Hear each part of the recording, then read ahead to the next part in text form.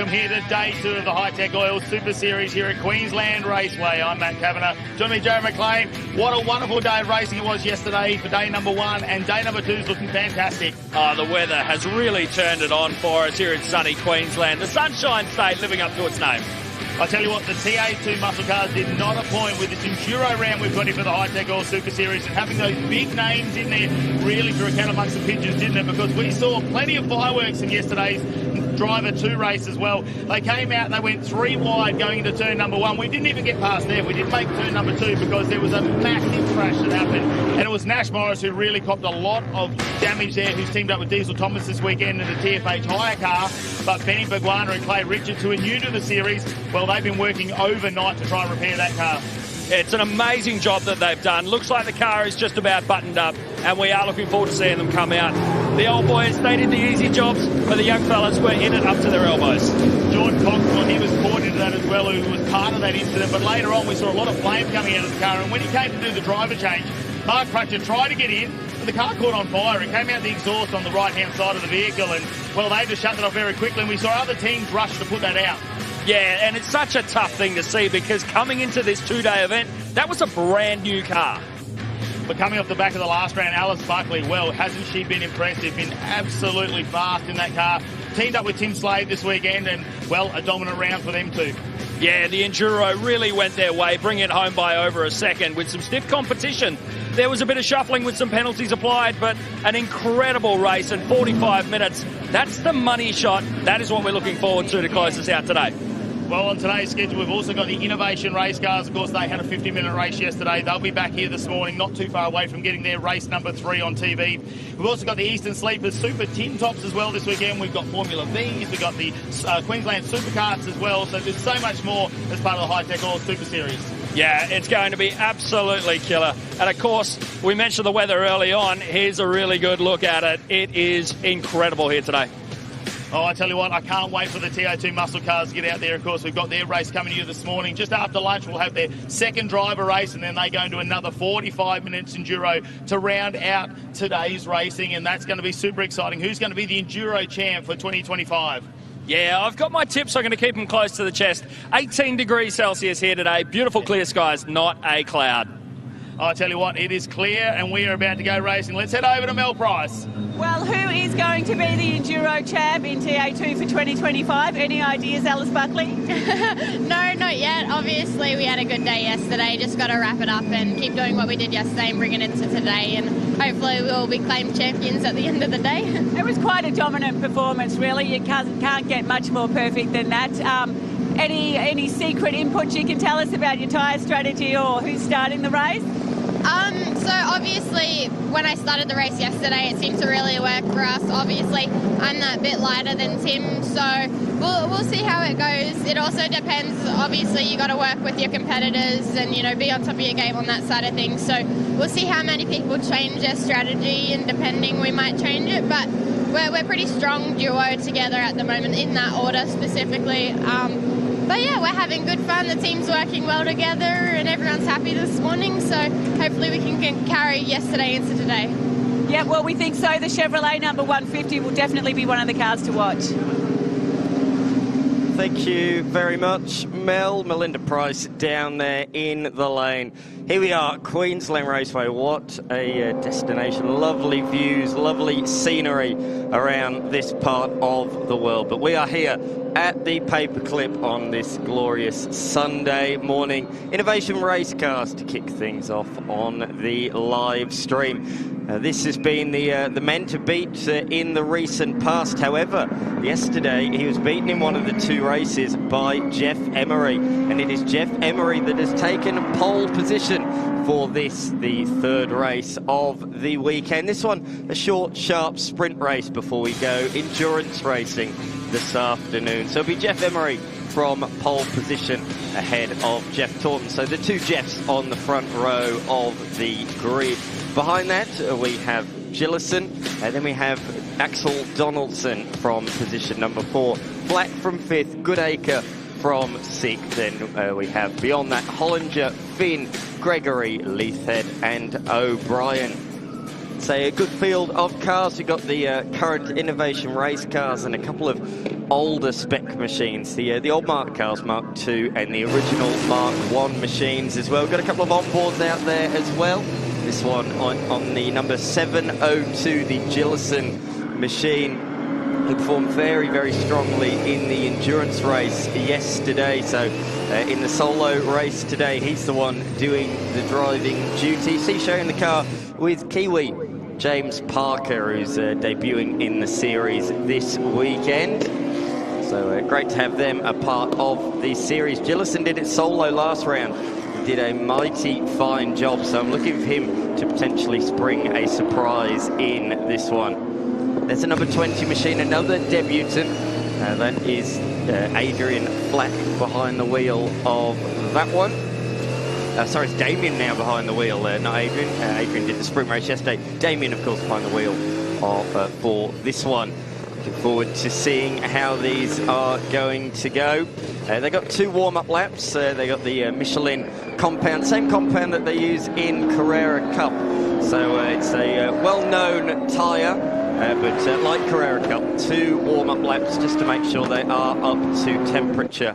Very, very fast machines. If you've not seen innovation race cars before, big V8 engines powering these effectively GT3 style cars. They're not GT3 cars, but there's a lot of technology underneath them, traction control, ABS, all the mod cons you might need if you want to go motor racing. I'm Dan McCarthy. Alongside of me, he's made the mad rush up from the pit lane. Matty Cav, really looking forward to this one. Oh, I can't wait for this to get underway. A little bit of repairs, and if you touched on the Finn car there, they had to get a whole clip changed overnight as well, which we saw that little incident yesterday. Great to see how modular these cars are as we get on board with the safety car brought to you by Llewellyn Motoring in Confidence. Of course, they've got the Corvettes here this weekend. There's a couple of passenger rides as well happening for some of those lucky people who entered the draw. But have a look at this. We set them up. Innovation race cars. Race number 3 for him here this weekend, and it is all about to get underway. Taunton, can he be beaten? That is the question. Yes, it's going to be very, very interesting. The drag race towards turn 1 between the 2 Jeffs. Here they come then around the final corner. Rolling start, looking at the lights at the top of the screen. We are racing down towards turn number 1. Great start from Taunton, got the initial jump, but Emery fights back at turn 1. There's a big hit. There is contact, and Taunton finds himself going backwards through the grass and into the barrier. Oh dearie me, the 2 championship leaders have come together at turn number 1, and the benefactor of that has been Gillison. He's made his way past Emery as well, so he's launched his way up into position number 1 as we go safety car.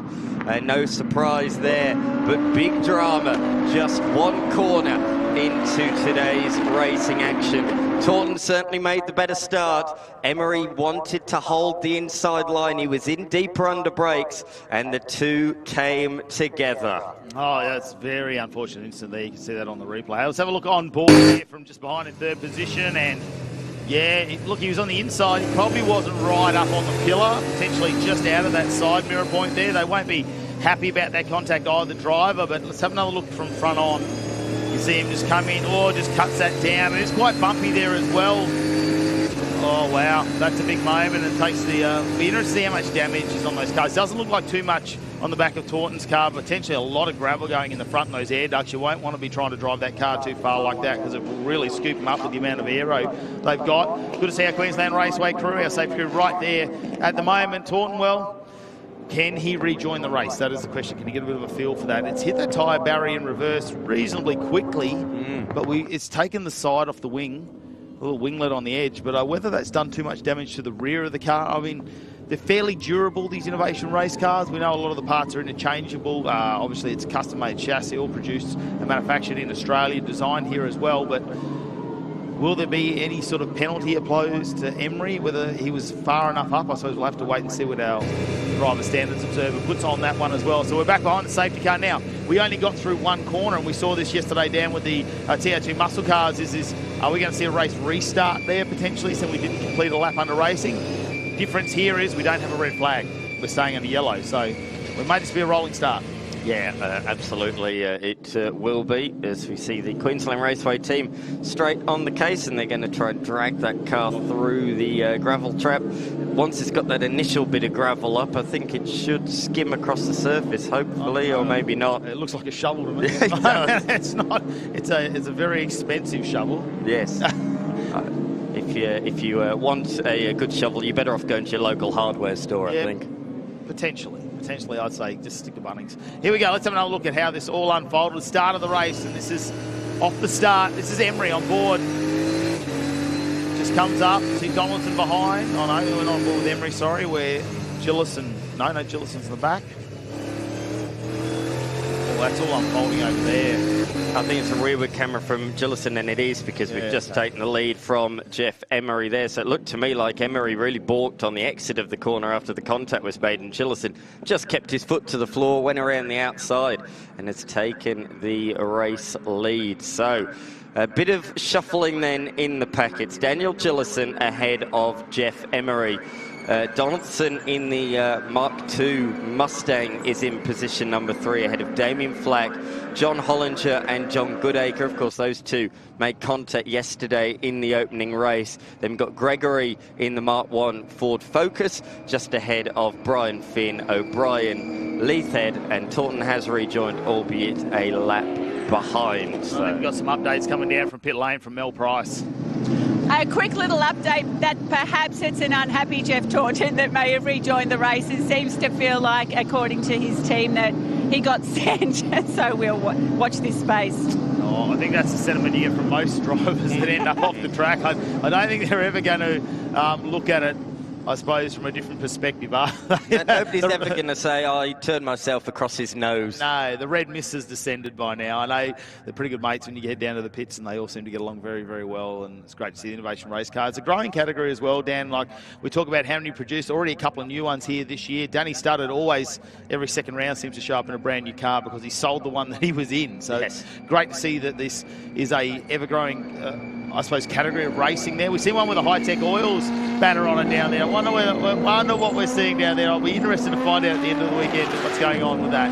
But yeah, look, they manufactured in Australia about 6 weeks from the time you order one to when it's a fully brand new built car. And I believe they're looking into some new innovative things as well on these cars to try and keep them fresh, I suppose. I mean, although they just look so great out on track. Oh, they certainly do, don't they? There's all different types of body shells and the like, isn't there? You can have sort of American style look, the European style look.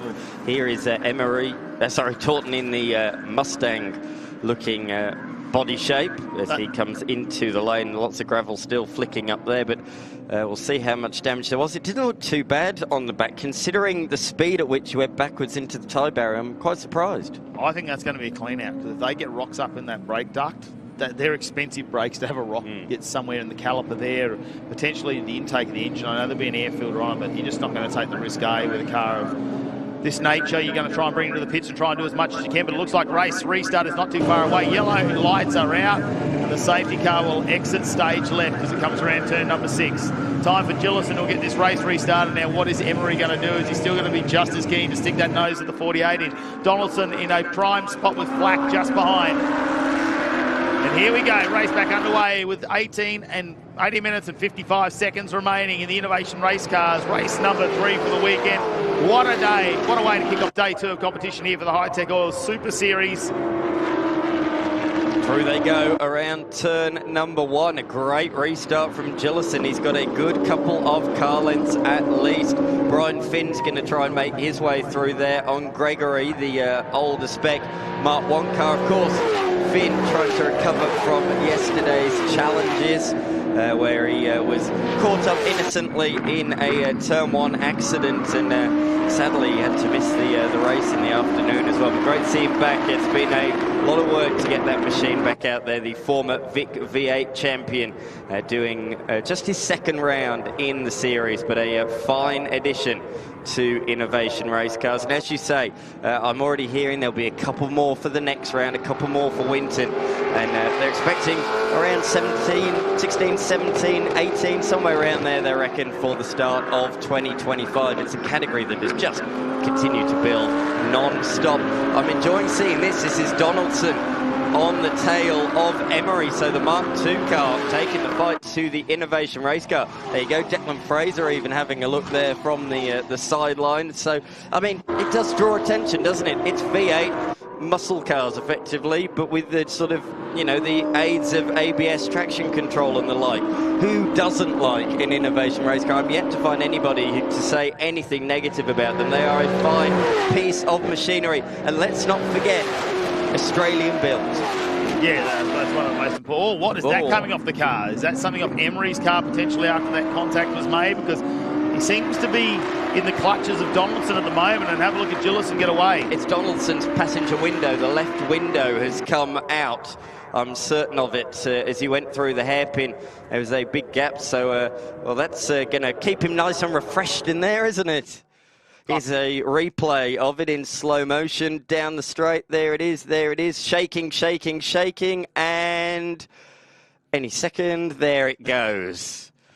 Straight off the racetrack. It's done a good job. That means we won't need a safety car for it. It's departed company centre stage left.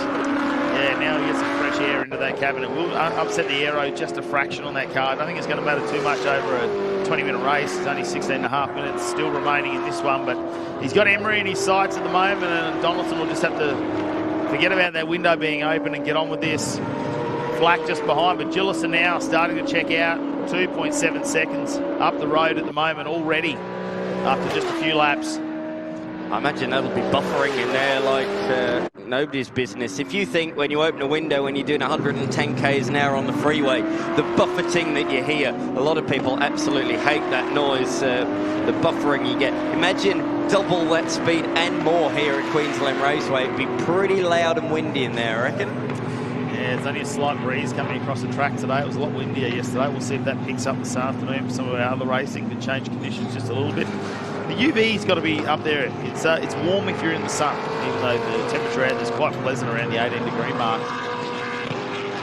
They're starting to spread themselves out at the moment. Have a look at the lap time zones. Gillison got a purple sector 1. Emery not letting get away in sector 2. So they're very even in terms of the first 2 sectors. But Gillison seems to be coming home strong and has the fastest lap just this time around with its 1:10.30. So Gillison's still very quick out there as Taunton looking to get the car back out on track. They've gone over that. If he does, I think it's 75% of the race distance, he'll be classified and he will get points for finishing. So why wouldn't you? If you're in the championship hunt, it's been a fantastic championship. Coming into the weekend, John Hollinger led the championship. After race 1, Jeff Emery led the championship, and then Jeff Taunton took it after taking victory in race number 2 yesterday. So we've had 3 championship leaders in the last 24 hours, and it's going to change again with the controversial incident down there at Turn 1. And there's only 11 points in the top 3. Yeah, how good. That is nothing. That's overall for the year. Obviously, this is an endurance round. They have 3 endurance rounds out of 6 and 3 sprint rounds to make up the 6 overall. Endurance-wise, yeah, we'll have to put those points together. Still waiting to see. We haven't got any word from race control in regards to whether there will be any penalties applied for that too. So we'll wait and find out. I'd say that's going to be post-race. And we'll wait and see if anything comes up on our screens. We'll get any word from race control in regards to anything happening out there. Maybe nothing will happen. Maybe it's just a racing incident and I'll let that go on. Because there wasn't too much contact in it. It's just the result looked, I suppose, a lot more dramatic than what it was. I'm sure Taunton would like to talk about it. Yeah. Let's put it that way. I'm sure he would. There he is back on the racetrack in the Innovation race car. Fantastically presented car is that one, and he's just emerged ahead of the race leader. We've had 5 different race winners so far this season, but Gillison is not one of them. Mel, you got an update for us? Yeah, just great to see Jeff Taunton back out in the race, of course. They just had to change this right rear because the guard was rubbing on it after that contact. So he's back out there and hopefully can get some points because 1 and 2 in the championship, of course, those guys are. I tell you what, if that's the only damage he's got out of that incident at that speed, reversing the car into a wall, that is, yeah, go buy a lotto ticket. Yeah, absolutely. I'm sure there must be some from the little splitter that they have at the back of these cars. There's no way that escaped. I'm sure. No, but to be able to get it back out on the racetrack is a credit to how these cars are engineered and the strength of them as well. Because you know, when you're doing distance racing like this, especially when it's a GT4 style, I suppose, like a GT DNA in the cars, really. That's what they're looking for. They've got the paddle shift on the late model ones. The sequential, I suppose, on the mark cars, but yeah, the paddle shift on the late model ones. They're really made for some endurance racing. Yeah, it's all happening in the background, isn't it? Yeah, I think you saw what I saw. Damien Flack there running pretty wide through turn number 1. There's not a millimetre of concrete apron that he was not using on the outside of that corner, but he's made it through, no problem at all. He's currently 0.6 of a second ahead of John Hollinger. So that's a close battle for position number 4. Out in front, though, the men that we are riding on board with just set the fastest lap of the race, a 1:09.988, and that's a good couple of tenths faster than Jeff Emery himself set his PB lap last time through a 1:10.1. So yeah, a couple of tenths difference between the two of them. But it was just that initial first lap, really, when Gillison put the foot down and gapped him by a good second or two in the first couple of laps on this restart that have been critical. Because since then as well, Emery has pulled away from Donaldson, despite Donaldson setting his PB laps out there on the circuit.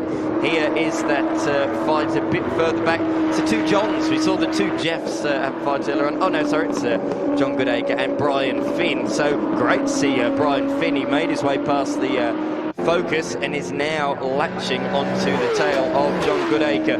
Great new livery on the Goodacre car this weekend after a big, sizable impact at turn number 1, similar to the TA2 crash that we saw yesterday. He spun around and then unfortunately a car came in and lost the front clip on that car. They got that repaired overnight last round as well. So again, just much like the Finn car. Finn's probably didn't look like as much damage, but I went and had a look at that this morning, and yeah, the bar work's taken a lot of that impact, but it saves the chassis. So yeah, you'd rather take the front clip off and replace that than have to do something more dramatic, I suppose. The suspension still lines up and things like that. So we're not seeing the cars go on jigs as often to be repaired and have those massive repairs. It's more something you can do at the track, and when you get it back home, you can really just get down and get to the finite things, because there's so much ducting and bracketry and things like that that are just for the brakes, for the air intake on the engine, just little things as well, the finite things that you like to keep nice and neat, but if you want to get out and race, you can get them turned around reasonably quickly actually with these cars. So great to see Finn back out there, and a bit of a shout out too to have Gregory here this weekend from New Zealand as well, made the trip over, and he's got behind the wheel of Danny Studdard's car. Of course, they do the 1 hour races over there in the Innovation Race cars, and a couple of our guys, including Goodacre, have gone over there and taken part in that. Yeah, absolutely. It's been a great initiation. But as you say, these marked cars and innovation race cars in particular in recent times go all over the world, not just New Zealand, but I was having a great chat yesterday to Axel Donaldson, who's currently sitting in 3rd position, and he was saying to me, you know, we've got an innovation race car currently in Europe, and we were racing that in, they won actually the Asian Championship in the 1 class, and then as well, they've raced at the Spa, one of the Spa 24s as well, so it's incredible that you can race these machines in all sorts of different endurance races around the world. Of course, in recent years as well, it's been an invitational class for the Bathurst 12-hour as well. So it's really cool that you can race these machines all around the globe. We're going to shut up in the commentary for a little bit and let you listen on board with our race leader, Daniel Gillison.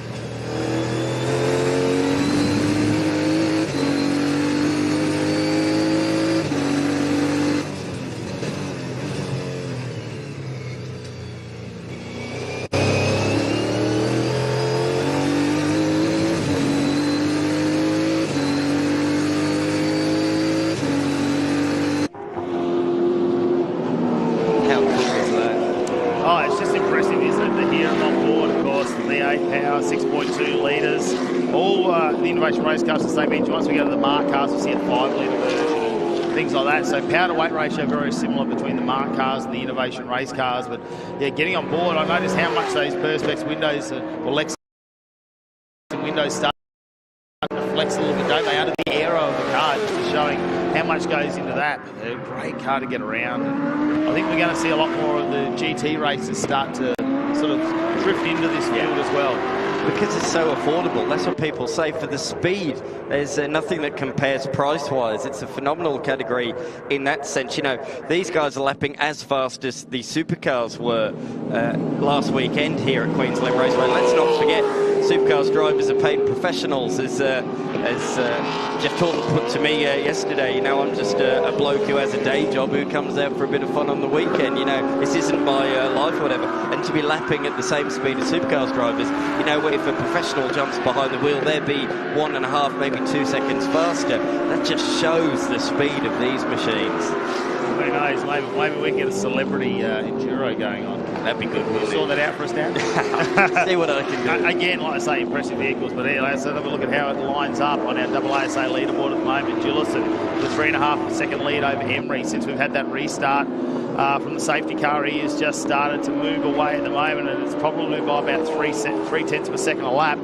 Then you go back to Donaldson, who's in third position in the 111 entry. Back to Flack, Hollinger, Finn, Goodacre, Gregory O'Brien, Lathead, and great to see Taunton back out on track in that 95 machine. I think he's carrying just a little bit of damage still with the splitter. Maybe the aero has been affected because we know how fast he was in qualifying. Well, he's about a second off the pace at the moment. Yeah, I think he's just slowing down, letting people go at the moment. He's just going to bring it home. Doesn't want to use his tyres too much, which is fair enough. Just going back to the pace of them and the sound and everything else. LS3, 6.2 litre V8 engine, 550 brake horsepower at 6,200 RPM. They do rev up to just shy of 6,700 RPM. And they deliver 705 Newton meters of torque. Hollinger gearbox, MFT 6-speed sequential transaxle operated by a paddle shift with a pneumatic shift barrel actuator. So they are proper modern racing cars in that sense. And the fact that they can go endurance racing, they've got a big fuel tank, 120 litres. It stores the fuel tank. And they run on 98 octane as well. So awesome piece of kit. That we're looking at the moment is a Mark II machine. So slightly less horsepower, a bit more aero on the Mark II. So Donaldson is lacking a little bit of straight line poke compared to some of his competitors around this track this weekend. You want a bit of straight line poke around Queensland Raceway. There's only really those two fast aerodynamic corners, you'd say. Well, you talk about 98 octane fuel, what's that mean? That's if you go and get a premium unleaded. I mean, premium unleaded 95, but you go get, you know, you can still get 98 in your normal turbo. So, correct. You know, we're not talking a particular race fuel on these either. They're a pretty basic setup in terms of when you talk about the engine setup on them, but a little bit more technical. We're heading to the gearbox and the paddle shift and the transaxle, but no different to what we see in a lot of the modern race cars there. Some of the GT3 cars like to get involved in this one too. We saw the Porsche here last time as well. They're very evenly matched, and it just creates a lot of racing down there between them if we can get more of them into the category as well. But to find out more of what's going on down in pit lane, let's head down to Tammy. Steve Wills, we're down here just having a little bit of chat about how Axel's going. He's in third, trying to claim second. How's he doing in the car? He's doing really well. He's already set the fastest lap of the race, so we just very consistent over the whole weekend. He's enjoying himself. He's a bit of a cool cat in the car, so He's slowly making up that gap. Let's see if he can take second. Yeah, there's not too much time left in the race, so hopefully we can get past Emery. Great. Thanks very much, Tammy, for that. Yeah, he's certainly closing in, isn't he? He's just gone purple, actually, in Sector 1 on this lap. So the margin officially down to 0.6 of a second. Speaking to Axel, as I say, he's been driving the Innovation Race car overseas and got the Mark car here as part of this championship this year, but he did say to me, I do want to bring my Innovation Race car back and run that next year. So that'd be really good to have him in the modern Innovation Race car next year. And I think he'll be those couple of seconds faster, and I think he'll be fighting for race victories next year in an Innovation Race car. Yeah, definitely. We seen him just outside the top 5 in both races yesterday. Of course, a 25-minute race here this morning. We move on to their 50-minute Enduro this afternoon. Some of these drivers choosing to do it on their own. Some of them, well, they've got a co-driver. We'll see those driver swaps. They'll have a minimum amount of travel time in pit lane where they've got to be stopped as well. So we'll get to that in our 50-minute race Enduro this afternoon. But plenty to unfold for that one. As like you say, you need to keep the points ticking over in the championship. At the moment, Jeff Taunton at the back. Well, the good thing about this is the equaliser will be the Enduro this afternoon, and how they handle that. Obviously, that tyre change is not going to be great for them, but they'll have time now to go and fix whatever potentially the error is. And saying that, Taunton has got that car up to speed. 110.54. It's not quite as fast as our top runners are doing high 109s, but he's slowly getting that car back up to pace, and maybe just not willing to risk it without having time for it to actually get like a measuring tape on that or a string line to see if that thing's still square. Yeah, absolutely. Through they go, through turns 1 and 2. This is where the Mark II car will probably just have that ever so slight bit of advantage. Look at that huge diffuser on the back of the Mark II. We should say, we've touched on the Mark 1s and the Mark 2s, but they are eligible, so you can, if you've got a Mark 1 car sitting at home, there have been a lot sold over the years, or a Mark 2 car, that you can race in the Innovation Race Car Series A are welcome. They've got a good little field of Mark 1 cars this weekend. Gregory, O'Brien and Leithhead all in Mark 1 cars, having their own little duel at the tail of the field. They've got the old sequential gearbox, so they're old school. They really have to manhandle those machines. Yeah, there's going to be tracks that suit them, isn't there? When you don't have the long straights and we start to get into the cornering a little bit, I think you'll find those Mark 1, Mark 2 cars are probably going to be a lot closer than you think in terms of the speed there, because power to weight, getting very good, getting very even. It's the aero and things like that when they want to stretch the legs down the main straights with the Innovation Race Car. Has a slight advantage. Queensland Raceway obviously offers that to the Innovation Race Car drivers. Here we go. John Hollinger wasn't happy to be further down the pack this weekend. He was, like you say, leading the championship coming into this, and he's just been in the top 5 in both the races. We're trying to improve on that one at the moment. He's still in 5th position, but he'll be looking for anything to get on podium. Huge moment for Leithhead behind. He just went down a lap. He dropped 2 wheels off on the outside, and he gave it a bit too much steering lock on re-entry and darted to the inside of the track. It was a big moment for him, but Leithhead remains in 10th position as the time is very much ticking down now. Less than a minute to go. Donaldson is right on the tail of Emery still, but he's not able to find a way by at this point in time. Oh, Hollinger, you were just talking about him, and he has dropped off the road, so an attempt, I think, potentially at trying to get Damien Flack has backfired, and he's ended up facing backwards in the grass at turn number 3. I've done a Matt Knowles here, giving him the commentator's curse. That's what I've done, unfortunately. Sorry, John, it's not my fault. Oh, checkered flag is out, and we will see the end of this 25-minute race here this morning for the Innovation Race Cars. Gillison will get across the line first, followed by Emery, Donaldson. So we go, Gregory's across the line, Leithhead's across the line, so their race will finish. They're further down in 8th and 10th position. There we go, Donaldson across the line in 3rd, Flack confirmed in 4th. Question is, how many places has Hollinger relinquished? Through across the line comes Brian Finn, and as well, John Goodacre has just got past as well. So that is costly for our former championship leader. It's really not been his weekend, has it? I had a very brief chat to him just prior to this race, actually, and I said to him, great recovery from you yesterday. It was a really good performance, and he said, yeah, but it's just a shame I got turned around at the start, but he's got good pace, just a couple of spins for him. Here, race results for Innovation Race Cars, race number 3. Gillison taking the win this time around. Fastest lap of the race, 109.614. Emery just behind Donaldson, Flack, Finn, Goodacre, but the talking point came into this round. The championship lead, John Hollinger, just not having the weekend he would have liked. Gregory and O'Brien, 9th and 10th. Taunton, well, spun around on turn number 1 into the wall. They managed to recover that car and get it back out on track, despite that tyre damage caused by some of the bodywork rubbing on it. But for Taunton, how does he recover from this one? We've got a 50-minute Enduro this afternoon. Pit stops will come into play for that one. Plenty to find out how the Innovation Race Car is going to go. Let's have a look at how it all started. This is basically going to be the major highlight of the race.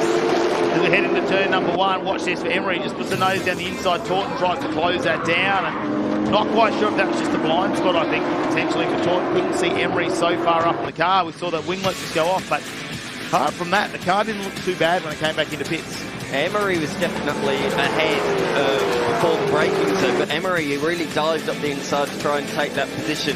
We saw Donaldson lose the window there at early on in the race.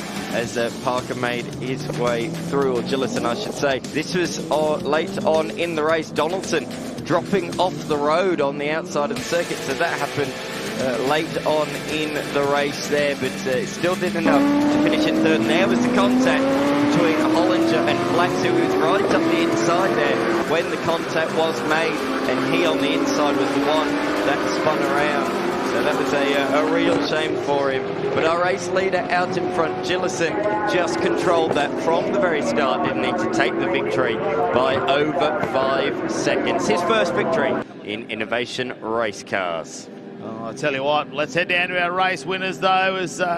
Let's head down to our race winners now with Tammy down there to find out exactly how they feel after this race. Dan Gillison, it really was your race. You put your stamp all over it, didn't you? Yeah, I kept out of trouble. I saw them, the two of them going down to turn one. I thought this was going to be pretty close, so I hung back a bit. Sure enough, there was a bit of carnage. Made my way through the field without any damage, and then just mined the gap from behind from there after the safety car. So it was good. Great job, well done, congratulations. Thanks very much. Cheers.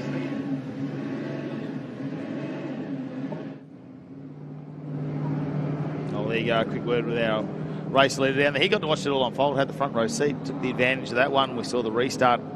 Safety car came out, did a couple of laps, and then managed to start that race off the front. But next up, of course, we've got the Eastern Sleepers Australian Tin Tops back out on track. Now, Brent Edwards has been super dominant in this, in that cable source Falcon that is out in front at the moment. I don't know what happened to the two Sylvies yesterday. I went down and spoke to them, and they just basically said they were distracted for a moment there. The lights, well, we didn't muck around, did we? We got the race underway. It wasn't super fast, but they were slightly distracted by the cars around them and missed the start of the race. So Corey Gillett and Ryder, they got a little bit of work to do. But up next, our Eastern Sleepers Australian Tin Tops will be out on track. Certainly will be. Really looking forward to this one. It's been a really interesting weekend because I'm not sure that Edwards has been necessarily the fastest, but he's just stayed out of trouble, hasn't he? While others have made a couple of errors, and that's enabled him to take the 2 wins so far. Shelby led much to race 1 but retired. He came from the back to finish second yesterday. He'll start ahead of Saint, Gillett, Ryder, Natoli in his first in his class, ahead of Vindanis, Ricketts. Then beyond that, Cox, Pettit, Stevenson, Ball, Maris, and the news overnight, Dennis Panner is going to take the wheel of the 88 MX-5, so he's taking that... well, he broke his car, didn't he? That's right. And he said, come on, let's share the love. They're all my cars. I know we've got drivers in them, and they share it around, and they come and drive. But let me go around Queensland Raceway, please. That's right. He didn't get many laps in. All right, let's get this race underway. Stephen Shelby, super fast in this E36 BMW, but he's got to watch out because Brent Edwards has been, I want to say, consistent. He's been quick, but he's been very consistent compared to the other races, and that's where it is. Waiting for the lights to go out. Race is almost underway. One of the very few standing start races in. Have a look at the back. Natoli Ryder's gone as well. He's stuck again. But Natoli in the all-wheel drive Audi. What a comeback from him last week. Last time we were here, didn't get any points after some engine damage. And now Brent Edwards is under attack from Tony Saint. He's on that LS-powered RX-7 around the outside. Gillett just behind him. Pandanis right behind that. That's been a big rebuild for that Falcon 2 after Sydney in round 2, where it had all sorts of dramas. That's a new ECU, new engine. Mate, they've done everything on that new turbo. The whole car is basically brand new. And have a look at this, Tony Saint applying the pressure as they go around. Daniel Natoli, who just doesn't have the speed down the main straights once these cars wind up. Trying to hold it around the outside is Saint. That'll give him the inside for the next one, but Brent Edwards wise to that one, just slowly edges towards the outside of the circuit, and Saint, going around the long way, has to yield that position. What a great camera shot from the drone cam, showing that the elevation really at Queensland Raceway, really from the eye level of the drivers, that is fantastic view. As you can see, Peter Ryder fell right to the back of the field, so he's already made his way back past a good half-dozen vehicles. But that wasn't a case of missing the lights, that was a case of stalling. So great heads-up driving from everybody behind to see that bright orange machine and take evasive action. Probably helps that the car is bright orange, to be fair. Yeah, it's got a bit of a warning sign, I suppose, you come up to. Michael Ricketts out in the young car wash Pulsar as well, and he'll be under attack from Dennis Panner. That's all Dennis said. I just want to go out there and keep up. Michael Ricketts, if we can do that, I'm a celebrity. That's pretty much what he said. Have a look at this. Corey Gillett, 27, already on the back of Daniel Natoli in the Audi. And I expect down the main straight here, Gillett's going to have the horsepower there as Sylvia gets a little bit of traction finally and drives down to turn number 3 with that move done. He is on the inside, and Corey Gillett, well, he just needs to keep some rubber on those tyres. We spoke about him putting some new tyres in his car finally after running second-hand tyres for as many races as possible, but that car likes to slide around and chew up the rubber quite a bit. Had a good start to this weekend, was very fast in qualifying to get our #1 pole award, and look, since then, it's very different when it comes to race conditions. Yeah, Natoli's been driving this really well all weekend. Very much the standout in the ultimate TT class. There are several classes in this category, so we have not only the ultimate TT, we've got Supreme TT, Outlaw, which is what the top 4 drivers are all in, and then as well Super 6s as well. So it's great to see all the different classes. Some have got huge numbers, like the Outlaw class. Chilby goes fastest lap of the race by quite some margin on his first flying lap, a second clear of Brent Edwards, so that margin out to 2.3 seconds. The rise back from Ryder continues. He's now up to position number 6. His next target is the ultimate class leader of Natoli in the little Audi TT, which is always run right towards the pointy end. There at the back, we can see just behind we've been done. It's in the Ford Falcon, the old school Ford Falcon, just ahead of Mick Ricketts in the Nissan Pulsar. As we said yesterday, that thing is an absolute weapon. It's certainly not a standard Pulsar. Look at the aero that it's got on it. The engine absolutely roars. The rear wing on the back. There is, apart from the body shell, I don't think there's much standard on that. No, that's a Cox Motorsport build too. Jordan Cox, who's in our TA2. You might know from TCR, racing in Trans Am as well. He is some of the brains trust behind Michael Ricketts' car. Well known for that moment over Bathurst where he had the car three-wheeling and doing those incredible overtaking manoeuvres. Well, he's into that DNA, into that Pulsar. We see Stephen Chilby now coming around in the BMW once again. Very, very quick at the moment, but have a look at Brent Edwards. He is only 1/10 off that last lap. So Edwards, I think, just waiting for some tyre temperature to come up in the Falcon. You can't be disappointed when you've got Stephen Chilby in front of you. We know, obviously, in race number 1, he had a relay for his fuel pump starting to play up. He thought it was low fuel, even though the computer was telling him he had fuel. In the end, they found that was just a wire that wasn't quite connected really well, so it would come on and off as he went around corners. Managed to get that fixed, had to work his way around the field as Brent Edwards decides, hey, I'm going to go a bit too far out wide. It's not flat out there, especially if you want to use a little bit of that ripple strip in the shortcut.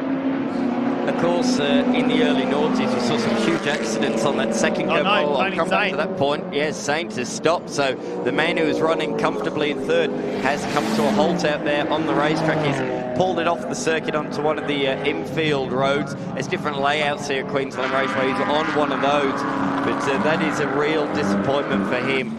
So that looks like a certain DNF, unfortunately, in this one. For the RX-7 driver, he's had a solid weekend, hasn't he? Always been in the top 5 throughout, but his race has come to an early end. Here comes young Helena Maris, late under brakes up the inside of Pettit, and has got the move done on the Ford Falcon. She's actually now in a Ford Falcon sandwich. Can she get the 17? Unfortunately, though, I think she'll have to look behind because Pettit has got a lovely run, and with that extra horsepower is able to simply cruise back past. Up the inside into turn 4. No, not quite, because Helena Maris with the light, nimble Mazda MX-5 can brake later and hold on to that position. Strengths and weaknesses, as Corey Gillett said to me, that's what this category is all about. Yeah, we've seen it time after time. Last year, Michael Ricketts, and the year before, very dominant in that small Pulsar, but now we've got so many more entrants in the Tin Tops. Tony's saying, yeah, look, Queensland's his home track, and he's joined the Super TTs for the first year that he's managed to travel down there, and it's been great to have him down at Winton Motor Raceway, Sydney Motorsport Park as well, previously to this, of course. We go to Mallala at the end of September, the 27th to the 29th, so that's another 6 weeks away, so he'll head down there too. So Tony's saying hopefully that's just a minor problem with that RX-7, and he can get that sorted, because the Queenslanders don't see a lot of Super TT racing up here. They don't really have this sort of category, and it's great to have so many people that know that they can fit in if they want to come racing here at the Hi-Tec Qd Super Series and join the Australian Super Tin Tops in a national style race. Let's sit down to pit lane with Tammy though with some updates. We're just having a little bit of a chat here, weren't we? Car 18 Cable Solutions, the Falcon. We're talking about the start. How did Brent go in the start? Oh, look, it wasn't his best effort. He was pretty chuffed yesterday when he watched the footage back and he was called a wily old fox. But I think maybe old age is getting to him at the minute. So he's a little bit slow on the reaction time. So he's making up for it now. He's just done his PB ever around here. So, yeah, he's making my job look good. Fantastic. Let's hope he can then take first. Yeah. Thank you. Yeah, I'll tell you what, Brent Edwards, oh no, what have we got, some smoke? And that's Dennis Panner. Is he a bad luck charm? It's not been a good weekend, has it, for his team? So he's come straight in, a lot of smoke coming out the bonnet. Fire extinguishers there at the ready on pit lane entry. But that is a real shame for Dennis Panner. His weekend has been a challenge from start to finish. And in fact, we have gone safety car. So I wonder whether there's some oil out there on the track at the moment. That potentially could have left a slick somewhere. We'll have to wait and find out. And I don't think anyone else told them that there's a yellow out on track yet because they're still looking at some overtakings. No, I think yellow's gone out, so it might only be yellow on that corner. Yeah, it flashed up on our screen, a safety car as well, but no, we are back to green flag racing. It might be the fire officials going in there as well. Brent Edwards very wide now. He's got through some back markers at the moment now. He just said that was Brent Edwards' PB out there. Well, race record just gone to Stephen Chilby at 1:15.25, so it's a couple of tenths faster than what we're seeing Brent Edwards lapping at the moment. Obviously, that time round, sometimes a little bit different as they go through a couple of cars, as they go a lap down. Isn't it a great little stoush we're having here? Now, these are very different cars. We've got an Ultimate Tin Top, Supreme Tin Top and Helena Maris taking on a Super 6 and Mick Pettit, and they are going at it. Yeah. Somewhere in there, we've got, is that Corey Gillette coming around to lap them as well. So they were going through wide for just a moment back there. As our race leader, Stephen Chilby, at the moment. Not a fantastic start to the weekend, but Sunday is looking much better, and it could be a happier drive home than it was last night. Tonight, if he can keep this winning streak up. Currently leading us out there by 5.4 seconds as he comes around to complete this lap. Brent Edwards and the Cable Source Falcon just a little bit further back. Through they go once again. That margin has stabilised a little bit. Brent Edwards last time by just around a second slower, so Chilby's just buttoned off a little bit now. I think he's just going to cruise to the finish from here. He's built that 5-second margin. Gillette's a further 6 seconds behind that in position number 3, and Ryder has recovered now up to 4th position, so he's got through on Natoli in the Ultimate Tin Tops class. So the little Audi TT demoted down to 5th position in what's been an intriguing race. Here is that Audi TT that we are just talking about, just putting the number 30 of Stevenson down a lap. That's a glorious old school Holden Commodore, isn't it? Really nice to see that out there on the circuit. Got an old school Commodore, an old school Falcon. So if you like your Aussie muscle, then you'll certainly be satisfied with this category, won't you? There's something for everybody in this category. We've got former drift cars. We've got, Brent Edwards' car was actually built originally as a saloon car, and then it was outlawed. They elected not to go for the BA model, so he converted that, never raced in saloon cars, and then converted it into a Super TT car. Here is Mick Ricketts. He is out there at the moment leading his division. That is the Supreme Tin Tops with an engine cap of 2.2 litres. So that's the rules for Supreme Tin Tops. Super Tin Tops is a 6-cylinder saloon engine, naturally aspirated up to 4.1 litres. Ultimate is high-performance engine from 2.2 to 4.4 litres, while Outlaw is high-performance engine of 4.4 litres to a whopping 7 litres. So those are the 4 classes and how they are divvied up. It's all about engine size. Peter Ryder's shaking up the action between the Super 6 bike. These two are the sole Super 6 category competitors this weekend, and we're going to see a change for the leading classes. Up the inside comes Lauren Ball, a fantastic move up the inside, using the leader one of the leaders coming through to take full advantage and swing up the inside off the corner through turn 2 and down into the braking zone at turn number 3. Although, could things be returned here, because the same thing has happened but on the other foot now. This time it's ball that's been hung out to dry. So can Pettit take advantage of Natoli coming through? No, there's a problem, maybe a missed gear, a botched gear change out of the corner. Allows Helena Maris to draw alongside, and look at how good the little lightweight MX-5 is under brake. She goes all the way around the outside. Good heads-up driving from the youngster. Well, yesterday, Michael Pettit, I went out and chat with him, had those brake dramas. We saw him go to the inside of turn 6. It was really weird because we didn't see what happened previous to that. And he said, I went to touch the brakes and the pedal went to the firewall. I had to give a quick pump. They came back, so maybe those brakes are getting very warm. I potentially say it could just be a brake fluid issue for that car. But yeah, slow down just a little bit. You can make a couple of mistakes out there. These two are going at it in the Super 6s, aren't they? Mick Pettit and Laurel Ball. They're the two main runners in here. Some rounds it's Pettit, some rounds it's Ball. They exchange those wins, and a lot of points getting accumulated between the two of them. And great to have our little our Supreme TT in the middle of that, Helena Maris, who's actually leading that in the MX-5 in that class as well for the 2025 season, as we're 4 rounds in already with just a couple still remaining this year. It's been a bit of a spread out year, didn't we? We started very early, the late February, and then we had a bit of a break before we headed off to Sydney in May. Then it was June here at Queensland Raceway. So we were back here now in August. Well, we head to Mallala at the end of September, and then we go start of November back to Winton Motor Race. So what a shot we've got here coming down to turn number 4. And Pettit gets the move done once again down the main straight on Maris. I don't reckon he's going to catch Laurel Ball, though. Laurel is just doing a fantastic job at the moment to stay in front and do those consistent times. We're seeing back-to-back. A little bit slower than what we see from our Outlaws now, Ultimate Tin Tops, but very consistent racing, and there's always a battle going on somewhere in the field. That's what I like about the Aussie Tin Tops is, and a couple of categories on your screen now that are probably quite evenly matched when it comes to horsepower versus weight. It means, I suppose in these cars too, you can do an engine change. So we're not seeing we're seeing a lot of LS powered cars as we see across a lot of forms of motorsport at the moment. Like we do with Stephen Chilby's BMW, we see that also in the Sylvias out there this weekend. We've had a lot of BMWs join us in Super TT.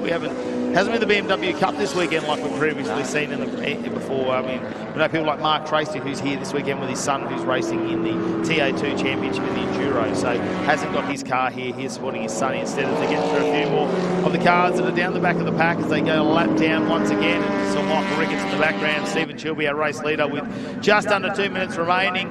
Fidanis just in front in the Falcon. Like I said, that's had a bit of a rebirth in Sydney. We didn't see it here in the last round, but I noticed it's got a brand new Hi-Tec on board, refreshed engine. I put the battery inside of this one, supported by Precision Turbo, so we know there's no drama getting boosted into the engine, which will make sure everything around it is going to play the game. So great to see him back out here and enjoying his weekend in the Outlaw Tin Top class. A lot faster, big smile on his face this weekend too. So I think as long as he's finishing races, starting to get a bit more experience under his belt, we'll see those big smiles come from him as we continue on in the Australian Super Tin Top category here at the Hi-Tec Oil Super Series. It's day number 2 of competition. Just under 1 minute remaining in this race, number 1 for day 2, race 3 of the weekend. Edwards now 5.2 seconds behind, so they've got into a bit of a stalemate at the moment, those two, and I think you were right before you said Stephen Chilby is just managing the cars. It steps right out there and leaves a couple of black lines to show for as a checkered flag. He is waved and will take race number 3 win. I think he wanted to celebrate, but I think probably that was a bit more sideways than even he intended. Yeah, I think that was... he celebrated a little bit too hard too early. Is that what you're saying? A bit like you yesterday with your birthday, celebrated too hard too early. He nearly threw it in the paddock, didn't he? Brent Edwards came across the line in second ahead of Corey Gillett. And there are the results, just 5 on the lead lap in the end. Ryder recovered after that stall on the line to finish in 4th. Natoli won the Ultimate Tin Tops category. Fidenis was next ahead of Mick Ricketts, who was victorious in the Supreme Tin Tops class. Beyond that, Pettit, Stevenson, Hannah, a DNF there in the end. Did not finish in 13th. Signed the DNF. And Raul, unfortunately, in his Commodore GTS DNS in that race, did not take the start of that one. Here are the race highlights then. There we can see at the back the orange machine falling through the field. Peter Ryder stalling. Great work from everybody, though, to avoid making any contact. this is a good battle early on between Edwards and the the RX-7 of Saint as they went through the opening sequence of corners. But Qld put the foot down, pulled out a margin. Brent Edwards was pushing hard to keep with him, but couldn't do so. Was made an error trying to do that as Saint pulled off the road. Dennis Panner, well, he's already hurt one of the MX-5s here this weekend. Jumped into the 88 for day number 2, thought he'd share that car, and, well, a lot of smoke. I don't know if that car's going to be back out on track for race number 4 this afternoon. Stephen Qld, well, just worked his way back through, lapping a few of the cars in the other categories, and had a nice little lead. There was a moment right at the end, and I thought potentially he was going to throw that car out sideways, but he managed to hold on to it and got himself a race win. Now, what has happened there? Pettit and Helena Maris, they were really fighting it out, weren't they, down the back of the pack? It'd be great to unfold exactly what happened here. We're going to get our recovery crew out there. That looks like it might just be a signboard out there. I don't think that's actually car parts, too many car parts to worry about at the moment.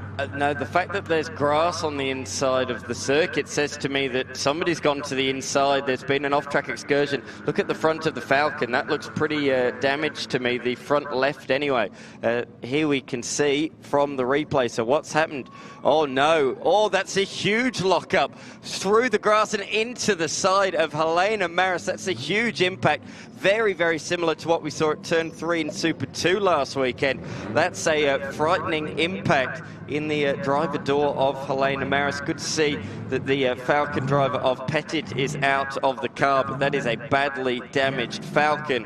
And the MX-5 driver there of Maris taking a big hit in the side of that machine. He'd just be wanting to get out, I think, and see that. But yesterday I said he had a brake issue where he just went to grab the brake pedal and it wasn't there and he had to give it a pump. That's a big brake lock-up. I think that's happened very, very early. Mick Pettit, he'll be feeling for Helena Maris. That's exactly the moment of the race. They've said, the safety crew said you can get out of the car. He's straight over just to see what's going on and make sure that's all okay. So I think that's some great camaraderie there. As our TA2 muscle cars are lined up in pit exit now, they are keen to get fired up after yesterday's racing. It was so much action out on track. That driver 2 race, well, it didn't even get through the second corner, and we're not too far away from getting the driver 2 back out there again. Let's head down to Melbourne pit lane with our winners. Corey Gillett, pretty happy looking P3. I am, mate. I'm very happy. I bloody got the third there, and the car did a PB as well, so I'm really stoked with it. Before I go any further, I've got a couple of kids at home that I said I'd say thanks to. So Toby, Heidi, hey babe, I'll see you. Dad's on TV again, huh? Got to get those brownie points in. Well done. Absolutely. I forgot the first time, so I better do it this time for sure. Thank you very much. Cheers, mate. Brent Edwards, congratulations, P2. How was the start of that race? Terrible. We've got a bit of wheel spin. Didn't have enough heat in the rears, but I had nothing for this guy. I went half a second faster than I've been all weekend, and he still went faster. So congratulations to Steve. The thing's a jet. But we'll take 2 firsts and a second so far. Pretty happy with that. Great job. Great weekend. Thank you. And Stephen Chilby, P1, little bit of a celebration on the entry to the checkered flag there. Yeah, I sort of nearly overcooked it and ruined it, didn't I? But a bit of a celebration. It's good to get back up on the top step. I had a pretty rough weekend with breakages and just little gremlins and stuff. But yeah, good to get back up here, and we can see what we can do on the next race. Well, if you're not celebrating when you're winning, you're doing something wrong, aren't you? No, that's right. I'd just like to say hi to Susie, AJ, and Kate back home. I'll see you tomorrow. And all of the guys getting their brownie points in with the wives and kids today. Well done. Thank you. Having fun? Yep. Our winners there for the Eastern Sleepers, Australian Tin Tops. Yes, great to see them race number 3. And Stephen Chilby, yep, wasn't the day he wanted yesterday. There's the damage, though, from that final turn incident there. Helena Maris with a big impact. It's actually on the opposite side of that car where we would have seen the Falcon and Mick Pettit really make an impact. And I'm just trying to have a look. Matt Noldy joins us back in commentary. Of course, TA2's not too far away. Matt, what an exciting day yesterday. Driver 2 really got us set for that impressive Enduro, and well, Driver 2's are back again. It's been a big night down in the pit, so I left here well after 10 p.m. last night, and many teams still doing repairs. In fact, still repairs going on down there in pit lane, Matty. Good morning to you. Good morning, everybody. Day number 3 of the Hi-Tec Oil Super Series, and day 2 of the 3rd edition of the Tag Team Enduro event here. And yeah, what a day yesterday, and so many drivers that are going to start down the back of the field here for this second qualifying race round, which will see the driver 2 guys and girls out first for this one. Now, these are the results. This grid set on the results of this race from yesterday, but the points will still add towards the endurance race today, which still sees Tim Slade and Alice Buckley leading by about 21 points over James Golding and Lockie Evanet. Brodie Kostecki and Paul Morris in 3rd position, but then there's this gaggle of cars separated by about 20 points, including Lowndes, Hearn and Seaton in 4th, 5th and 6th position right now. So last chance to get some points. The higher up, you'll be better off later this afternoon. And man, you needed to be up the front to stay out the chaos, because this is how it all went down in the first couple of races of yesterday. And Nathan Hearn, racy in that Appliance 1 Chevy Camaro, the Exchange Hotel Kilcoy entry. This was Cheney going around down at turn number 4 early in the race during the endurance race yesterday afternoon. Big moves down through the field here, but these 2 sprint car guys, not the first time they didn't get together this weekend. Oh no, this is bringing back some memories there. Des Collier actually made contact as well with Danny Reddings. He tried to rejoin after a couple of wheels just going off track for a moment, then crosser with a bit of a Hail Mary down the inside on Des Collier, and that unfortunately didn't create too much damage. Diesel Thomas, though, the young driver, just 16 there, getting really, really wide. Now, we saw a lot of flames coming out of the Mark Crutcher Jordan Cox car, didn't we? Now, this is the repair as we went into the second race there. Oh, big brake lock up as well. Now, Alien Tech entry, and there was just so much happening. Now, you want to get your marshmallows out for this one because so many flames coming out that. And it was great to see that some of our other competitors there, as Hayden Jackson, unfortunately, already out of the race, runs over with a fire extinguisher and put that out. Yeah, part-time fiery yesterday afternoon during that endurance race. But in the end, it was Alice Buckley and Tim Slade who powered away to a very comprehensive victory. Some 17 seconds. And incidentally, remember there was that 25-second penalty handed to the Medicare Webster car for going under time. And Marcus Ambrose bumped into him last night, accepted it was all him. We let him go and we thought we had enough time to get to the line, but then realised it was more than 10 seconds to get to the end of the line there. Costly mistake. It was a 15-second time penalty plus the additional time that was not spent in the lane. So 25 seconds saw them drop down the field to 6th position when the lights stopped here in the endurance race yesterday. Tim Slade, though, will start on pole position for this morning's race, the first of 2. And a fair bit of pressure on these drivers for this one today, because they need to get the cars up as high as they can for driver 1 to jump in for the second race just after 1 o'clock here this afternoon. So it'll be Golding and Slade on the front row, Kostecki and Hearn out of row 2, Declan Fraser and Todd Hazelwood. Have a look at the names in that first 6. Tyler Cheney starts from 7. Aaron Seaton, former TA2 muscle car champ, starts out of 8. Scott Andriski, a strong showing for both he and Brandon Madden yesterday. And Elliot Barber starts out of position number 10 today in their 63 car with Des Collier. Blake Tracy starts out of 11. A good day for that car, at least, in the Hi-Tec Oils team. Ryan Casher starts out of 12. Josh Haynes, the reigning champ, starts out of 13 with Lang, McAllister, Cam Laws, Jason Pride in the second Hi-Tec Oils car with Robbie Farr. John Udi in the Cool Drive Auto Parts entry. Lowndes starting from 19th today, and Charlie Parker starts from 20. That car was one of the big benefactors in that second race yesterday, but unfortunately that was white, null and void. He made up some 13 positions. The one that could have got away there for the Desert Palms Resort. Danny Orr, Earth moving number 5 to riding car with Blake Tracy, teaming up with South Australian Brad Gardner on this formation lap. 14 laps once again, or 20 minutes, whichever comes first. Yeah, they've had to do a bit of a fly back, haven't they? The number 22 Hi-Tec Oils motorsport car. See Todd Hazelwood just getting those tyres, trying to get a little bit of warmth into him, starting off the 3rd row of the grid here for this driver 2 race. Frustrating yesterday, Josh Thomas, well, he really was just in the wards in this car and sustained a little bit of damage. Todd Hazelwood very frustrated after that moment yesterday where so many cars had turned around in front of him. A little bit of bump and grind there from Jordan Cox as they tried to squeeze through 3 wide into turn just before turn number 2. So I think they'll just be looking for a clean race today. Tim Slade, well, he's been super quick in that car. Jimmy Golding, they had a vibration in that car yesterday and he managed to nurse that home in the endurance race. So that's had a different housing change overnight as well. So the Ash Jarvis crew have been very busy. And not enough time to soak up the fact it was their first team victory for Ash Jarvis Racing. Remember, Ash raced in the early days of TA2 muscle cars, and there was a lot of jubilation down in that camp. Last night, both he and Lockie Evan had a very handy combination. Talked about Blake Tracy earlier in this race yesterday. He went up from 19th position up into 11th by the time it all stopped yesterday. John Udi was a big mover and shaker yesterday from 26th up into 18th position. And Hugh McAllister came up from 22nd into 15th. So, can you look past that front row? Is there something from Nathan Hearn? Can Brodie Kostecki go further forward? Teaming up with the dude Paul Morris, their first run in a TA2 muscle car series, but absolutely no strangers here to Queensland Raceway. Watching Jordan Cox starting out at 21st. He is very, very quick. I know he's not going to muck around either. They're going to want to try and get a bit of redemption on there. I know they've changed all the injectors in that car. I suspect that was too much fuel going into the engine there. That's why we saw all the flame. We saw it throughout the race, didn't we? Throughout the exhaust, just massive flames coming out the side. But eventually, once in pit lane, that just really ignited. Mark Crutcher, well, thought we were going to have a Ricky Bobby moment there for a second. That poor car.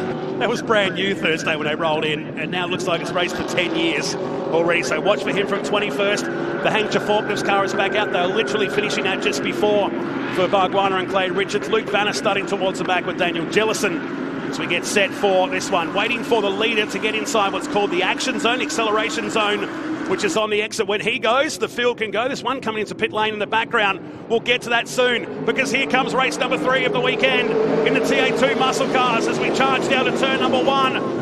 Kostecki with all the speed and nowhere to go in the normal Motorplex entry. Slade up onto the curb. In fact, it helped him get that run through. He might just get past Golding here into turn 2 for the first time, and he does. So up onto that curb, actually assisted yesterday's race winner. Heading down the back straight in car with Todd Hazelwood as he goes after Kostecki. Kostecki already down the inside here, chasing. And look at this move from Hearn. He'll be brave to do it here on the opening lap. And that Exchange Hotel Kilcoy entry stays there. Little bump, bit of a donut ring on the side of the Chevy Performance car. But Slade holds him off as they charge down. Oh, there's some feeling, some overlap on the run down. Just see that back guard starting to flap away. Gee, Hearn's brave on the outside. This is a bit esque of the production car race from last night. Well, I think those Americans have taught him a couple of things. Yeah. In that 12 months he spent over there in the USA, just came back for a little tour and some racing as well. And we need to go watch that bodywork for Slade, because if that starts to rub on one of the tyres, we could see some issues. Brody Kostecki already up into 3rd as well. And he's a super patient driver, isn't he? Yesterday, he just sat there and took his opportunistic moments there and managed to get himself up in position. The 22 door is open. Blake Tracy's going to have to hang the left hand out and try and shut that. You know, you have to really lift it up and try to get that shut. I think he was using the other car to do that as he went down the straight to finish the first lap.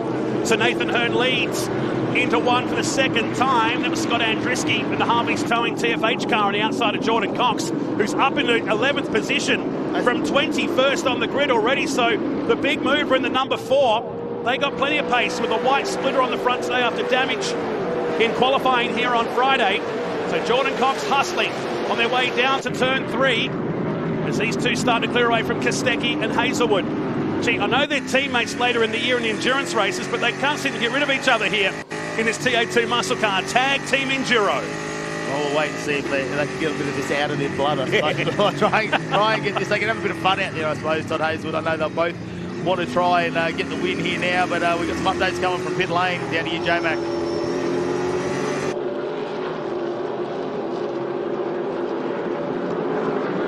J-Mac soon. It's a bit on down here at turn number 6. Hearn pitches the right front. Kostecki does the same, and that's the invite that Hazelwood's looking for. He just closes the door on the exit. 2 guns going at it here on the Dick Johnson straight. And there's battle packs brewing wherever you look behind there. Declan Fraser in a Dodge Challenger under siege from Tyler Cheney. James Golding back to 7th now. Elliot Barber, Aaron Seaton and Jordan Cox inside the top 10. What a move from him. I said he would be super aggressive. Craig Lowndes doing a nice job as well, already up into 15th position from 20th. So he is starting to move back to the pack after that DNF yesterday with those gearbox issues.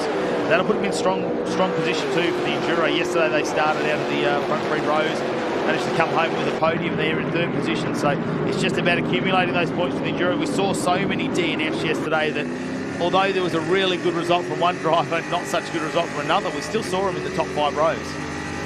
Hearing from the pits also, the 97 did not make it out for this. They were looking to get out for today's race, but shown our screens is not out there. They were still thrashing on that car when we were walking towards the commentary box a few moments ago. Heavy damage internally on the Hank Forklifts Mustang. So 25 cars out on the track right now as Hazelwood goes again. And Kostecki, who's parked that car down the middle. Hazelwood just trying to open the door, forced up on the curb here at the final turn. And there'll be a bit of overlap on the exit. A little rub coming out of turn 6. Feisty between the 2 endurance teammates. How good is this to watch, knowing that they're actually going to have to share a car later in the year? And if they were watching this and it was someone else doing it to their car in the Bathurst or the Sandown, and there'd be some different words being said. I reckon there's going to be some banter going on, definitely. They'll be loving this. Through the right-hander, up onto the back straight, speeds of over 230 kilometres an hour. from these TA2 muscle cars. So working their way down, Hazelwood regroups as the red Mustang that normally would have Nash Morris behind the wheel. He's, of course, with Diesel Thomas this weekend in the number 18 Mustang for TFH Racing. And great to see the quality of drivers we have this year. It's the third edition of the Tag Team Enduro that started Hidden Valley back in 2023. We're at the Bend in South Australia last year, but it just continues to grow and grow, stacked with supercar drivers and experienced drivers for that fact as well, not just from Supercars World, but really showing our regular drivers how far this competition has come in 2025. As now he moves to the outside here at turn 6. So he's not afraid to put the car where he feels is the best advantage. He's driving around the outside. This could be huge from Hazelwood. They'll stay side by side. Bit of side draft on the main straight. They'll be almost dead even at the finish line. It was 24 hundredths of a second. He stays to the outside. This is brilliant racing between these two. I want to go back and see what the hand signal was there from Hazelwood. I saw him give him a little bit of a signal there. I'm sure it was a bit of a pump up. We'll be loving that around the outside. Hazelwood has a lot more experience, I suppose, sliding these cars around a racetrack. We've seen with the Trans Am, obviously the championship winner last year, so he's done a few more laps, slightly different tyre for him, but I think Brody Kostecki and Paul Morris did a fantastic job yesterday in the Enduro to really manage that car and bring it home on a second position on the podium. Declan. I wonder if Kostecki was thinking, there's no way the boys can go on the outside here. And he did. I think we undersold how cool that move was from the TFH Mustang. So he's cleared away from the Norwell Motorplex car as Nathan Hearn starts to light up the screens. The fastest lap of the race, 1:13.0 on the previous lap. The gap 1.5 seconds back to Slade. Hazelwood and Kostecki. Then you've got this battle between Declan Fraser, 2022 Super 2 champion, and behind Tyler Cheney. Unfortunate for his dad yesterday to have that tap around down at turn 3. That car was mighty fast, and young Tyler doing a great job today in that 51. Behind them is Golding. Nash Morris is up in 8th position. Elliot Barber 9th, and Jordan Cox is now 10th. With Aaron Seaton, Ryan Casher, George Miedeke up into 13th position from 24th on the grid. Then Lowndes is now 14th. Tracy Andriski, Jason Pride, Josh Haynes, Gillison, and Luke Vanner. Good to see the 82 car out on the track today in 20th. Let's go back to pit lane. Down here in the Hangchar Forklifts pit bay, the Richards and Bargwanna car failed to warm up this morning before the Driver 2 sprint race. Potential electrical fault means that they were here until midnight last night, but not able to join the race. So one problem to another for the Hangchar Forklifts team. In fact, Stephen Richards and Clay were here when we left the track at 9 o'clock last night. They weren't likely to be leaving anytime soon with damage to the front, while Jason Bargwanna was underneath the car trying to help fix the rear. It's the move from Golding and Morris on the outside. So the outside line seems to be the way to go here today. Golding missing that front left guard already, so something's happened there. They've had a little bit of contact, and that'll be upsetting the aero on that car just a little bit potentially. Even some of the braking, you won't see that the air really pulled into the flow of the brakes, so I won't find out what goes on with that one. Nash Morris working his way back through. Samuel Lee Jordan Cox, he's dropped back to 13th now, so is there another problem with that brand new car? Because he came all the way up into 10th. And he's dropping, isn't he? Down to 15th now on our screens. Wants Lowndes up into 13th. He's in pit lane too. Now, that's a shame. So Nash Morris, well, we've been loving the guys up behind him. He's actually the big mover of this race today, from 22nd up into position 7 now. Both he and Diesel Thomas, the teenage star. That's a good little combination. Matched in height and weight, incidentally, too, which is a key thing we'll talk about in the endurance race here later this afternoon. And we're hearing it's the same issue for the 4 as what it was yesterday, as he just dribbles back into pit lane. But there's no denying when this car's on, it's got pace. Yeah, and we've seen that. Even Mark Crutcher, he can pull some ripping laps in qualifying, can't he, throughout the series. We've seen him, you know, he might be 15th or 16th when it comes to qualifying, and all of a sudden we'll see him in the top 10 in 6th or 7th position. So the car definitely has some pace. They haven't had the opportunity to come and give it any type of shakedown. You can see the frustration from Jordan Cox. He was very cool and calm and collected yesterday when we interviewed him, but I think that frustration has been building. Yeah, I tend to agree. It started off bad, and they don't tend to get better once Friday practice is out of the way. Of course, a star in the TCR series for many seasons, but stepping up into the Trans Am series in 2025. That's a combination that's done all 3 of these tag team enduro events. But another red mark, another DNF for the Crutcher Developments team. Our first DNF of the race. So Hearn, Slade, Hazelwood and Kostecki still the top 4 in this race. Ryan Casher is moving now in the 19. He's blazing up the field, sharing the car with Connor Roberts at this event. Watch Declan Fraser, sole Dodge Challenger, with Hayden Jackson, who bravely went out to pit lane to put that fire out on the 4 yesterday. And while that 4 car has come back into pit lane, J-Mac has caught up with Jordan Cox. Just getting him right here. Jordan, for the first 2 laps, it was fantastic, but then all going pear-shaped. Yeah, the car was on fire. It felt, well, literally in the end, actually. So, but no, it was going really well. Yeah, the car's handling really good. Like, it's a very good car from that perspective, but the reliability issues kept creeping in. So, yeah, we just lost power after about lap 3, and that was that, unfortunately. So, we'll try again. The boys changed some stuff last night, so we'll go through the next list of things, and we'll try and get it ready for the next one, for Crutch. Well, let's give it a crack. Yeah, for sure. Cheers. It's one of those cliches that you kind of figure, oh yeah, we were actually on fire yesterday briefly in that race. Poor Jordan Cox, you can see Mark Crutcher in the background there, talking on with the team, so that puts him out of business and will put him pretty much to the back of the field, you think, for the endurance race later today. So go through for another lap. Nash Morris on Fraser and Tyler Cheney. Good 3-car scrap here for 5th, 6th and 7th with Golding. So we didn't see what happened. We know that guard's gone missing, but he's dropped down into 8th spot now. Elliot Barber just behind. And Aaron Seaton, the former champion, who's back in a TA2 muscle car for the first time since 2023. Former champion for Harris Racing, Craig Harris, that was a regular in the Super 2 series the initial years.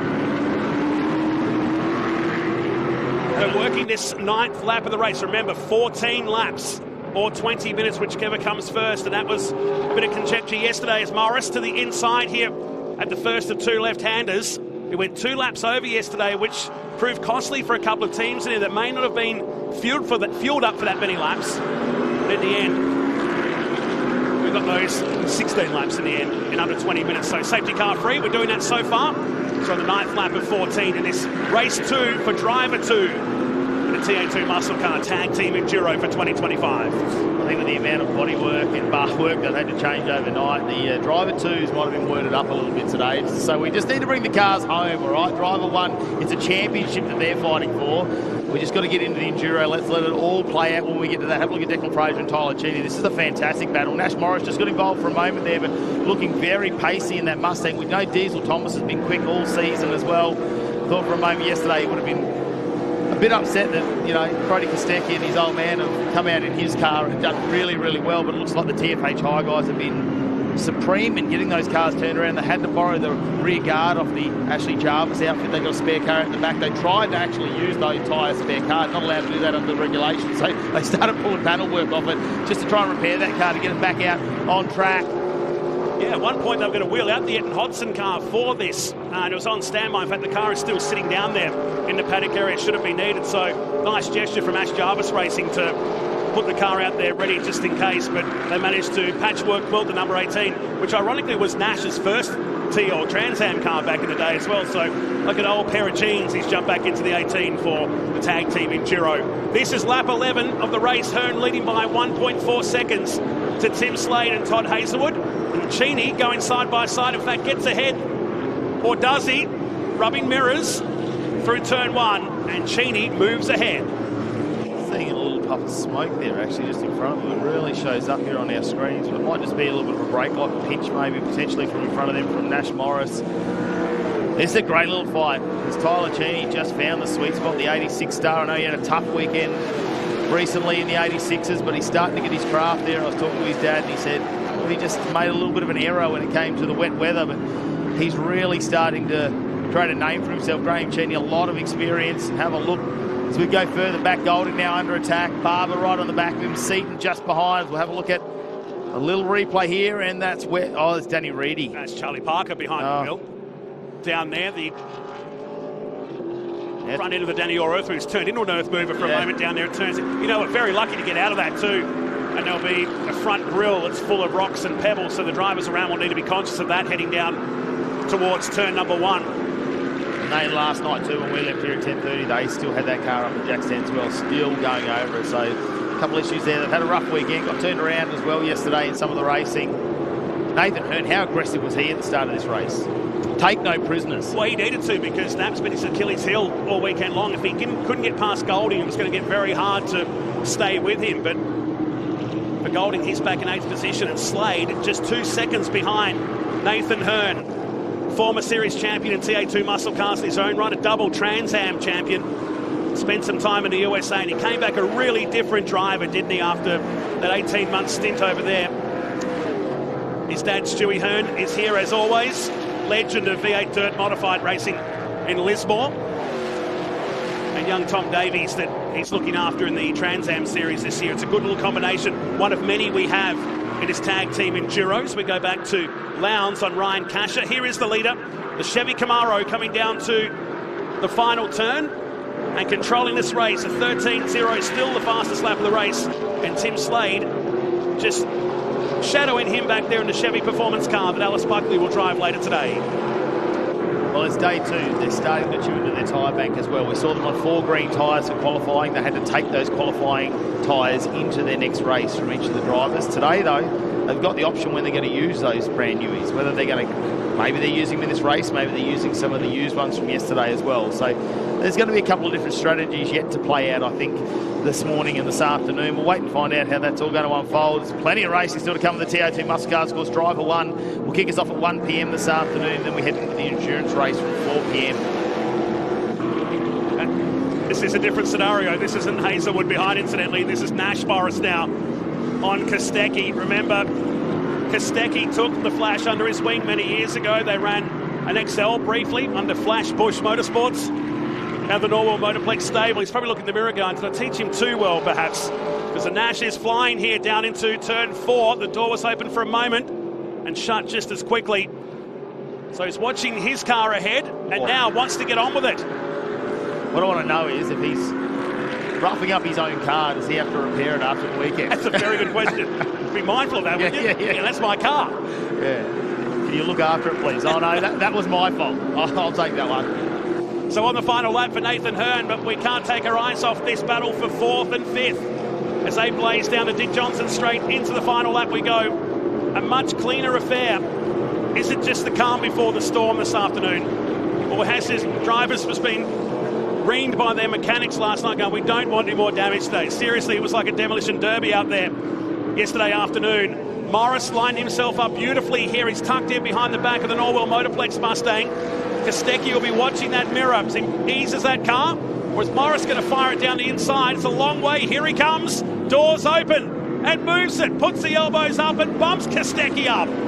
The Flash is on fire here today. Oh, will that fire up Brody Kostecki, though, for a bit of return serve? Potentially, we'll have to wait and find out because they've only got a couple of corners still to go around. Your race leader, Nathan Hearn in the 42, Chevy Camaro. 1 corner still to get around. Very aggressive at the start of this race. Went around the outside, forced it, got past Tim Slade on lap number 2, and now have a look as he slides it out onto the main straight. Nathan Hearn back on the top step of the podium. That's a much better result. He's about to chalk up his 23rd birthday tomorrow, and that could be just the luck he needs. He picks up the win by 3 seconds as Aaron Seaton at the final turn. It's George Miedeke in the final battle for 10th position with Elliot Barber just ahead at the finish line. Gee, there's been some big movers from the back of the field today, but he'll finish just behind in 10th spot. Miedeke 11th, Ryan Casher will be 12th, just from Lowndes, by 10th of a second at the line. Further down the field, Luke Vanner here in the Alien Tech entry. Is this going to be a pass at the finish line? They're drag racing to the end. No, covers him off, and Charlie Parker will settle for 20th position. So Nash Morris from 22nd up into 4th in today's race. George Miedeke from 24th up into 10. But Nathan Hearn, his 13th career win in the T82 Muscle Car Series by 3 seconds. And didn't he celebrate that? Back to Slade, Hazelwood, Morris and Kostecki. That's Nash Morris in 14. Tyler Cheney in 6th spot ahead of Fraser, Golding, Barber and Aaron Seaton in the unit racing car that Ben Gomersall will drive this afternoon.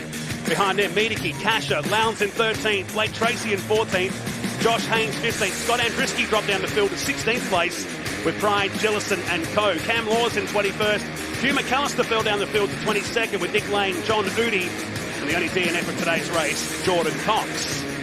Yeah, a lot of work to do there. Let's check out some of the race highlights, and it's not going to be as dramatic start as we saw yesterday's race between our driver two entries. They still went too wide into turn number 1. We saw a lot of tyre smoke as they went wheel to wheel. Nathan Hearn super aggressive in the 42, and they came around turn 3, and he stuck on the outside of Tim Slade, gave the bodywork a bit of a nudge and was forced onto the dirt in just a moment. Here we see that's Josh Haynes getting a little bit of a serve to the outside early on in the race. We can see that throughout our initial coverage. Now, these two teammates, how exciting was this to watch for a couple of laps as they started to go side by side. Blake Tracy had the door open on the Hi-Tec Oils 22 machine as well, and look at him and Madeki go side by side. Now, this is great. Big thumbs up there from we're hearing there from Todd Hazelwood to his teammate. Had a tricky run, didn't we, on the way down to turn number 1. This is Charlie Parker doing some unplanned earth moving down at turn 6. What about this move from Nash Morris? I'll be keen to hear what Brody Kostecki has to say about this down at turn 3. But out in front, Nathan Hearn, the Chevy Camaro, powered out like a speedway car to his 13th career win, and that helps him massively in the points, moves him up into 4th outright for the weekend in that 42 machine. Slade and Hazelwood finishing in position 2 and 3. Nash Morris, Kostecki and Cheney through that top 3. A much calmer affair to what we saw yesterday in the opening stanza of the qualifying races. But J-Mac, Nathan Hearn unstoppable here in the second co-driver race of the weekend. Todd Hazelwood peels himself out of the TFH hire machine after a fantastic podium result.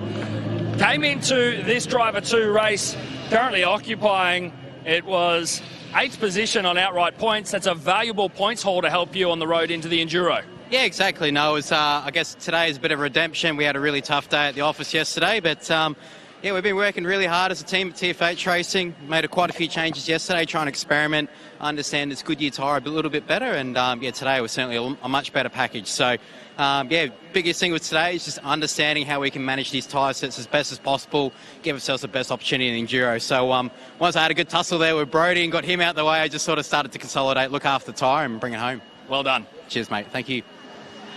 Continuing to collect those points, Tim Slade, P2. Are you playing the long game, or did you just not have the pace in that one?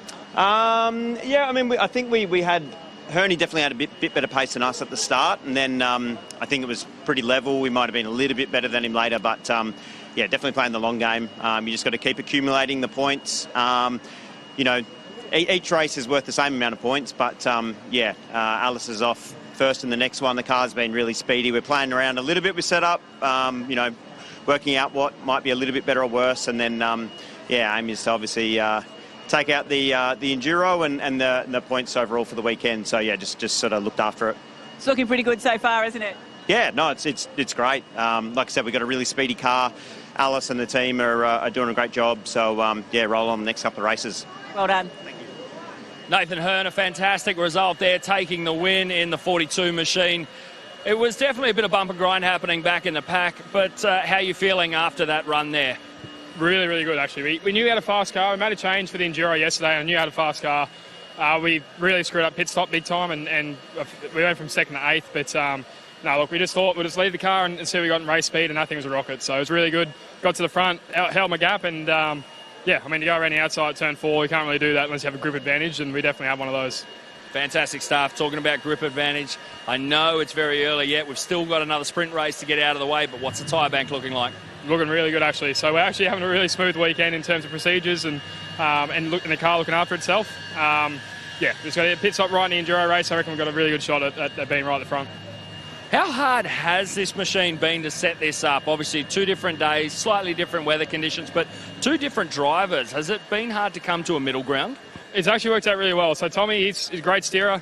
We have a very similar driving style. So I've literally just bolted my setup in the car and let Tommy have the keys to it, and took him a bit to get used to, but he's just as quick as me. So it's we've got a really, really good balance. I mean, we're way the same. The car's easy to corner weight, and I think just me and Tommy are a really good team together. So, I mean, where I've lacked in driving, he's gained, and where he's lacked, I've gained. So, yeah, we're looking really good for the Enduros. Fingers crossed. We're looking forward to it. Mel Price. Continuing to move forward and collect some points, the Cheney combination. Tyler, tell us about that one. Yeah, it was real good, you know. We sort of struggled in that first start trying to get the pass on Declan Fraser. But, yeah, no, we sort of, once we got clear of him, we made a big gap, which was good. The pace is there, just sort of struggled in that first half. He was giving you a little bit of a hurry up again then at the end, wasn't he? Yeah, he was. Yeah, and so what's it like driving with Dad? Yeah, it's real good. He's my dad. He does a lot of stuff for me, like always, organising a lot of stuff, which is real good. And yeah, I think he's pretty happy with how I'm going. Great to see you in the top 5. Well done. Thank you. Nice job. 6th position earlier today for the Cheney and Cheney combination. So that's the first of 2 co-driver races locked in. They'll be back out just after 1, and that will set the grid for the big one this afternoon. It's a massive amount of categories we've got here at the Hi-Tec Oil Super Series, but let's lower the centre of gravity one more time with these incredible human beings that want to race supercarts. Over to Matt Kavanagh and Dan McCarthy.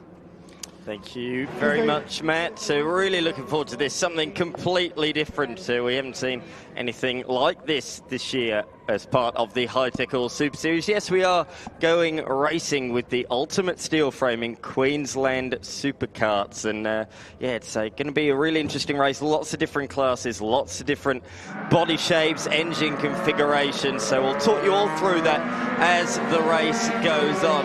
But these things, if you've not seen superkart racing before, these things absolutely fly. Huge field as part of the action here this weekend. Chris will go from pole position in the 101 machine. Alongside of him will be Weir. Then we have Russell Jamieson from 3rd. Timothy Philp from 4th. Douglas Amis from 5th. Laurie Fuchs, Sean Field, Nicholas Raymond, Paul Pineris and Daryl Bertram rounding out the top 10. Yeah, Stuart Robertson will be on the 5th row of the grid with Ian McIntosh, David Dyson, Jack Murray, Michael Smith, Christian Stebbing. Well, a DNF last time will be out of 16th position. It keeps going down there, and I tell you what, the supercarts, we got a taste of them last year. It wasn't the Queensland supercarts, but we got to see some supercarts at Winter Motor Raceway last year. They are very fast. They will get in speeds up to an excess of 200 kilometres an hour. 1 inch from the floor, and let's get underway with race 4 for the ultimate steel framing Queensland supercarts here at Queensland Raceway. The smoke screen is about to appear. The good old 2-stroke. We like it, don't we, Dan? It brings us back some memories for you as well. Let's have a look.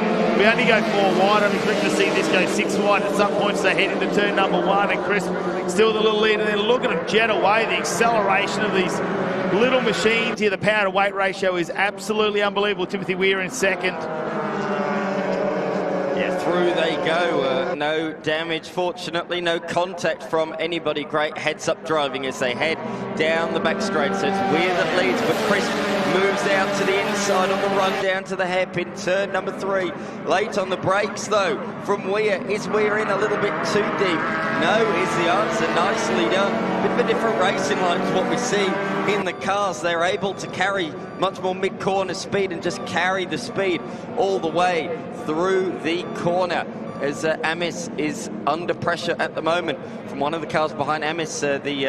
One of the members really that has helped put this race meeting together is certainly always working in and behind the scenes as we look for the fight for 3rd position. Jamieson and Philp, as Philp comes up the inside under brakes, and he's made the move for 3rd position. But look at this as they come onto the pit straight. It's nose to tail for 1st and 2nd, but side by side for 2nd and 3rd. Jamieson up the inside. I thought he had the move done just before. He now has done. So 35 moves up to position number 3. Those 2 changing positions already on multiple occasions. J-Mac has made the run up from pit lane to join me for this superkart race. This should be an absolute belter, and it's already proving to be, with the top 2 pulling away, but this is a great battle for 3rd.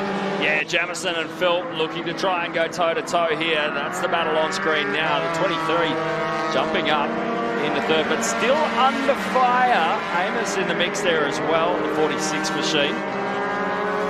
And having a look, track speeds of upwards of 185 kilometres an hour. In fact, 190 kilometres an hour down the Dick Johnson straight for Crisp in the 101 machine. Here we go, the run through 4 now. And we are just streaking away. And Doing everything he can, rather. Onto the pit straight they come, change of position then. So Crisp has taken up the running at the front of the field. It was very tight between these two coming into today in the 250 national battle for round honours. However, Crisp won the race earlier on today. Now he's back at the head of the field. If he can finish there, he will win the round. It's a big round for these guys. The 50th anniversary race meeting of the Queensland Superkart Club.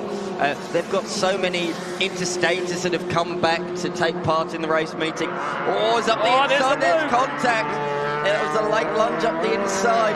And the door was closed. The 89 half spun, but we got it back the right way, but has dropped back behind some of the lower class cars. Here's a replay of what happened. It was a late move up the inside, lost the rear. He saw the contact was going to be made. He slid it out. There was still a bit of contact, but that was good heads-up driving to try and avoid the incident. Yeah, Crisp was actually not too badly affected there. Didn't get too out of control after the contact, but very, very tough. Weir did initially lose 2 places. He's already gained 1 back. Slots himself back into 3rd place.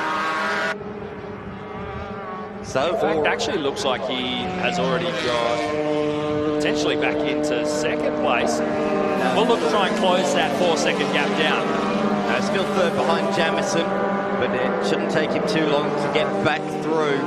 They go around turn number 1. I was talking to some of the competitors yesterday and they were telling me how bumpy it is through that first corner in these karts. It's bumpy in a race car, let alone a race kart, when you're just a couple of centimetres from the ground. No suspension or anything like that. The only suspension you have is your tyre.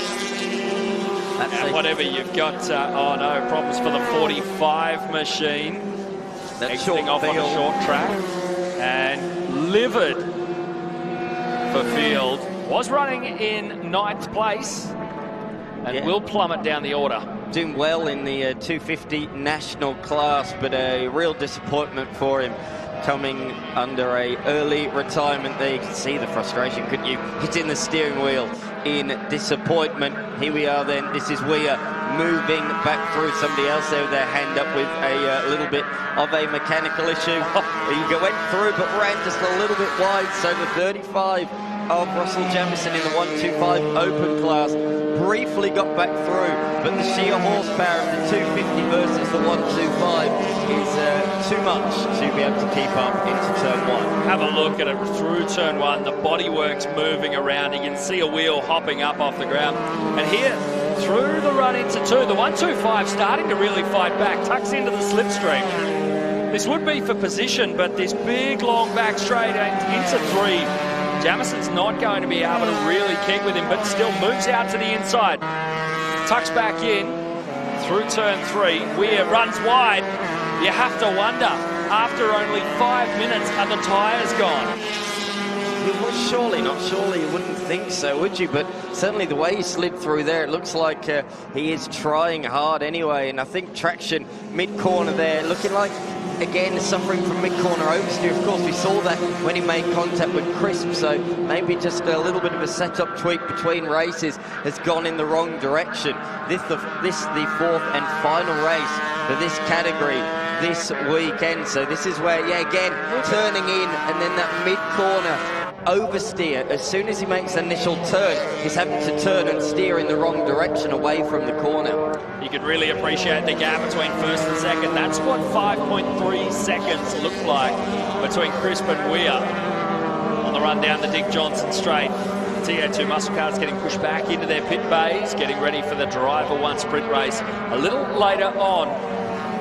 6 minutes down on the clock here for the Queensland Superkarts, and it's Crisp from Weir, with Jamison holding down 3rd, Philp in 4th, with Amos rounding out your top 5. Jamison has just got purple in sector 1, so it shows how fast and committed he is through turns 1 and 2. Through the big balls corners, I suppose you call them here at Queensland Raceway. He is certainly really brave through that section of road to be able to keep up with the big 250 national entrant ahead of him. Jamison and Philp are in the same class, the 125 open class. Yesterday they shared the victories in race number 1 earlier on today, race 3 of the weekend. It went the way of Jamison, so if he can stay ahead of Philp in this one, he will take the victory in the 125 open class. However, he's got the carrot dangling in front of him. He can see a potential outright second position, and he doesn't want to let that one out of his grasp. He said a PB lap last time through that was less than 2/10 slower than Weir. That's a phenomenal time in a kart with half the CCs. Quick time still stands at a 1 minute 15.17 set by Crisp on lap 3. We've just gone through lap 6 now. Shots of the race leader and the 101 machine. You just see him, that four-wheel drift through turn 3. Look at how much the motor moves around on the mounts in the chassis rail. Yeah, good pickup. Yeah, it's fascinating to see that through the loaded corners, but look at the traffic, heavy traffic at the moment for the race leader, but he's carving through like, not even knife through butter, a hot knife through effectively oil at this point. Looks like melted butter out there. He's absolutely flying through left, right and centre. We should say the lap difference between the fastest class of Crisp out there at the moment, 1:15.1 is his best lap, down to the slowest class out there, a 1:27.8. So that's a good 12, 13 seconds difference between the fastest class and the slowest, and that's why they've been able to catch up so quickly. Just looking on, this is further back in the pack. That's Dyson, currently running in P17. He's actually the class leader in the NGB heavy class this weekend. And oh, we got somebody recovering a kart out there on the exit of turn number 2. That's Bettram, who was sitting in and around the top 10, fallen now to 15th position. That's a real shame for him. He was having a strong weekend, but no more. A DNF in the final for him. So Jamison able to get up over Weir. You can see the 89 was up in second, now relegated to third. Interested to see him through these next few corners and see what the body language of the kart is really doing here.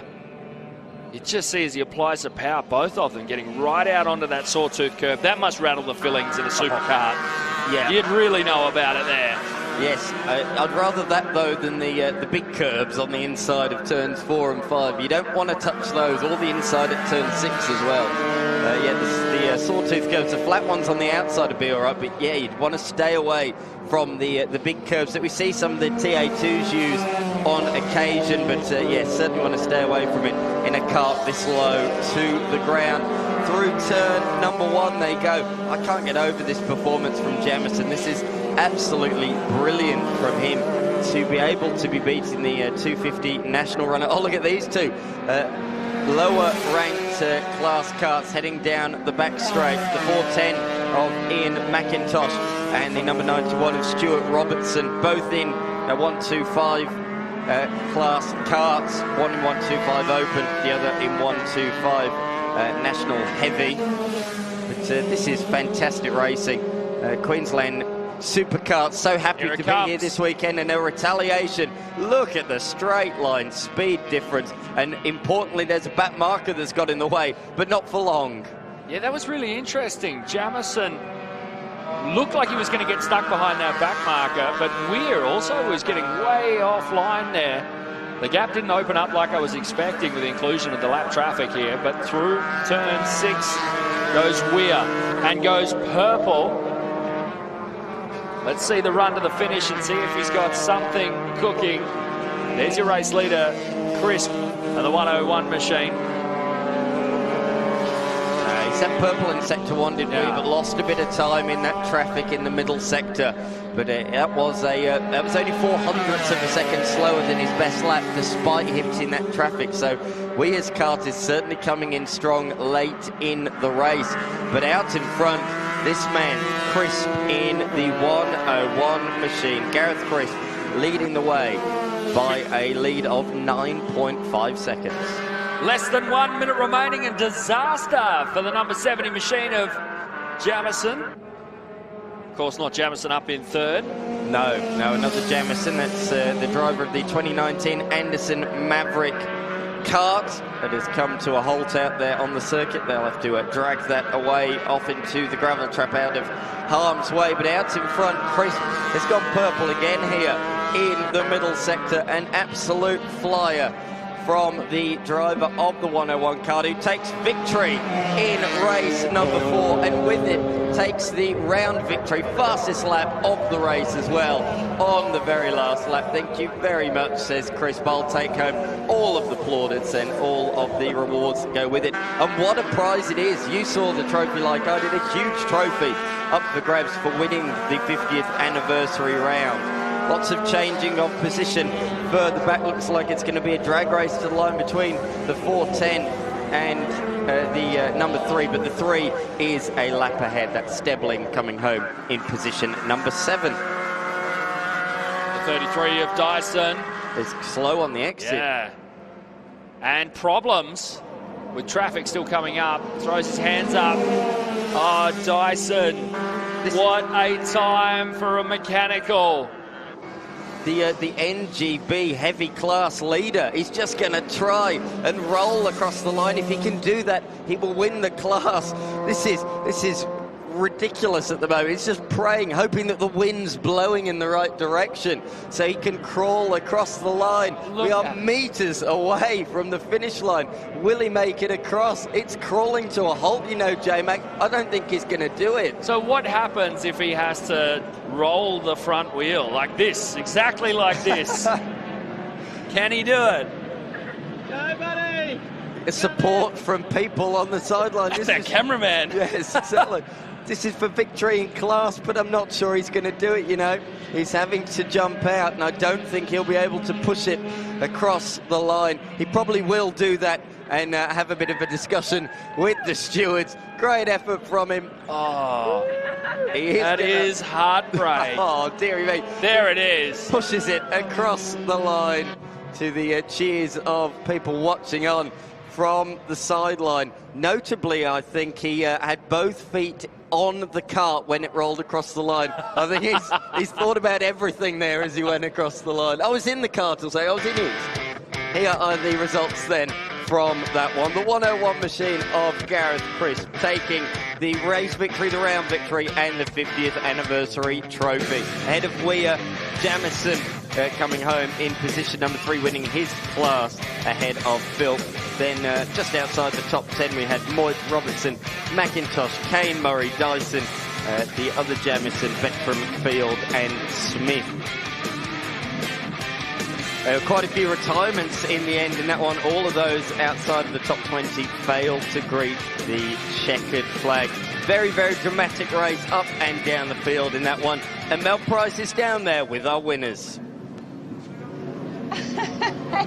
Russell Jamison, P3. That was a good race. It was pretty close, wasn't it? Yeah, it was close. The car's been awesome all weekend, and got to latch onto the bigger 250s again, which was awesome. So yeah, some good lap times and had a ball. It's awesome. Yeah, brilliant effort to be matching those guys. Yeah. Oh, we've been on a bit of a development path with the 125 and getting some good horsepower out of it. So it's good to see some results. It's definitely working. Well done. Yeah, it's going good. Thank you.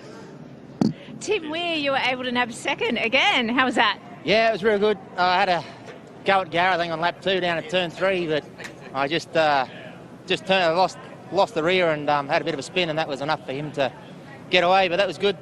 Fixed that little horsepower issue from the previous race, so doing quick times. Russ is extremely fast in that 125. I had a bit of fun with him, so all good. We'll take second overall for the weekend, and well done to Gareth. He was just too quick.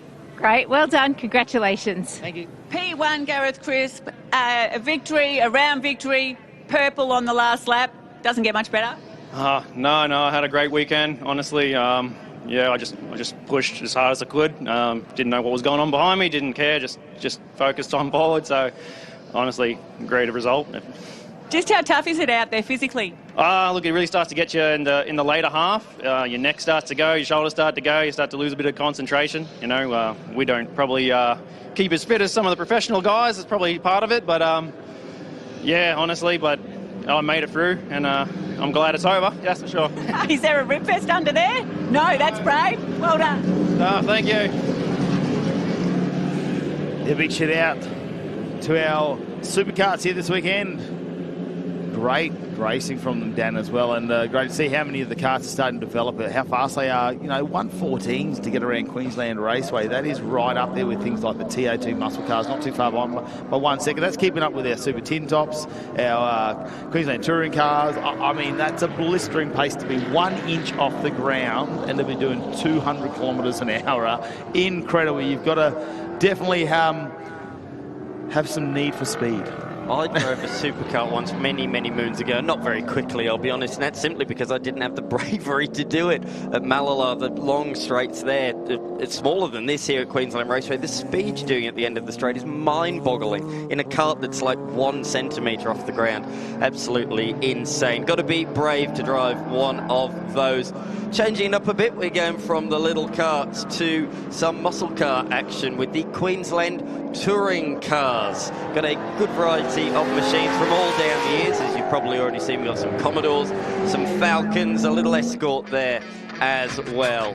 We've got 10 out there for the final race of the weekend. And here they are. Trent Rubb starting from position number 1 ahead of Shane Stewart. Hudson James from 3rd. Murray Riley, Warren Wadley, Grant Fry, Clayton Mortensen, Mark Hyde, Malcolm Douglas and Paul Bonacarasso. Yeah, the big XE power. God, there is some memories coming back when you watch some of these cars get around. Of course, Queensland Touring Car Championship. All in the name, really. Yep. To be based loosely on one of the touring cars we had here in the country. But there's some big horsepower cars there. The good news is they're not stock. They get to amp these up quite a bit. I did see some very impressive fueling systems and oiling systems in these cars for the longevity as they want to get around. The Queensland touring cars here. Can't wait for them to get this rolling start underway. The BMW on the front row of the grid too. That's a turbocharged 6-cylinder in that one, which I think sometimes the turbo cars have a bit of the advantage with the torque that they can really pull if they get the tune right on those things. But the big Commodore has been fairly dominant here this weekend. Let's get race 4 started here this afternoon at Queensland Raceway. It's day 2 of the Hi-Tec Oil Super Series. Getting a little bit of an itch, aren't they, as they go around. You can just see them edging forward there, the FS Commodore as well. Riley wanting to get this underway. James in that FS Commodore in 3rd position. Might get the run down the inside. Here we go. Lights are up, waiting for him to go out. Can the BMW of Stewart go around the outside? We'll have to wait and find out. Lights are out and we're underway with racing. Rubb to the lead of this one. Good start down into turn 1. They're going to be 3 wide. Look at the EFS Commodore up the inside of James. A big send. Great pass. Caught the 2 on the front row, napping almost there at turn number 1. That was a huge send up the inside, but it certainly paid dividends. He has clear air in front of him, but here comes the BMW. It's got more poke in a straight line, and there's some retaliation from Stewart, but Stewart's earlier on the brakes, and once again James fights back, so he reclaims the position around the outside. Good stuff already from the Queensland touring cars. As you can see, we've got a few replica liveries out there as well, including that one on the side of the Wadley machine, the iconic Lap of the Gods Greg Murphy tribute livery. Yeah, I think you've got to have that when you come to this one, don't you? A little bit of a dive down there from Trent Rubb in the black Commodore, whether he could make it down there. Didn't quite get the nose in. They did have a race a little bit earlier on this morning, so there will be some temperature in those tyres and a little bit left in the brakes. They won't be going out on a cold tyre quite there, but the temperatures will still need to come out. And have a look at the aggression as James throws the FS Commodore around. Really got that car set up on the outside wheels. You could see the suspension move over and dug it in and get some nice grip coming out of turn number 6. They complete another lap. Stewart in 2nd position, Rubb 3rd, Wadley 4th, Riley 5th, Ryan, Mortensen, Hyde, Douglas, Bonacorso to round out our 10 cars here for the Queensland Touring Car Championship. The BMW looks like it's trying to find a spot. I was surprised to see the BMW braking so early coming down. I would have thought the Commodore would carry a little bit more weight to brake sizing.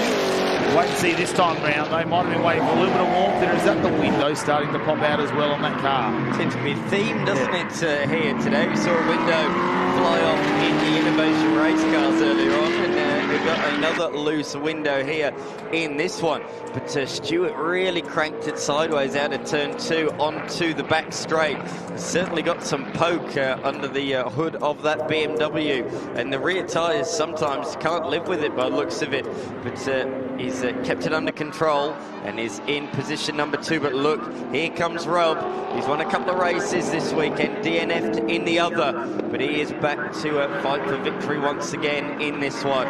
Into the final corner, 1, 2 and 3, nose to tail, but it's Rob the person flying at the moment. Purple so far this lap, and has got the run out the final corner, but doesn't quite have the legs to get through on Stewart. Nevertheless, fastest lap of the race from him, fast lap of anybody in this race. So this is very much now a three-way duel. Stewart's faster than James, but Rob is faster than both of those two. It's going to be a pretty interesting end to this race, that is for certain. I mentioned tyre temperature. Looks like Trent might just be, that might have found a sweet spot there for him at the moment. With that window flapping around, they're going to need to worry about that one. So come down into turn number 3. Hopefully that's common in that car, and we're not going to see that fly out. You can see it's got the vent open at the moment for a bit of recirculation there as the temperatures start to get a little bit warmer here at Queensland Raceway as we head towards the back of winter. It was 18 degrees this morning, that getting up over 20 degrees at the moment, but there is very warm on the UV index. Have a look at how close they are. Great to have these shots as we look down over turn number 4 and 5. Not much in this one. I think Trent Rubb might have got a little bit of draft there last time. We saw that amazing lap time of a 19.21. Just can't quite put the nose in there, and I have a feeling there's a bit of respect going on between these drivers at the moment because they really don't want to exchange those paint jobs or take any livery off the cars. But a gentleman-like driving just for a moment there. You can see he just probably could have taken a dive, decided not to. They'll try and regain that position when they get the opportunity to, as we go just under 11 minutes remaining in this race number 4. I know that we spoke on the warm-up lap about the awesome XE Falcon, the Greens Tough livery tribute, but unfortunately that's not made it out there for the final race. That's real disappointment. We're going nearly 3 wide on the back straight. This is quite something down there as the 68 brakes on the far inside, the 84 in the middle, but Rob broke late around the outside and is remaining around the outside. Through on the BMW, a great pass. Didn't expect him to do it that way. He's gone around the long way, covered extra meterage, but it's paid dividends. Great pass. Yeah, it seems to be a good line going around the outside. We saw that from the TA2s a little bit earlier. We've seen it from some of the other categories as well. So the outside line seems to be very gripped up today. Had it clean since last night. We had our fight in the night, obviously, and there was a bit of dust and dirt carried onto the track from all the racing yesterday. So clean circuit this morning, and they are back underway around the outside. Trent Rubb looking for another race win here, and he's going to go around James. Can they go side by side here? Do they give each other enough racing room? They do. We don't see him get any wheels off onto the dirt. And have a look at the crew cheering along the side, coming through the fence, giving the thumbs up, and Trent Rubb will take the lead of this race as we complete lap number 4. I reckon he saw Todd Hazelwood in the TA2 race overtake Brody Kostecki around the outside. He thought, I'll have a piece of that. I'll replicate that move, and that's exactly what he did. So he moves on through into the race lead with an outside pass around turn number 6. 2 hairpins on that lap. He went around the outside, first in turn 3, and then at turn 6. Brilliant stuff from Rob. But we have to say, brilliant racing from those two on the inside as well. They left him racing room. They didn't try and push him off or squeeze him into the grass or anything cheeky like that. So good respect from the Queensland touring car competitors. As we see on the back straight, the fight for 4th is closing up a little bit between Wadley and Riley in 2 Commodores. The Greg Murphy Kmart tribute livery, even got 51 on the side just to really make sure you've nailed the tribute. And then directly behind that, we have Riley in the number 47 machine, that being a VE Commodore, so slightly newer spec, of course, later model. Of course, I'm sure everybody at home watching in Australia anyway will know their different Commodore models and Falcon models. So yeah, this category, you touched on it earlier, it's, as you say, if they've raced in Australian touring cars or V8 supercars or even super touring over the years, that make and model is eligible for this category. So that's why we see Ford Escorts, we see BMW M3s and a few different machines. But the real favourites, as you expect here in Australia, the favourites being the General's men, the Holdens, and the Blue Oval Fens being the Falcon, the Ford Falcon drivers. It's in our blood, isn't it? Is it in your blood? You've lived here long enough. My life, that's for sure. Yeah, I know.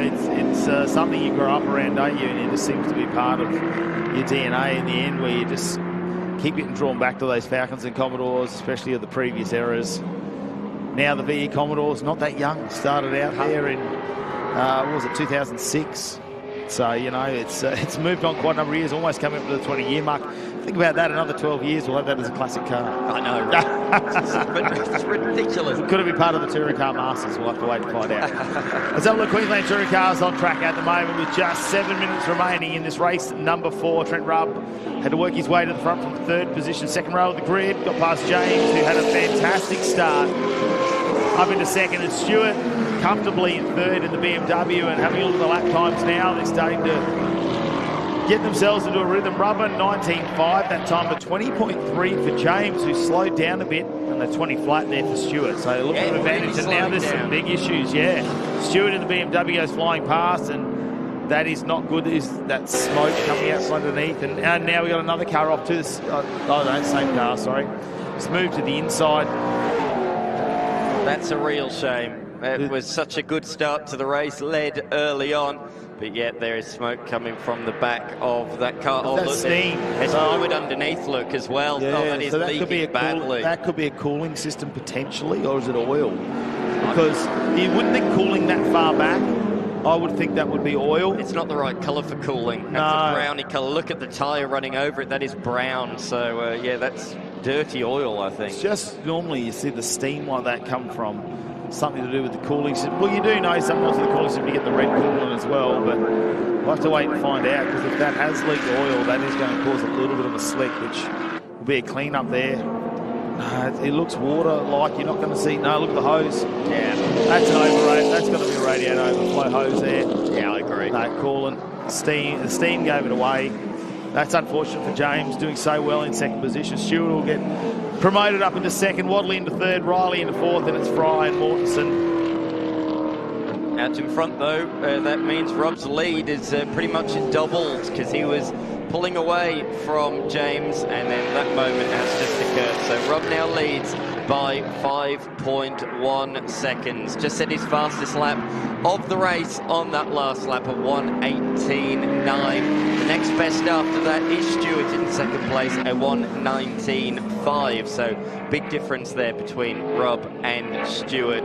That's a real shame, though, for James, who has parted. There he is, just on the inside of the circuit, pulled the car out of harm's way.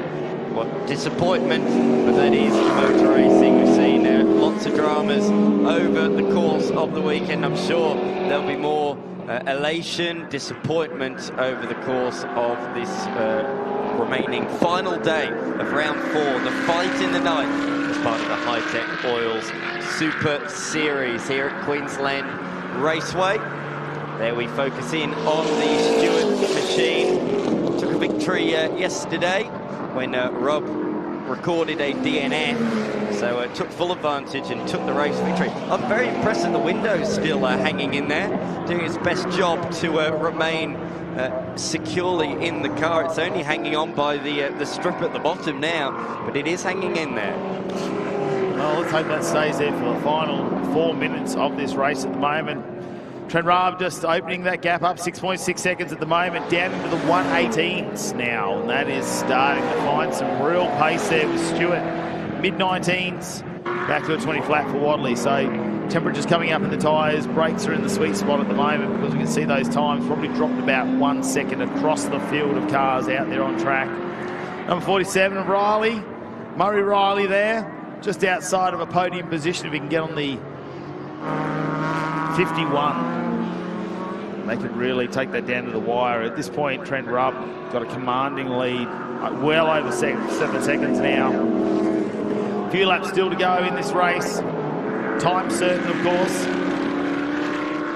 Great to have them here this weekend as part of the Hi-Tec Qld Super Series. Seen them join us in previous years as well. This is actually a non-championship round for them. We normally see bigger grids, but yes, it's non-championship. They had a round only a couple of weeks ago.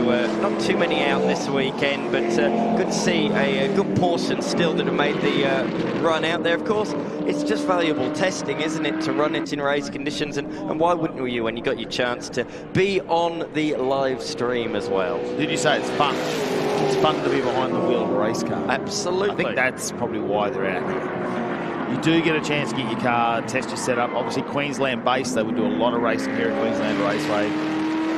They do run on different configurations, though, I believe, during their rounds, so you can see the different runoff areas and stuff. So they're not just using the same configuration. And they do go and visit Lakeside, of course, here in Queensland, and the ever-growing Morgan Park facility as well. So they got some fantastic tracks in this part of the world. Yeah, pretty cool up there at Morgan Park. I can tell you that. We went there a couple of times as part of the Hi-Tec Qld Super Series. Flowing. A couple of corners, plenty of overtaking opportunities, but let's get back to Queensland Raceway. Trent Rubb leading us here in the number 63, the B category. Just less than 2 minutes now remain. A couple more laps to finish. Oh no, checkered flag is out. You can see that wave. Trent Rubb will take the checkered flag in this fourth race, come back there and think for the weekend he'd be getting a whole heap of points there. Stewart promoted up in a second position after that retirement there from Hudson James. Back to Wadley, Riley in fourth as we watch him come around to finish off this race. It'll be the 505 of Fry. New member to the Queensland Touring Car ranks in recent times, so great to have him in one of his first race weekends here at Queensland Raceway. He's a more modern VE Commodore, finishing very strongly there in 5th position. I'm sure as a newbie he'll be pretty pleased with that, but it was Trent Rubb in the end by 9.7 seconds at a Stewart.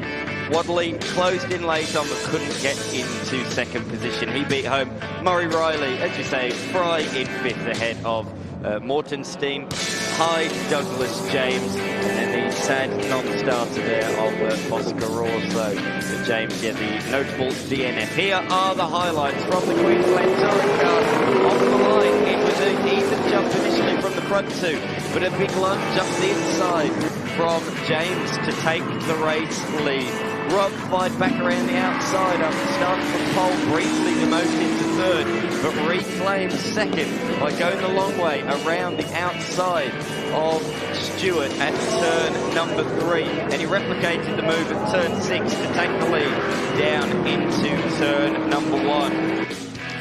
Oh, didn't they? This was the big heart-stopping moment there where we saw James pull to the inside and the steam was coming out. It looks like a radiator overflow hose or something like that. That'll be devastating for him after being in second position. Trent Rubb, though, dominated after that. Opened the gap up well over 9 seconds and managed to come home and take the checkered flag. Commanding lead to round out the weekend for the Queensland Touring Cars there. And the Big Black Commodore will get himself another race win as we have a look at the scenes here at Queensland Raceway. The sun beaming down on this beautiful track that we've got here. 6 corners to get around. It's an impressive track to look at it.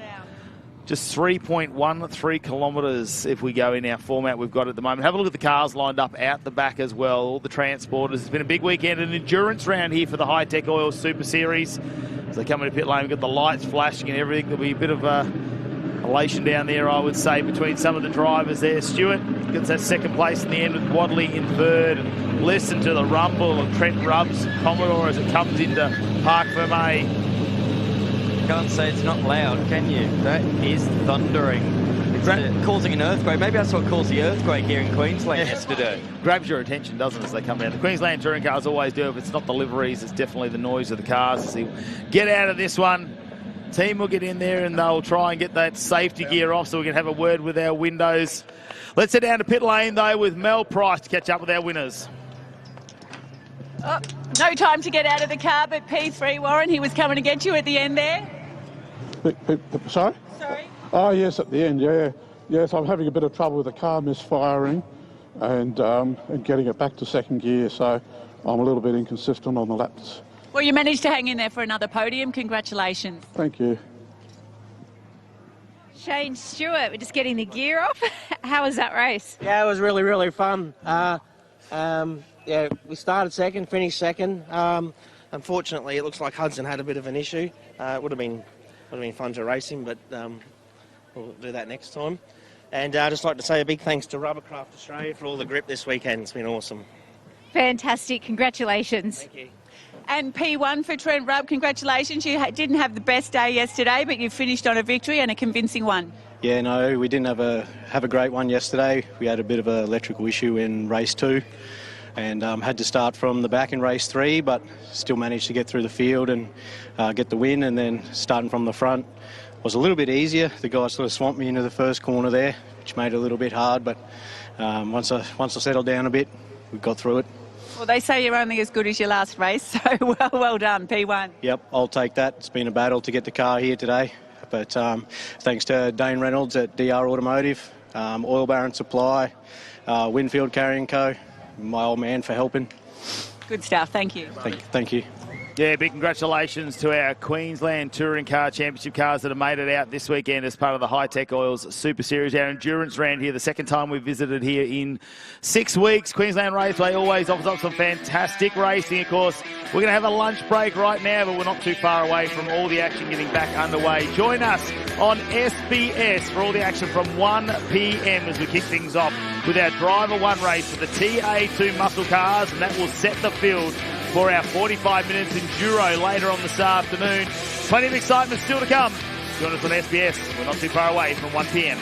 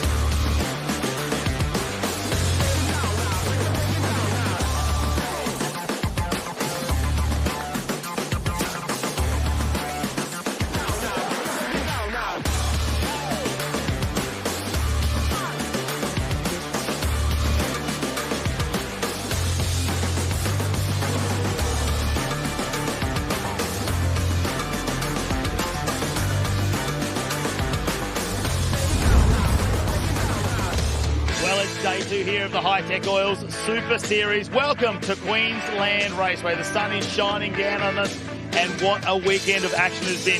We've moved into an endurance round here at the Hi-Tec Oils Super Series. I'm Matt Kavanagh, joining me, Jared McLean. What a weekend it's been. The Sunshine State living up to its name. Not a cloud in the sky and beautiful conditions here. Well, it wasn't all beautiful yesterday, was it? Because there were some massive moments in our Driver 2 race yesterday afternoon. Big crash happening out there where we saw three and four drivers wide going into turn number 1. There was a bit of push and shove in the end. Jordan Cox got turned around, made contact out there with Nash Morris, who turned the 18 around. Everyone tried to get around, but the carnage was left out on track, and Ben Baguana, well, he was an unfortunate bystander. Yeah, massive works going through the night for them to be able to make it back out on track. In fact, they didn't make the Driver 2 race earlier today. They have got the car back out for this one coming up soon. Yeah, there was some big moments there, and Gillison caught up in that one as well. So there's a lot of cars being repaired overnight, and I tell you what, the repair bills will not be friendly on them either. There was also a massive moment in pit lane, though, with Jordan Costa that didn't end there for him. Yeah, absolutely not. We saw that blazing inferno in pit lane with drivers like Hayden Jackson running to help with the fire extinguisher. Turned out to be an injector leak. Now, they changed the hardware out overnight, but unfortunately that issue reared its head again in the Driver 2 race today. Yeah, they've got a lot to work on, but Alice Buckley, well, she's come back strong after her debut round that she had here just 6 weeks ago, where she got 2 race wins on day number 2. Well, yesterday she poled it. She got herself a race win, and she's back out in pole again today. So Alice Buckley, well, there's plenty to celebrate between her and Tim Slade this weekend. I got to say, Tim Slade, he's the man to call when you want to drive a car fast, and he has been a fantastic match partner for Alice Buckley, who's just managed to stamp her authority all over this TA2 muscle car field. Well, let's have a look at what's happening here this afternoon as part of the Hi-Tec Oil Super Series. Of course, we've got our Driver 1 TA2 race, 25 minutes or 14 laps as they get out there. Whatever comes first, they'll get around. And, of course, we will head into their endurance, their 45-minute at about 4 p.m. this afternoon. So they've still got a big one to go. We've still got our Formula V's to come out this afternoon. Our Innovation race cars have a 50-minute endurance race as well, and our Australian Super Tin Tops. So we've got a fantastic field of drivers. It's great to be back here at Queensland Raceway. Yeah, this undercard of support categories has really turned up the heat and brought some incredible action. But, man, it keep coming back to it. The weather here at Queensland Raceway, it is stunning here. 21 degrees with a wind from the northwest at a very shallow amount. It's occasionally gusty, but it won't cause too many issues today. Why wouldn't you want to be here at the track? I tell you what, with this fantastic weather. Let's head over to Meldo with Alice Buckley. So before we talk to our pole sitter, Alice Buckley, about the race, something pretty cool happened in the lunch break here, and you got to take your mum and your pop in a car on a racetrack for the first time. What was their reaction?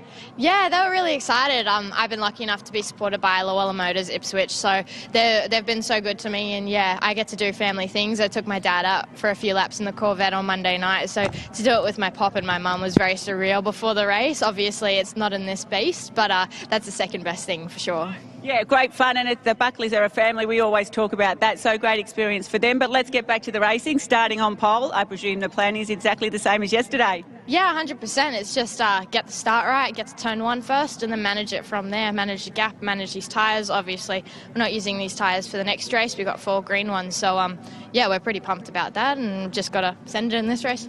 And you've had good results all weekend. You've kept the car clean. I just see one tiny little scratch there. Are we blaming you or your co-driver for that one? I think we know who to blame. Tim was just here a minute ago, so I'll give him stick about that later. But I've kept the car clean all weekend. I don't know about many of the co-drivers. Driver B, there's a lot of beat-up cars. I think one of ours is the cleanest in the field. So, well, I'm pretty happy about it, realistically. Well, it's certainly this one isn't one of them, and good luck in this race. Awesome. Thank you, Mel.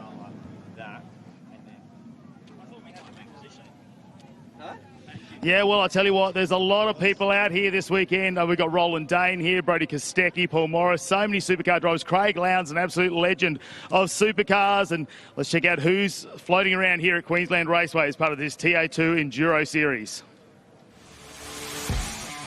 A stacked grid of 26 cars will take to Queensland Raceway for the TA2 Tag Team Enduro this weekend, which will mark the highest profile event in the history of the TA2 Muscle Car Series. Championship leader Jared Hughes will be backed by 7-time Bathurst 1000 winner Craig Lowndes this weekend and is determined to bounce back after a crash in last week's Super 2 Series that left him with a shoulder injury. 18-year-old Alice Buckley returns to the TA2 Muscle Car Series for her second outing in a Chevrolet Camaro, teaming up with Supercars co-driver Tim Slade. Buckley stunned the paddock on debut at the previous round, dominating the Sunday with a pole position and 2 race wins. Supercars team owner Tim Blanchard is set to make his TA2 debut this weekend, partnering with New Zealand driver John Udy. And while this marks his first appearance in the TA2 Muscle Car Series, Blanchard is no stranger to these cars, having previously competed at round 3 of the Trans Am Series in Darwin. 2023 Supercars champion Brodie Kostecki and Bathurst Triple Crown winner Paul Morris will drive together for the first time ever in an event. While Morris's son and newly named Premier Supercars Enduro co-driver Nash Morris will form part of the powerhouse TFH racing team that includes the current Trans Am Series leader Todd Hazelwood, Matt Stone Racing co-driver and former TA2 champion Aaron Seaton. Son of Guns Jason Bargwanna and Stephen Richards have also made the journey north from their Melbourne base. Ben Bargwanna and Clay Richards combining for their first ever TA2 Muscle Car Series event.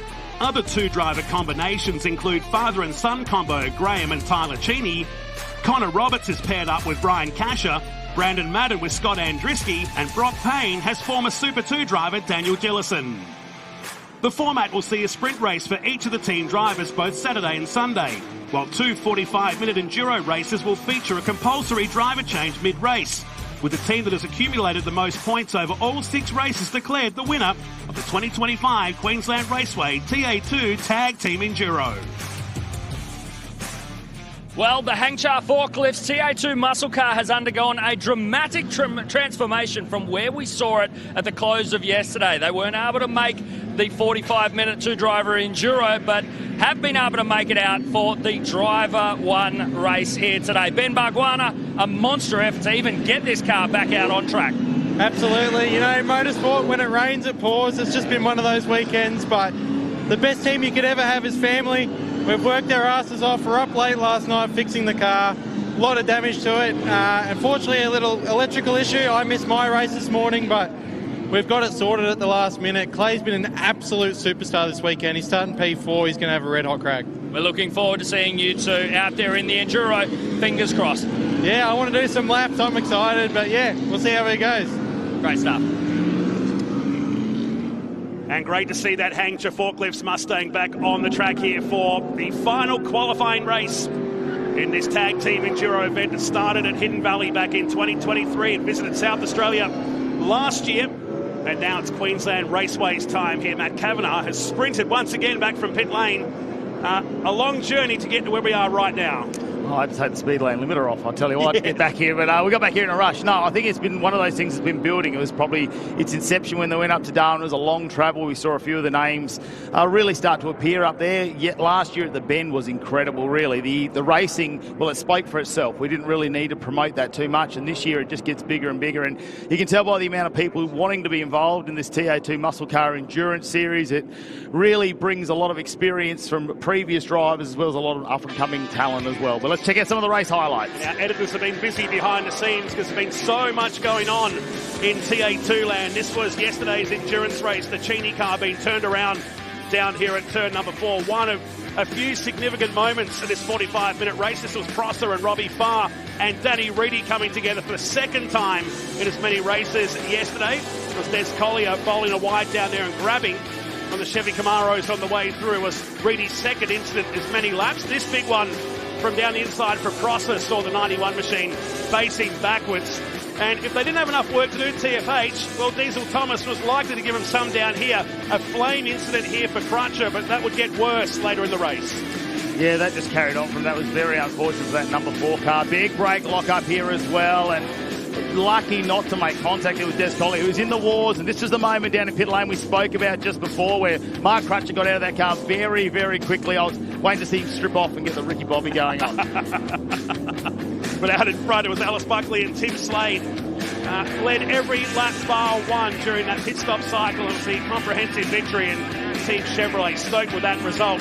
She'll start from the pole for this 4th race of the weekend, 4th qualifying race. And here is the grid. Alice Buckley and Lachlan Evident. Now, these are the results of their driver race from yesterday. Jared Hughes and Clay Richards. Good to see the Hangchar Forklifts car out there. Paul Morris and Diesel Thomas on row 3. Brandon Madden and Ben Gomersall, Josh Webster and Tom Davies on row number 5 here for today. Brad Gardner and Lee Stibbs, the Hi-Tec Oil Chevy Camaro, start on row number 6.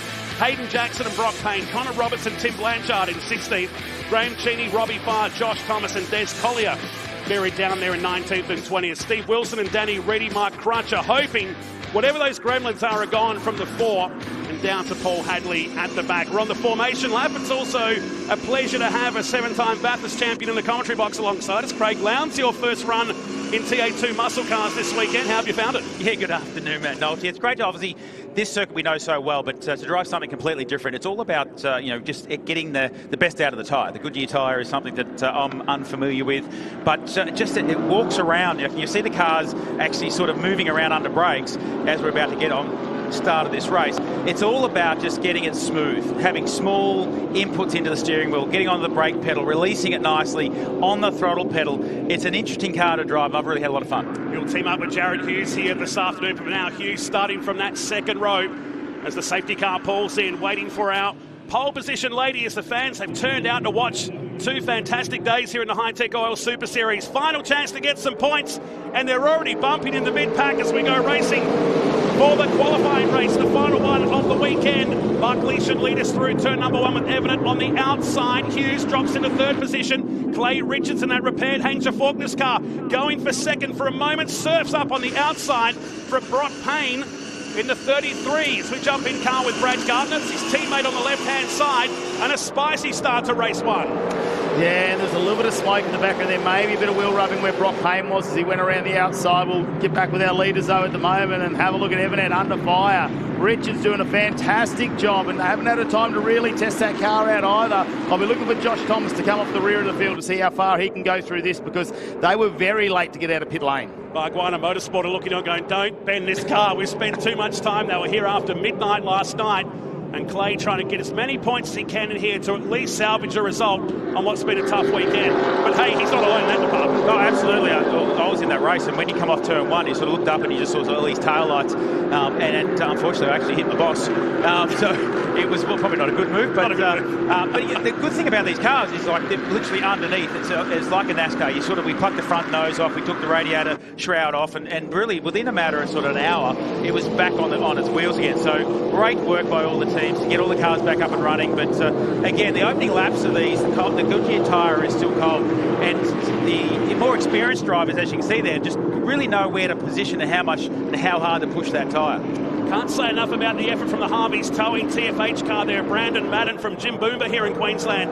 Both he and Scott Andriski have been the hard chargers. Their first appearance in the TA2 Muscle Car Series and been regulars in the top 10 as they charge down at turn 3. It's like a guard rubbing on one of the Hi-Tec Oil Chevy Camaros. Tom Davies in the Camaro that Nathan Hearn powered to victory on 2 new green tyres in that race, incidentally, today. So everybody's trying to make the best of their worst tyres and save a good set for the big one today. Yeah, Josh Webster looks like he's just having a nice little battle here with Lee Stibbs at the moment in the 66 Hi-Tec Oils machine. He's going to have to watch out. He's coming back. Hayden Jackson just in the background. Have a look for the crisscross here as Lee Stibbs comes down. Davies is going to need to be aware of this, though, because they're coming up at him. Cars are still sliding around as those tyres start to come up to temperature. Here he is on the outside. It's become a new trend here today, Queensland Raceway. Webster in the Marcus Ambrose Motorsport car. As they come past, crank up the volume. Have a listen to this.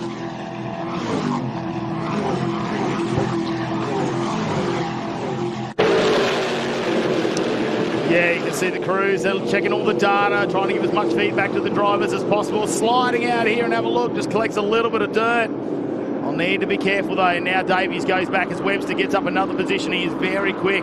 That Marcus Ambrose outfit, they'll be looking for a bit of redemption after yesterday's pit stop where they went 10 seconds below the minimum time frame. And that really hurt them. They would have come away with a 2nd position finish, but pushed them way back down the grid.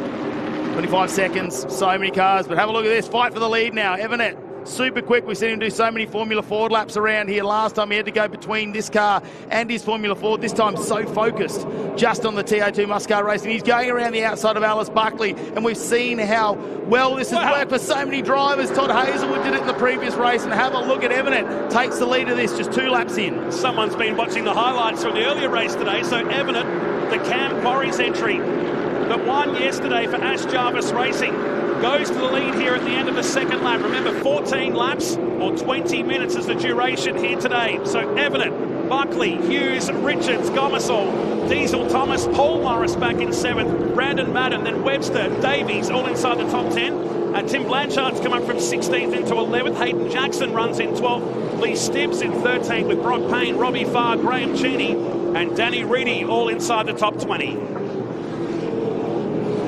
Yeah, they just keep lining up, don't they? Now have a look at Jared Hughes. It'll be a moment for you, Craig. You're going to watch this intently, aren't you? Can you send something down to pit lane? Have a look. Oh, that splitter moving around. Well, it's actually something good to look at now. Something to work out with the boys. But, yeah, look, it's an interesting concept, obviously, where Jared finishes. We then have the combination of where we start the final. So I'm really keen to see what we made an adjustment to the car, and you know, it's been working really nicely over the weekend. And again, just a different car to work with. But Jared is really comfortable in the car, and that's something that is great for me. And at the moment, like Alice Buckley has been in that Chevy car has been sort of the class leader all weekend. But for now, fingers crossed that Jared can get up there. 240 points the advantage for Hughes back to Gomersall, so the pressure's off a little bit when it comes to the overall series, which heads to Mallowar in September and wraps up at Winton Motor Raceway at the end of October, so they can focus purely on this tag team enduro event. But for Lockie Evanet, he's starting the motor on down the road with a 1:13.8 on that previous lap to be the fastest car on the track by at least 0.7 of a second, with Buckley and Hughes and the Chevrolet Performance cars in tow as Josh Webster comes into pit lane for Marcus Ambrose Motorsport. And outside that top 10, and add insult to injury on top of that penalty, that a broken radiator during the race yesterday with George Miedeke behind the wheel. Yeah, it just hasn't been a weekend for them at the moment, and I can definitely tell you this is not a driver swap test. They look like they're going straight into pit lane, which is very unfortunate. Well, it's the bonnet coming off. I was surprised there. I might have seen that jacked up, potentially looking for a gearbox issue, which we have seen a couple of times throughout the weekend, but the bonnet coming off that car will stay watching this to find out exactly what's going on. In the meantime, Evanet still opening up that 1.3 second lead at the moment as he starts to edge away. Jared Hughes right on the back of Alice Buckley, and the question will be is what tyre bank have they taken into this race? Have they taken that risk on throwing 2 greens on the car, or are they going with 4 eroded tyres in that case? Maybe they're going to wait for the endurance if they can just try and hold the top 4 position there. Hearn Slade would be pretty happy with the points they've accumulated. A lot of focus on the engine here at Marcus Ambrose Motorsport. I think there's going to be quite a few teams with green tyres later on today for that race that haven't had the good weekends, particularly that 97 that didn't race at all yesterday. So we're in for some surprises, I think, later today that we weren't expecting to happen yesterday. In particular, that blue and green car that just went through the shot. So we do have a waiter on the field here as Diesel Thomas with Paul Morris behind Brandon Madden in that number 11 car. The starter from 7 today continues to run inside that top 10. But a troubled weekend continues down at Marcus Ambrose Motorsport. The Autofix 200 Mustang in the pits. Also in the pit lane is Tim Blanchard in the Cool Drive Auto Parts entry. Car number 36 in 25th spot. Great to see Hayden Jackson there just in the background. That's a fantastic little fight they got going on. Paul Morris has dropped that back down a few numbers here now with Madden right over the back. Morris in 7th position. I'm not quite sure what happened on the start there. They maybe got a bit of wheel spin because the car was moving around very tail happy, unless Madden was just giving it a bit of a nudge. Maybe. Just to keep on alert around him, maybe. There is the 36 Cool Drive car, sharing with John Udi, another newcomer to TA2 muscle cars in Australia this year. So, Lee Stibbs in the 66 Camaro's come up into 11th position now. Some of these drivers charging for the back, including Danny Reedy, who's come from 22nd into 14th. Graham Cheney now runs just behind him. Des Collier, Josh Thomas, Connor Roberts, and Aaron Prosser all inside that top 20. So half race distance with Lockie Evanet just under 2 seconds clear of Alice Buckley. Jared Hughes a further half a second behind. Back to Richards, Gomersall, and the rest of the field motoring on by here. Lap times, incidentally, have dropped well away from yesterday's times. We're in the 1:14, some in 1:15. Yeah, that will tell us a bit of a tale about what tyres are going to take onto these cars, I think. And there'll be some teams that will really want to be further up come the endurance race. I think that's an advantage to try and chew up a bit of a green tyre in this race and get a bit further up, get some more points, try and stay out of trouble come the opening of the endurance. And there are other teams who will be willing to take that risk, go out in an eroded tyre, get the car through. Brock Payne very wide again by the looks there. A lot of dust. Yeah, just waiting. You'd think there would be, potentially just pushed wide. Yeah, other teams will be taking the risk on the eroded tyre in this race. Oh, there we go. That's Glen Evert, and it's scratching away in the Alien Tech entry. That's further back at turn number 2. So, the 82 car that he's sharing with Luke Vanner back in 24th position. Hadn't seen too much of that car this weekend. In one of our biggest fields ever. 26 cars that took to track for qualifying, 52 drivers, the highest quality field we've seen in the 3 episodes of the tag team Enduro.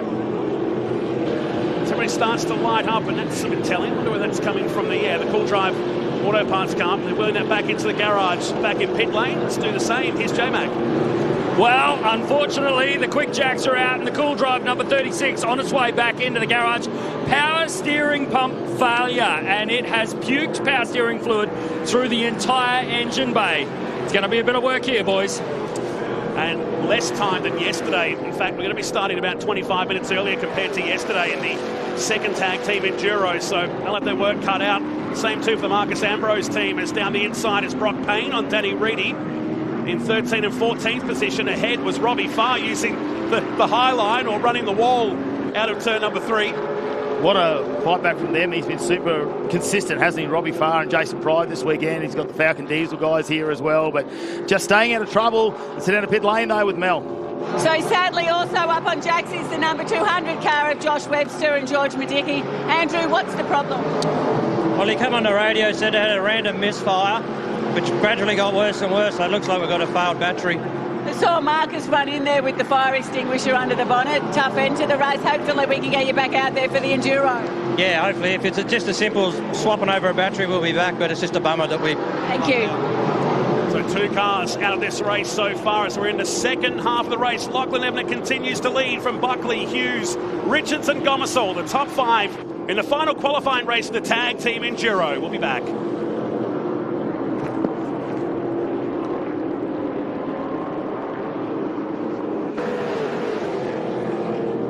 And here we go, Robbie Farr under attack from Brock Payne as we come back here with racing in the TA2 and off on the dirt, coming out of turn 3.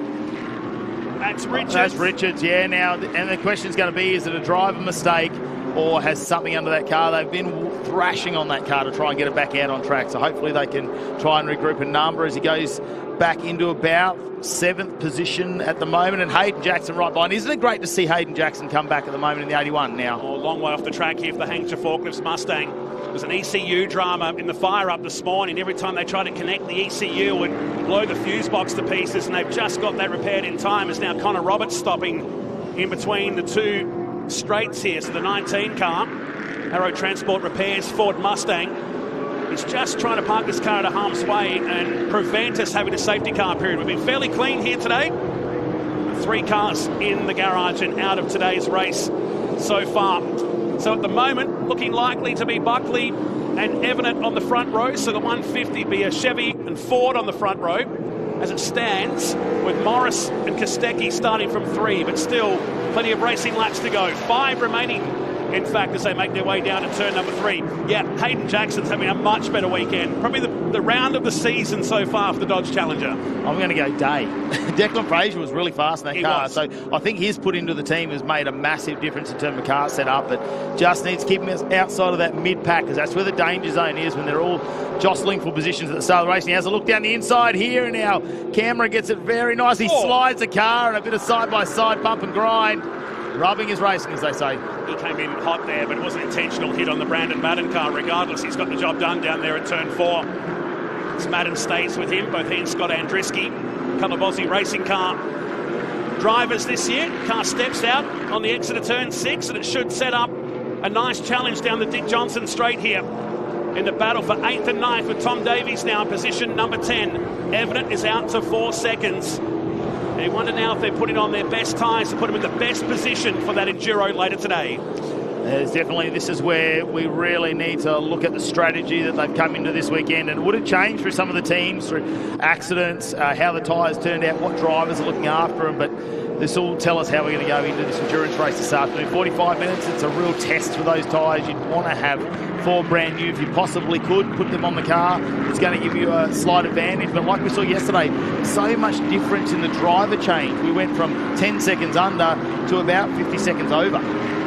Yeah, it's true. Some of those guys yesterday were really taking their time, and they'll tighten it up for today's one, because that's costly. As we saw in the Australian Production Car Championship race as well last night, the closer to perfection you got, the more track position you gained. But for the 200 team yesterday, they were 10 seconds under in their pit stop time. It was a costly mistake at Marcus Ambrose Motorsport. But their day is already done, or at least this race is done for the Autofix team. As down the final turn is Morris with Clay Richards, who's right the wrong of that little off down there at turn number 3. As he continues his chase in that 67 with Jackson and Madden in tow. 3 laps remaining here at Queensland Raceway. You're watching the battle here for 6th and 7th between Morris and Richards. Hayden Jackson runs behind, but out in front, this guy in the Cam Quarries and Concrete entry. That's the margin back to second, 4.5 seconds. And these 2 Chevy Camaros now will duke it out for the final step on the podium, at least in this race. Jared Hughes just taking his time, being very, very patient behind Alice Buckley. Looked for that opportunistic moment, managed to get up into second position. Alice will still have a heap of points going to this one. We'll start on the front row of the grid, you would think, at the moment, alongside Lachlan Everett. So her and Tim Slade still tough pairing here this weekend. You wouldn't think it's going to get much better than that. Tim Slade, you know, the king of the one-lap dash, but he's shown so much, well, he's got so much experience when it comes to all forms of motorsport, just bringing this car home. And I am going to suspect that they are hoping for 4 green tyres going into this final race.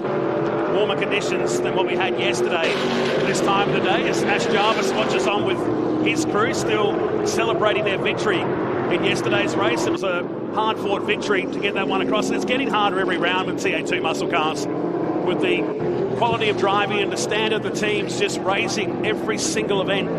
If you look back to how we were at Winton and what we've got this weekend, this category is absolutely on the rise in 2025, and big plans going into 2026. James Golding watches on from the roof.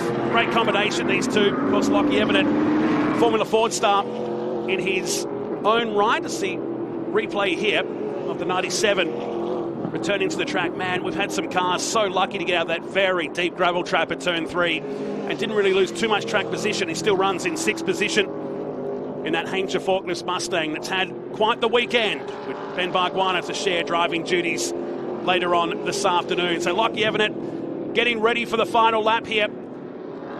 And off the track is one of the IES Motorsports cars. That's Paul Hadley, taking one of our polystyrene signs down for good measure and rejoining the track in car number 50 and back in 22nd position. Final lap for this guy, and controlled it from the outset. Gap is 5 seconds. Hasn't been all smooth sailing. He dropped back into 4th position last night. Jimmy Golding brought that car home with a massive vibration in the back of the car. It's had the whole diff changed over overnight. They were still here past 10 p.m. getting that done, but looks like it's come back out firing. Jared Hughes still holding out Alice Buckley, and right behind you can just see Ben Gomersole in the background. Is that Josh Thomas, who's worked Diesel Thomas up there in 5th, but Josh Thomas for me as well, working his way back into 15th from starting right down the back. He's done a good drive from 19th on the grid for him, in fact. So we'll mix up the mid-pack here for the final race this afternoon. Alice Buckley destined for pole position here with Tim Slade for that second endurance race of the weekend. Well, this youngster from Townsville has been great in open wheel competition. And it's a very, very solid combination with he and James Golding. He's going to reward Ash Jarvis with their second victory of the weekend. The tag team Enduro, with 1 turn remaining. The Cam Quarries and Concrete number 8 Mustang accelerates towards the checkered flag, and it's going to be a win to the joy and claps down at pit lane from Ash Jarvis Racing. Evident wins by 5 seconds to Jared Hughes. Alice Buckley home for 3rd with Gomersole and Diesel Thomas in 4th and 5th. Here's Madden on the back of Jackson for 8th and 9th position to make their way down to the checkered flag. And yet another clean affair. Brock Payne got ahead of Lee Stibbs on the final lap, and Tom Davies will get the last spot there in the top 10. Yeah, what a race that was between all of our drivers. They continue on. Robbie Farr, they've actually been working pretty hard there with Marcus Ambrose Motorsport in the shed next door, and I believe Marcus had a fair bit of input to setting that car up this weekend, so great results for the Farr team. 5 seconds dominance from the Cam Quarries team. Lockie Eminent from Hughes, Buckley, Gomersole, Diesel Thomas and Clay Richards rewarding Barguana Motorsport for their overnight efforts, with Morris, Jackson, Brandon Madden and Tom Davies all inside the top 10 today. Outside Brock Payne, so he steamed up through the field there too in that 33 machine. Lee Stibbs was next. Danny Reedy, today's big mover, from 22nd on the grid up into 9th. Robbie Farr home for 14th with Josh Thomas, Graham Cheney, Des Collier. Mark Crutcher gets a result in the number 4 car. Brad Gardner and Aaron Prosser in the top 20, with Wilson, Hadley and Connor Roberts The only cars finishing in that race were Ebert, Blanchard and Webster finished their races before the halfway mark. In race 2 for the main drivers in the tag team Enduro at Queensland Raceway, here come the highlights. Oh, it's much calmer than it was yesterday, but have a look at the race start here. And Jared Hughes knew he had to stay on the inside behind Alice Buckley. Clay Richards really put his nose in there. Brock Payne was out very wide, but it was very early that tyre was rubbing. Looks like in the Lee Stibbs machine, the number 66. Now, this was Lachlan Everett. Didn't waste too much time. Knew he needed to get out in front. We saw from the previous race. Getting out, getting fresh air was very, very important early in the race. Brock Payne, well, working through on Danny Reedy at this point to make up a position. And there was this moment here for Clay Richards where we thought about the unthinkable after all the effort the team's put in last night. We didn't want to see anything happen to that car, but managed to scrape his way back onto the track and get a position in the end. So they'll still get some points, especially seeing they had a DNF in the Driver 2 race today. Wow, who's a long way off the track there too. We only caught the partial replay of the Hangsha car make its way back out. This is Paul Hadley tapping the sign of the exit of turn number 6 and bringing that car home in 22nd position. He rejoined the track. 4 cars DNF'd in today's second race. Not this guy, just led it. And that is the 30th victory the Formula Ford star and Ash Jarvis Racing, second victory of the weekend, and also the fastest lap of the race at 1 minute 13.7. We're about a second away from the times of yesterday. The debrief with James Golding down in victory lane, and J-Mac standing by, their third place getter at what was a very, very cool race. That'll set the field for the main race. Alice Buckley for Chevrolet Racing in the Camaro. A third place here in the Driver 1 race. Before we go into the Enduro, not the result you were hoping for. Run us through how it all went down. Yeah, obviously I had to come off the winning streak at one point, and sadly that had to happen today. But yeah, just sorry to the team, made a few mistakes there, and just couldn't get it to unlock. Just had a big lock up there. But yeah, I felt like overall we didn't have the pace that we did in previous sessions, so we'll work on it and come back for the Enduro. We got a good tyre bank for it, so we're excited. And starting from a good position nonetheless, yourself and Tim Slade, you'll bring this one home. Awesome, thank you. Moving right along into second place. Also, with support, let's go and find him. It's a little bit difficult here. That's everyone. Let's find him. Here he is. He spent all race running away from the competition, secured yourself second place. Jared Hughes, congratulations. Hey, thank you, mate. It's yeah, it's good to get second. Fortunately for Alice, made a bit of a mistake, able to capitalise on, but yeah, still not happy with the Camaro. Unfortunately, we just haven't been able to crack it yet, and then it was a tough race that time. But yeah, good to get second. Fantastic job. We're looking forward to it. The Enduro, how's everything looking coming into that? If it's like that, we're going to have a long race, but we'll see. Yeah, I know I've said it every time. We're going to go see what we can do after this, but yeah, hopefully we can tune it up a bit. Otherwise, it's going to be a long afternoon. Well, fantastic stuff. Well done. And here he is. World Get On Notice. Lachlan Everett, your race winner. Congratulations, bringing it home by over 4 seconds. You broke the streak, coming in ahead of Jared Hughes and Alice Buckley. Well done. Thank you very much. Yeah, couldn't be happier to come home with a race win. Coming into today, it's incredible, and it's really important going in the Enduro, bank the points and save the tyres. And those last couple of laps, I can look back and I can back off a little bit and just save them up. And we'll go through some strategy, look at some tyres, and hopefully make the right choice for the Enduro this afternoon. Well, the Cam Quarries and Ash Jarvis Racing back to entry were looking good out there. Mr. Golding over there, how are you feeling? You guys are fairly evenly matched in terms of the weight. The strategy should be pretty easy. You guys have been using the tyres well. Who's going to be doing the majority of the stint? Yeah, we'll probably go back and have a look at the times and data and have a look and see what's best. We'll go through all that, make some setup changes maybe, and just looking at improving on pace and overall, and just keeping it consistent. The car felt really good there. I can't thank the team at Ashley Jarvis Racing enough. Thing was mint, so looking forward to the next race. Fantastic. Congratulations, Lockie. That's a great win. Thank you very much. Well, plenty of race tape, a few broken panels. There's been non-stop action for you, Brock Payne, and that race was no exception. Yeah, it's been an up and down weekend for us. It's good to come home 11th in that race. There was, I've made a few mistakes, a little bit disappointed in some of the mistakes I made, but overall happy to finish 11th considering we had 2 DNFs yesterday and the car was quite damaged. So shout out to my team who stuck in and got it repaired, and we're back out here today. Seen some pretty wild overtaking by you. What's the plan for the Enduro? You're starting, you're second, new tyres? I think I'll be starting. We do have some fresh tyres considering we didn't DNF 2 races yesterday, so that might work in our favour. But hopefully start the race clean, get into a rhythm and just see what happens. I think the number 33 will be a car to watch in the next race. James Golding, congratulations. The young gun here, bringing it home to a great result. Give me a rundown on how he operates, young Lachlan Evenet. Oh, he goes hard, mate. He doesn't muck around. So, yeah, as you said, great job by him. Few issues with the car in the last one, so the boys did rail to get it back out. It was last minute getting out to the grid, so credit to them for all their hard work there. And great turnaround. Lockie did an awesome job, settled in at the start and then passed Alice down the outside of turn 4. Awesome move. So, yeah, fantastic job. He's definitely got a lot of talent, so looking forward to sharing the race with him, Savo. Tell me a little bit about Ash Jarvis. Obviously, he's got a history that goes back quite a way. He's prepped a car that did have some minor vibration issues yesterday. You picked it up, Lachlan picked it up, but it sounded like they got it sorted. Yeah, it's all sorted now. So, yeah, we had a diff problem yesterday, which we lost a lot of straight line speed and had a lot of temp and a bit of oil floating around in the back end of the car. So, lucky to just finish that race, I think, get some points, and we'll be looking forward to the Savo when everything's going well. You and me both. Thank you. Cheers, thanks. Yes, an incredible race there, and it will set the tone for the endurance a little bit later on this afternoon for our TO2 muscle cars. But let's get back into some open wheel action. The Formula V on track right now here at the Hi-Tec Qd Super Series for their 4th race.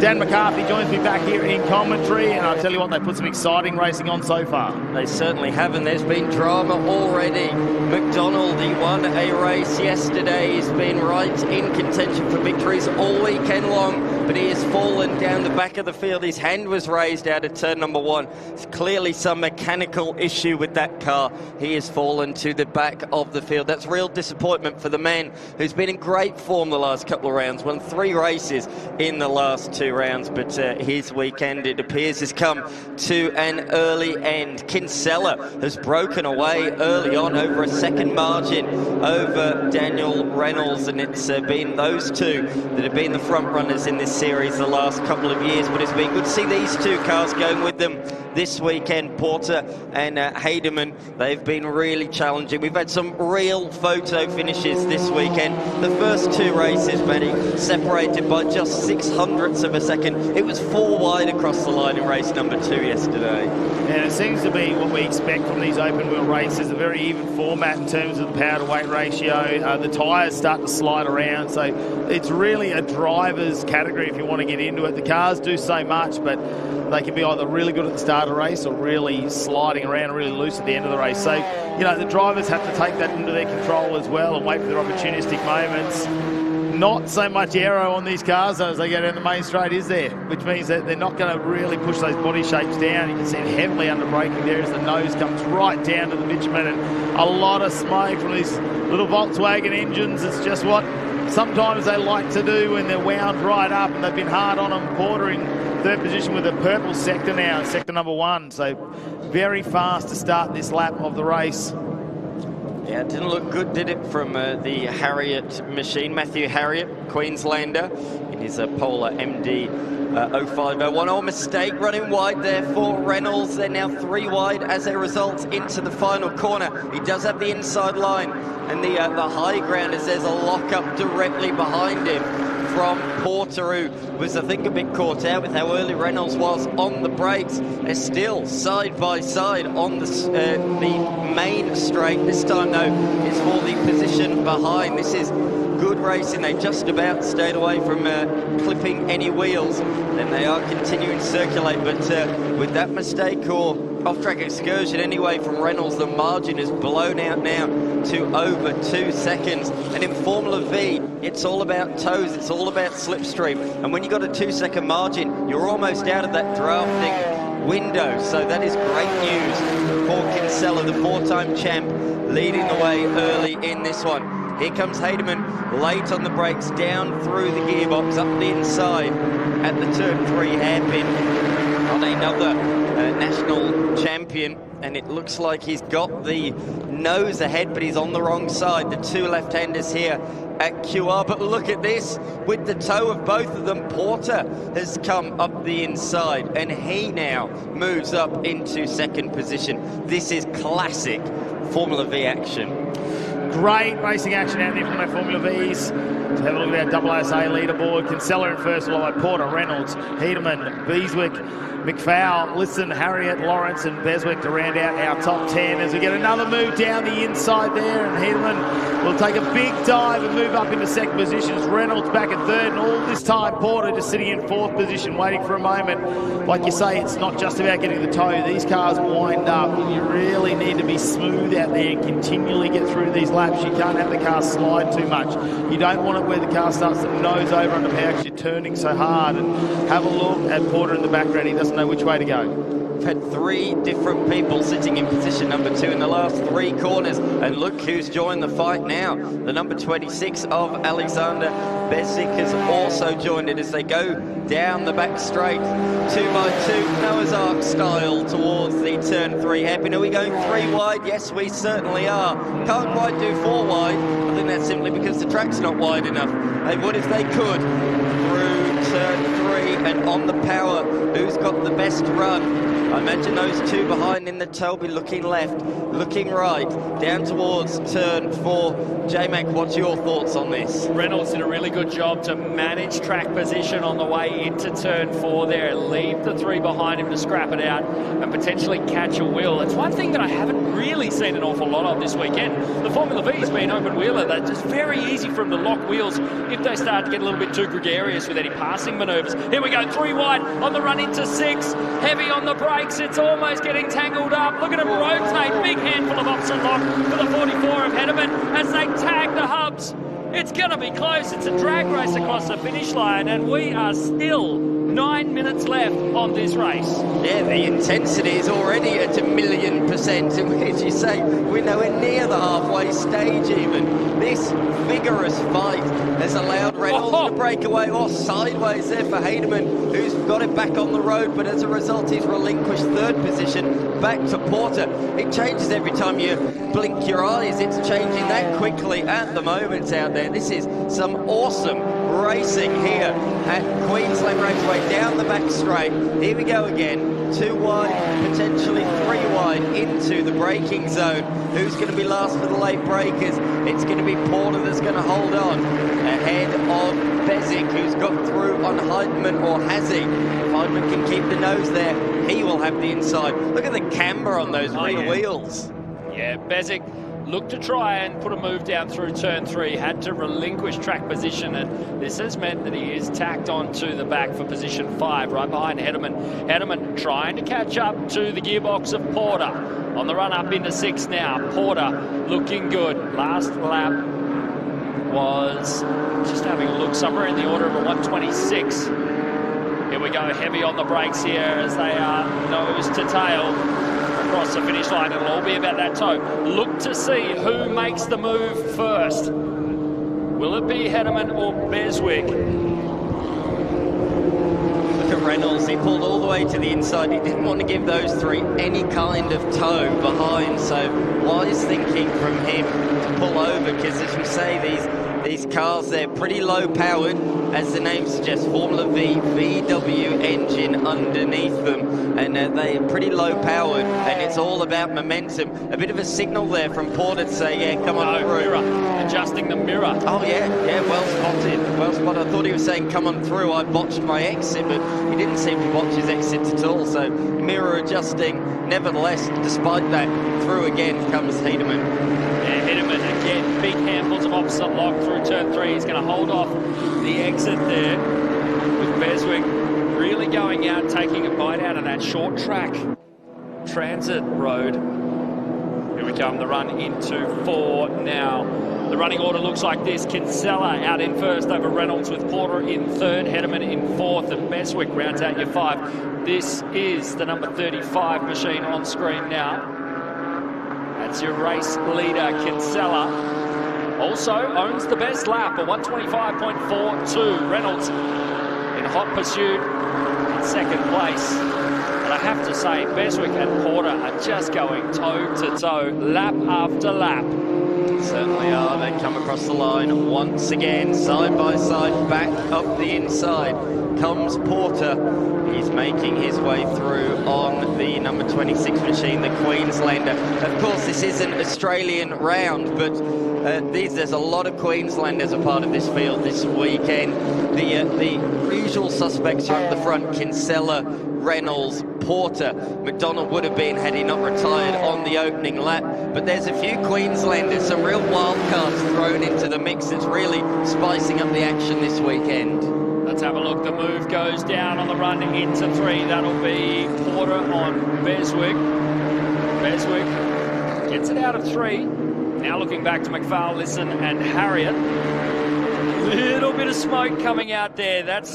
I know these Volkswagen motors are a little smoky, but that seems to be a little bit excessive, Dan McCarthy. I agree. I do agree with you there. That is definitely smoking more than you would expect.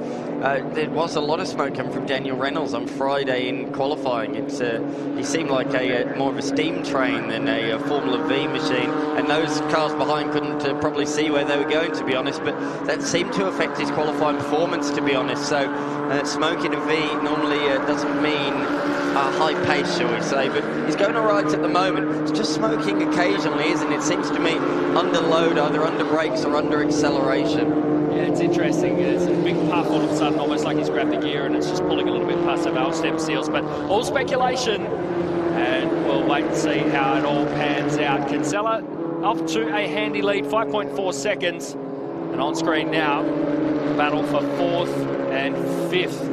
Isn't even for a major placing, Dan. That's right. It isn't, but it's all about round honours where they're going to finish overall, and it's been really tight all weekend. These guys have always been fighting each other, and we've had so many side-by-side finishes, I should say, in the V's this weekend, as we've always seen. Let's not forget, we called a race at Sydney, the last round of this championship, decided by 1/10,000th of a second. Yes, that was definitely one to look at for those of you that aren't too good with the decimal system. That's going to 4 decimal places. Most timing systems stop at 3. Yes. Yes, we needed that last decimal place, didn't we? It was quite crucial to determine the outcome of that race as they hit the little strip once again, the little run towards turn 6. Oh, big move shaping up around the outside. Can Porter get it done on Hederman? No is the answer. Has Porter broken the back of Beswick? Or will he be able to get the number 26 up onto the gearbox? Look at it, Hederman trying to get out and make life difficult, not create a tow at all. You see him jinking over the track, and it looks like the move will be done before turn 1, Dan. Yeah, absolutely. Through he goes on the man that just set the fastest lap of the race. That just shows how important a tow is. The fact that number 44 set the fast lap of the race, but before turn 1, he's lost that position. So back to 4th for Hederman. I note that Kinsella also set an absolute blinder on the last lap as we changed position once again on the strip towards turn number 3. Back up the inside comes Hederman. So, sideways again. Problems. That's going to be McDonald in the 51 machine. That's the car that came to a stop on the opening lap. Couldn't quite tell who it was from the overhead. I don't normally see a Formula V from on top. So that was McDonald. What a shame for him. He's been really good, though, this season. He's shown real promise, real great performances throughout the season. Yeah, okay, the result's not gone his way in this race. But overall, again, another fantastic round for him. Just seeing a brilliant defence from Porter on Hederman through the turn 4-5 complex up into 6 now, and this trio is still as tightly packed as ever, separated by only half a second. These 3 fighting have allowed Reynolds to get away, and away by quite some margin. He's 4 seconds down the road now. If you remember, on the opening laps, it was Reynolds that was fighting these guys, and that's what allowed Kinsella to pull away. To give you a comparison of how much of a margin that is, the first 3 races of the weekend, were all decided by less than 600ths of a second. And this one, and now with a 6-second lead, Kinsella over Reynolds. That just shows how important the slipstream is. If you break away from the slipstream, you can quite convincingly take a win. It's not a bad conversion rate going from gaps of 600ths of a second to 6 seconds. 6 seconds, exactly right. As the jostling for position continues for third position on the road. Importantly though, Porter will be really wanting this third position. We said about these Queensland wildcards coming in this weekend. Porter needs to finish third, close to his championship rivals Kinsella and Reynolds. If Haydeman or Bezic get in the way of that, that's just costing him points in the championship.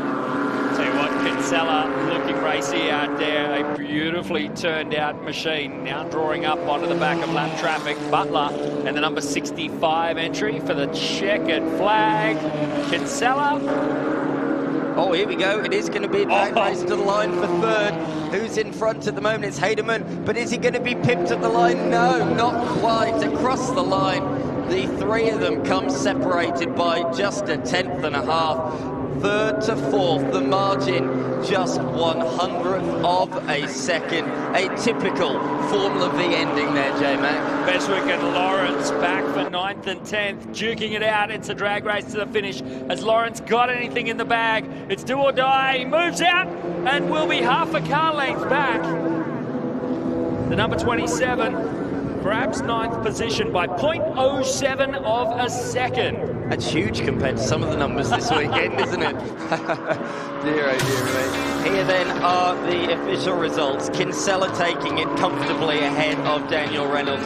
What a race though for third. It was Haydeman that came out on top. Had a Curtis Porter and Alexander Bezic. Then we had McFall, Harriet, Lisson, Adam Bezic and Lawrence rounding out the top 10. Chris Behan brings it home in 11th with Robertson, Westerhout, Lisson and Ridgestein rounding out your top 15. There was James Cornford, Adrian Taylor, Peter Butler, Alex McDonald and Lauren Mark for your top 20. Well, there was certainly a lot of highlights in that one. It's a very even jump on the front row of the grid. We saw a bit of smoke there from Daniel Reynolds as the lights went out. But straight away, Kinsella was able to break away as those behind jostled for position. This was one of the notable moments early on with Harriet right in the thick of the action. But this was a fight for second position. Haydeman, Reynolds and Porter. That fighting then allowed the next car to follow in as well of Bezic, the number 26. There was a bit of contact midway through the race, but other than that, they kept it clean. Yeah, that was really the only incident that marred the entire race, aside from McDonald pulling off in the infield there later on. There was some bang-up battles, this one between the 65 and the 35. That was at the back of the field as our winner crosses over. And man, oh man, Formula V, I have to say, open wheel, I have a newfound appreciation for them, Dan. Yeah, you said at Sydney, didn't you, how much you enjoyed calling their races, and they just deliver week in, week out, wherever they are, whether it's the Victorian Series, the Queensland Series, or the National Series. Great respect between Kinsella and Reynolds as always. The multi-time champs shaking hands. And Mel, you're down there with our race winners. Well, we seem to have lost P3, but P2, Daniel Reynolds, you really, really had to fight for that one. Yeah, I mean, obviously Michael got a good jump and I kind of got balked slightly by Alex, and it just gave Michael enough that, yeah, it became a fight for second for a while until I managed to get a break. I mean, as always, non-stop action in the Formula V's, different car on every lap, but you just pulled away a bit at the very end. Yeah, that's what it's like around tracks like this. If you can't get a bit of a break, it very quickly turns into a big train, but luckily I found a moment to kind of get half a lap to build a bit of a gap, and from there it was just managing the pace because I was never going to catch Michael. Another podium, congratulations. Yeah, that's it. No, big congrats to Michael, and yeah, thank you for Queensland for putting up a great meeting. Thank you. And our winner, Michael Kinsella. Once you break the toe, it's hard for them to get anywhere near you, isn't it? Yeah, I wasn't expecting that. Thought it'd be another bit of pack racing like the other races, but not sure what happened on the start. Got 50, 60 metres and then just kept hitting my marks and put in some consistent lap times and pulled a gap. I mean, it was all going on behind you as usual, but you were just miles out in front and kept on building on that gap. So great end to the great weekend and more points for your championship. Yeah, it was a great weekend, a few wins, and look forward to the next round. Thanks. Thank you. Well, brilliant action in the Formula Vee Australia Series. We're going to take a quick break. Round 4 of the Hi-Tec Qld Super Series. We'll be back on the other side of this with the endurance race for the Innovation Race Cars.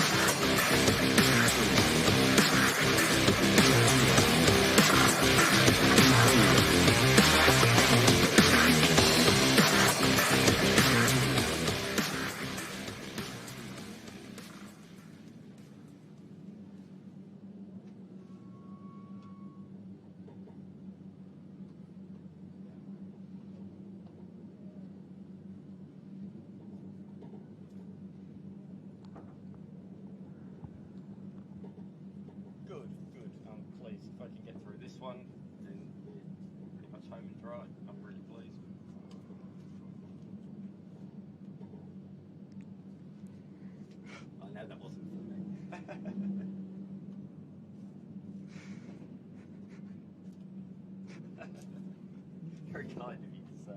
I think the one shooting across the racetrack is for me. That never happened. That's not good to hear.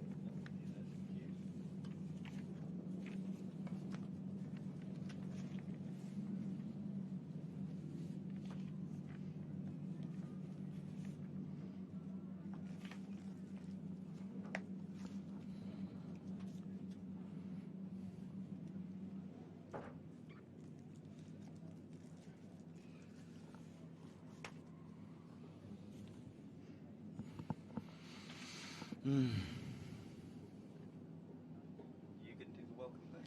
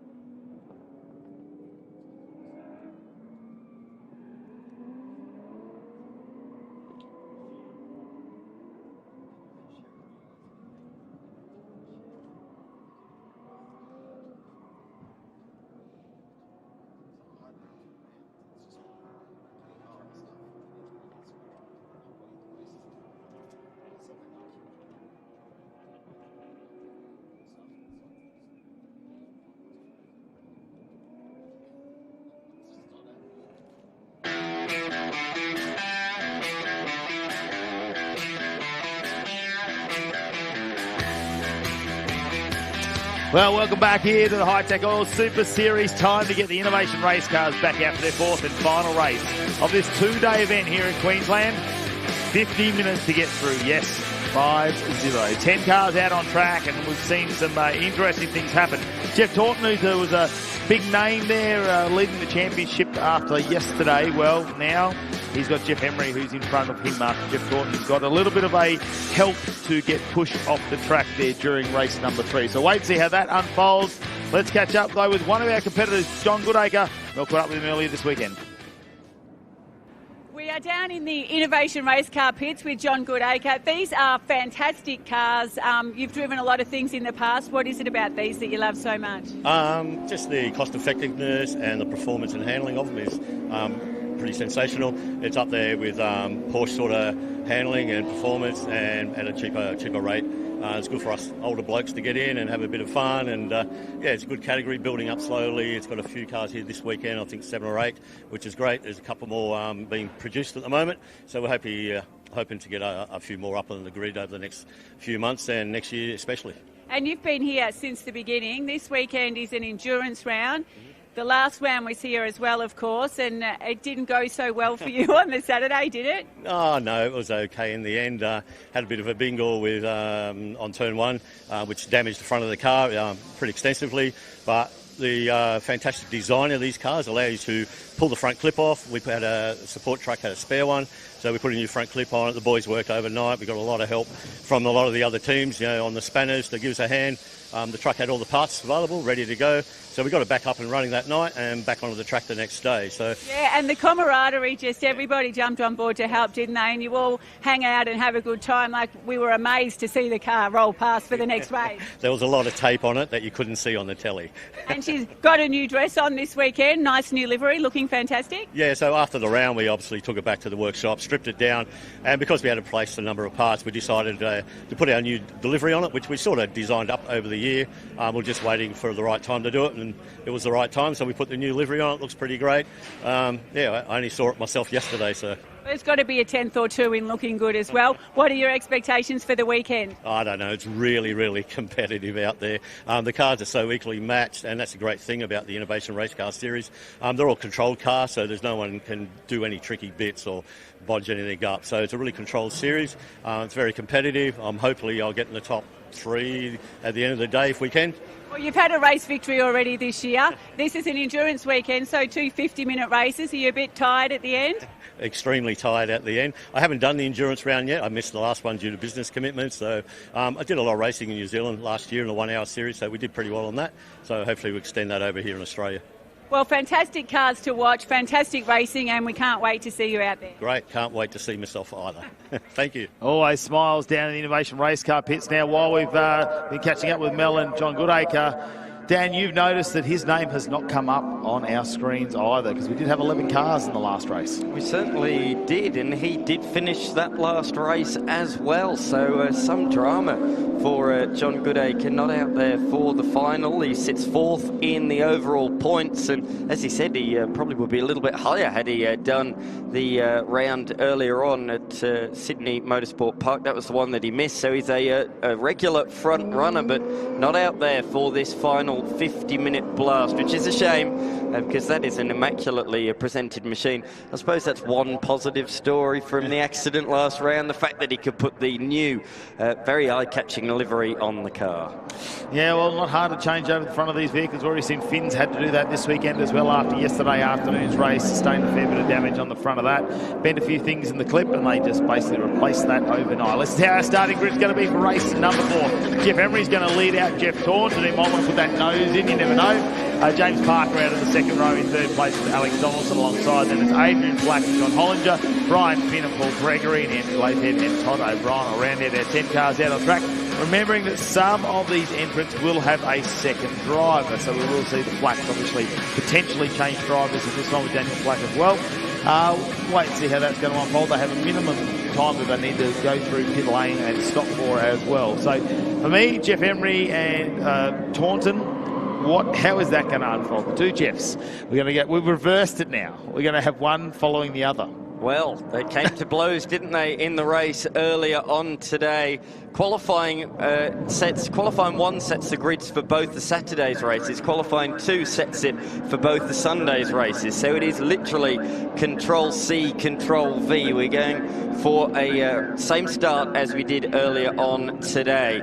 What happened was Taunton made the better initial launch, and he thought he was clear, and by the time they got to turn 1, Emery was really late, really committed on the brakes, and the 2 collided midway through turn number 1. So Taunton ended up in the barrier, finished down in 11th, while Emery went on to take the win. But we're going to take 2 here this afternoon in the Innovation Race Cars. Emery's made a much better start, and this time it's him with the nose ahead into turn in number 1. Taunton, though, braves it out around the outside, and he's got his nose slightly ahead for turn 2, but again, he's on the wrong side, the long way around. The fast-flowing, long left-hander at the second corner. Out of the corner, down the back straight, the 702 of Gillison is right in there as well. So if either one of these makes a mistake into the hairpin, he is there to pounce. And let's not forget, he was the benefactor from their incident earlier on today. He stole the victory away and ended up taking off into the distance. But Taunton's gone around the outside at the hairpin, and for the first time now he's got the inside. Late on the brakes in the Mustang modelled car, and he takes up the running a bit sideways, though very, very sideways on the exit of the corner, and they're both up again. Oh dear, me. So, big air for Emery. He hit one of the service roads. He flew up into the air and has come crashing back to earth, nose first into the ground. That car has sustained heavy, heavy damage. I think that will be coming straight into the pits. But once again, Taunton and Emery have come together on the opening lap, and Gillison once again is the major benefactor. It's literally copy and paste from the race earlier on. If you go back there, you'll actually find Gillison may have given him a helping hand from Emery. Let's have a look at the replay here. Now he's sideways, bit of contact made there. I might have seen that a little bit earlier, but yes, this is where the problem is. Very wide. Have a look at the dirt. He's launched the car, all 4 wheels in the air. Luckily, he hasn't run into our big screen.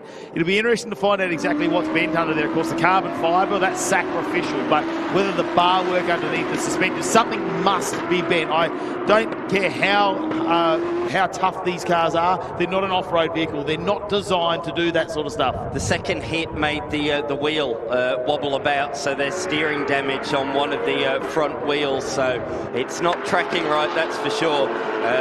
Gloves thrown on the ground. Emery is not happy at all with how that ended up. That's a real shame for him. He's been so fast this weekend, but there was significant wheel damage, and that car was not going to be able to go any further. There you go, you can see the right front was the one that took the brunt, and it was the second impact when they rubbed front to rear wheels that did the damage, plucked the right front out, and that is a real nightmare. Taunton has rejoined, albeit pretty much at the tail of the field. The only car he is ahead of is the Mark 1 Focus of Leithhead, although I've just said that Taunton has come into the lane, so I think he also has some damage because the pit window is nowhere near open yet.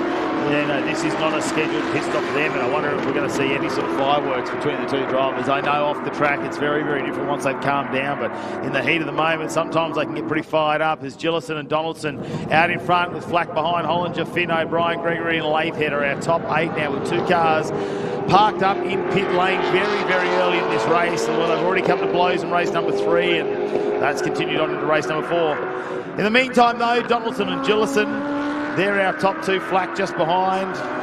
Gillison's opened up a little bit of a lead now, 3.5 seconds. You see that a little bit further down in the Danny Studdard car here this weekend, but Donaldson and Flack, Donaldson being just a little bit defensive. We had a look down there bottom right of our screen, and they had the front end off that car as well. I'm going to say suspension damage on the left-hand side, judging by the amount of attention that is getting in it. Potentially looks from this angle that there is a bit of toe out on the left-hand side compared to the front right. So we'll wait. We'll try and get some more news from our pit lane reporters down there very, very shortly. And we've still got 42 minutes remaining. Very, very early moments of this race. Already a lot to unfold. And last time out, we didn't see any penalties thrown. So we'll wait and find out if that is going to happen. The pit lane is not open. That's damage on both those vehicles as they go side by side almost. Donaldson going very wide to try and get the drive out of that corner, and the Axel's Earth moving entry doing a fantastic job to hold off a very fast Flack. And we've seen the difference in the 2 Flacks when they came out last time. The driver changed when the tyres start to cool down. It just takes a moment to get their car back up to speed. Gillison firing along at the moment with a purple sector number 1, 23.64 seconds. I tell you what, that is very fast. A 110 already out there. If we see a 109 in race pace, we know they are on it, especially considering it's a 50-minute. But let's head down and find out what's going on with all that damage in pit lane with Mel Price. Well, it has been a rough and tumble Sunday in IRC, hasn't it, Jeff Emery? And there were definitely no winners in that one. Definitely not. Obviously, Jeff came in a bit hot there and couldn't hang on to between 4 and 5, and wasn't sure whether he was staying on and going off, and he went off and he came back on, and then obviously I received a hit in the right front there, and then I broke my steering, and then I found out there's a new ditch in the middle of the track over there with a big drain on it. Yeah, wow, it was a bumpy ride. You were airborne at one point. Yeah, I think my head hit the roof. I went that high, to be fair. I've never actually been so high in a race car before, but yeah, that was an interesting ride. Yeah, well, both cars now parked up in the pit, so as I said, no winners this time for the championship leader, P1 and P2. Yeah, it's a bit of a shame. Like, I'd really like to finish around. I might have a half a chance of winning if I can actually keep the wheels on it. Well, there's always next time, I guess. Tough luck. Hopefully round 5. So we've had 4 rounds so far with tyre failures and all the other stuff, so hopefully round 5 we might actually finish it. Fingers crossed. Well, there we go, Jeff Emery with some tough words there, but here's our leaderboard at the moment. Gillison leading over Flack, Donaldson, Hollinger, Finn, O'Brien, Gregory and Lathan. Our 8 cars still left on track. We're going to have a short break. Don't go anywhere.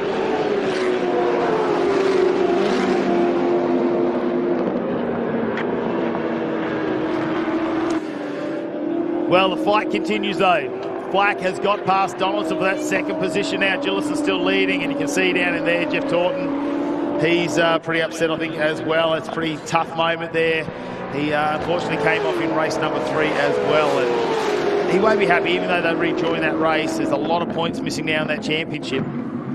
Certainly is for both parties. Both of our championship contenders are out of the race. That means advantage to this man on the screen right now. He led the championship coming in after being consistent for all the first 3 rounds. He lost the lead to both of them yesterday, but he's going to get it back here today if he can hold where he is at the moment. That's just the way Innovation Race Cars has been this year. It's been all about consistency, and he has been very, very consistent. Let's not forget, he spun in yesterday's race after contact with John Goodacre, and then he spun on the final lap as well in the race earlier on today, but he's been able to still collect the points despite a couple of spins, and that is why he is 3rd in the championship and could very well retake that lead at the end of this race. But at the moment, he has the Mark II Mustang directly ahead of him of Axel Donaldson, who's been driving immaculately this week, and I've been so impressed with him in the older model car. To be driving the way he has been a real show of speed and what a talented driver he is. Yeah, John Hollinger, the Victorian, trying to get back in the championship lead now. I'm sure they're talking to him on the radio, not sharing any driver duties, though. He's going to do the full 50 minutes. They'll come in for that minimum pit stop, get a chance to maybe grab something to drink, and get the car up, check it over, potentially take some tyres. I'm quite sure if they're going to need to do that for John Hollinger, but this race now changes for him. It's not necessarily about going out there with outright speed. It's about just looking at one position at a time. Whether he can just move up that field slowly and maybe get onto a podium finish, but really taking those points off Taunton and Emery, who look like they are not going to rejoin this race. Emery, I'd be surprised if he rejoins the race at all. Taunton, potentially, depending on what the suspension damage is, whether they try to fix that here. If it's just a steering arm or a control arm or something like that, that is definitely something they could potentially do down in pit lane. Will the team really want to try and get that car out and take the risk either? Because we'll wait to see too whether we're going to be dished out any penalties from that incident as well. So haven't seen any of that come up from our race control either, as we have a look at this gorgeous car that Flack is driving at the moment. It's really stood out in the Innovation Race Cars since we've started at round number 1. We saw this car. It is bright in the sunshine, though you can't miss it anywhere. A bit of a crowd favourite when you see the photographers down there in the pits as well. Now it looks like they're coming around to get on the back of Lathead, and they may get him to go a lap down at the moment. 7 laps in the books for our Innovation Race Cars. Gillison leading this one over Flack, Donaldson, Hollinger, Finn, Gregory, O'Brien and Lathead. Unfortunately, John Goodacre, quite sure what happened to that car, was out in race number 3, finished the race. Did not see it take to the grid in race 4. Yeah, real shame there. The local search car leading the way with a margin of 6 seconds out in front.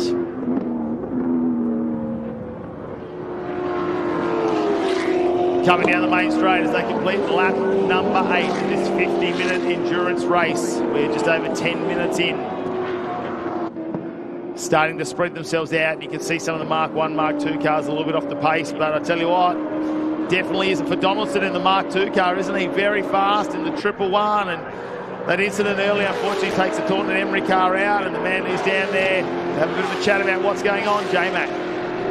Well, I'm going to butt in. It's the two Jeffs that keep coming together. Jeff Taunton, we already had a chat with Jeff Emery. While he's right here, do you want to give us your rundown of what happened out there?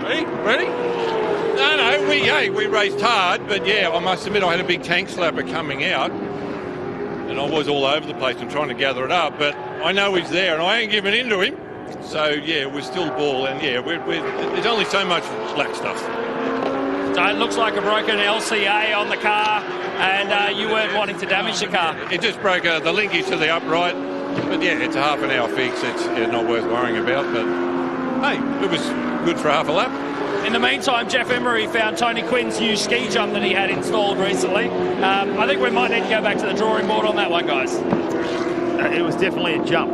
He got airborne. I thought it was a stunt show, potentially. I've not seen something like that in quite some time, but glad that Jeff's all right with that impact. But out on the circuit at the moment, looks to me like Donaldson has gapped Hollinger.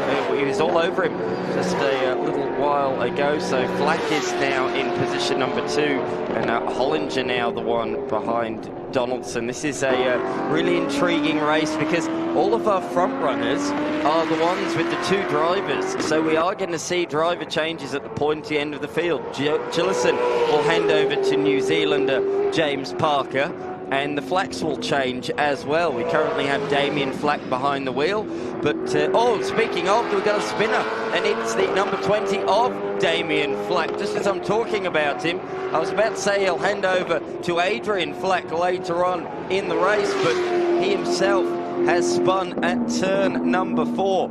Fortunately, it appears to be a harmless spin, but that's really costly because he was running nicely in position number 2. That's no longer the case. Down to position number 5, losing out to Donaldson, Hollinger and Brian Finn, who today is returned to the track after a incident yesterday. Innocent victim, really, in a lap 1 incident. And he's been driving well. He's getting stronger and stronger with every single session after debuting here last round. The regular in the Victorian V8 series, Vic V8s as it's locally known, always driving his VS Commodore, multi-time champion. He knows how to drive a rear-wheel drive V8 powered machine, so I'm very confident that he will get stronger and stronger as the rounds go on as well.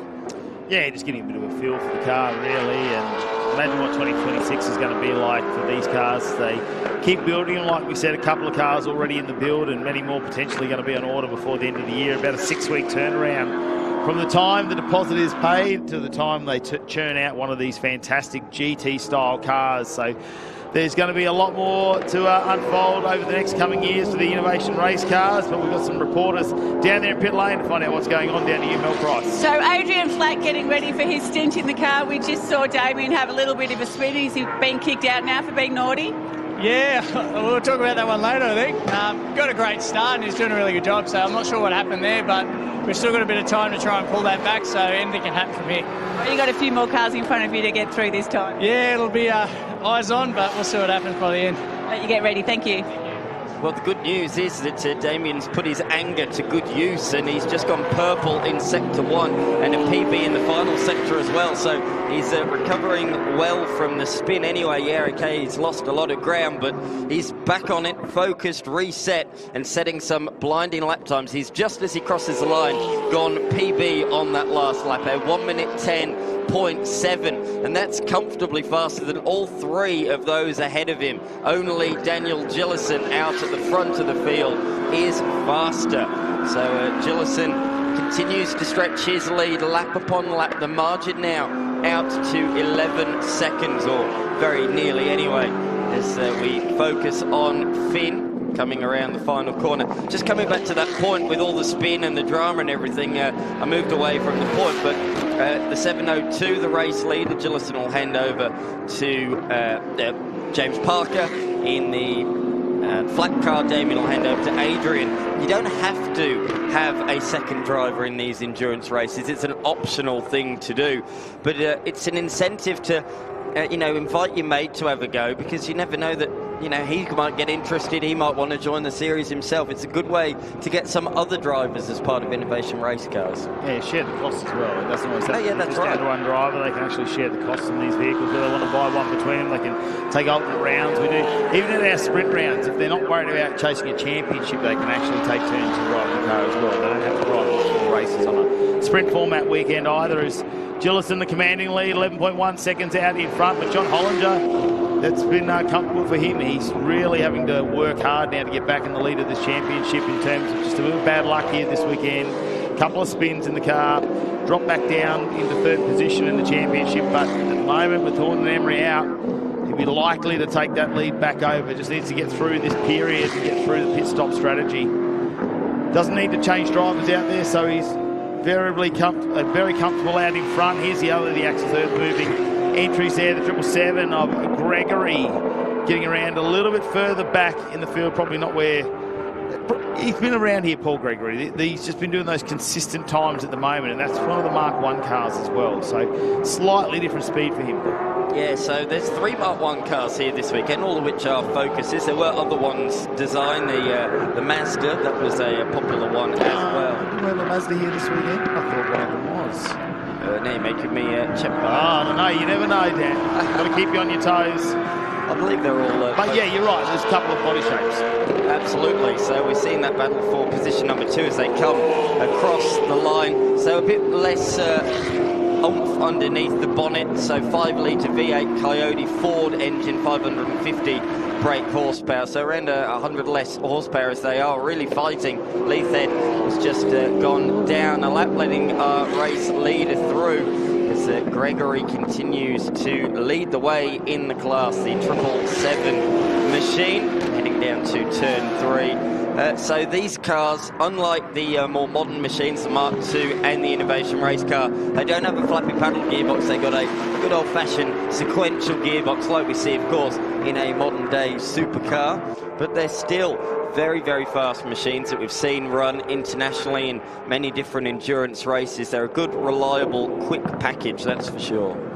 Yeah, they're not too far off some of these later model Innovation Race Cars either. Only about 1 second a lap sometimes as they get around here at Queensland Raceway over the 3.13-kilometre track. Where they really are at an advantage is some of our smaller tracks. Winton Motor Raceway, which doesn't have massive straights down there. We might see a bit of a difference at Mallala, I reckon, too, at our next round. 27th to the 29th of September. That's another 6 weeks away. That could be a track that really brings the Mark 1 cars closer to the Innovation Race Cars in terms of performance. I think it's going to be a really interesting weekend at Mallala Motorsport Park because not only is it new for the Innovation Race Car Series, it's going to be new up and down the lane for every category in the Hi-Tec Qld Super Series. They haven't raced there.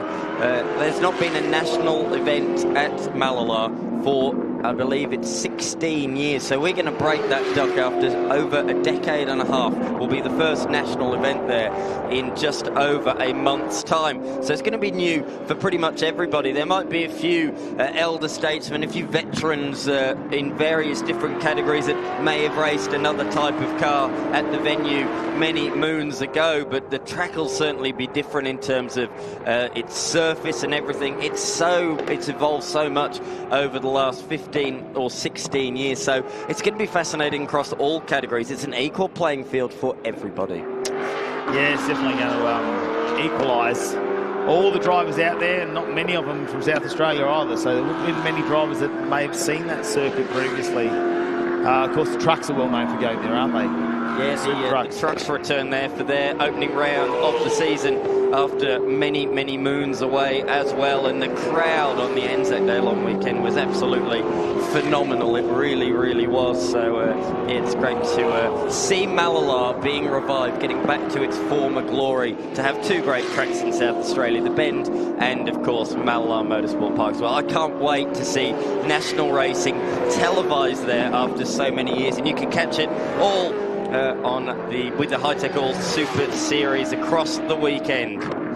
Well, Daniel Gillison still leading this one, followed by Donaldson, Hollinger, Finn, Flack, Gregory, O'Brien and Lathead, Taunton and Emery. We can see them up on the screens, but they are retired in the pit lane, as we heard from Jeff Taunton.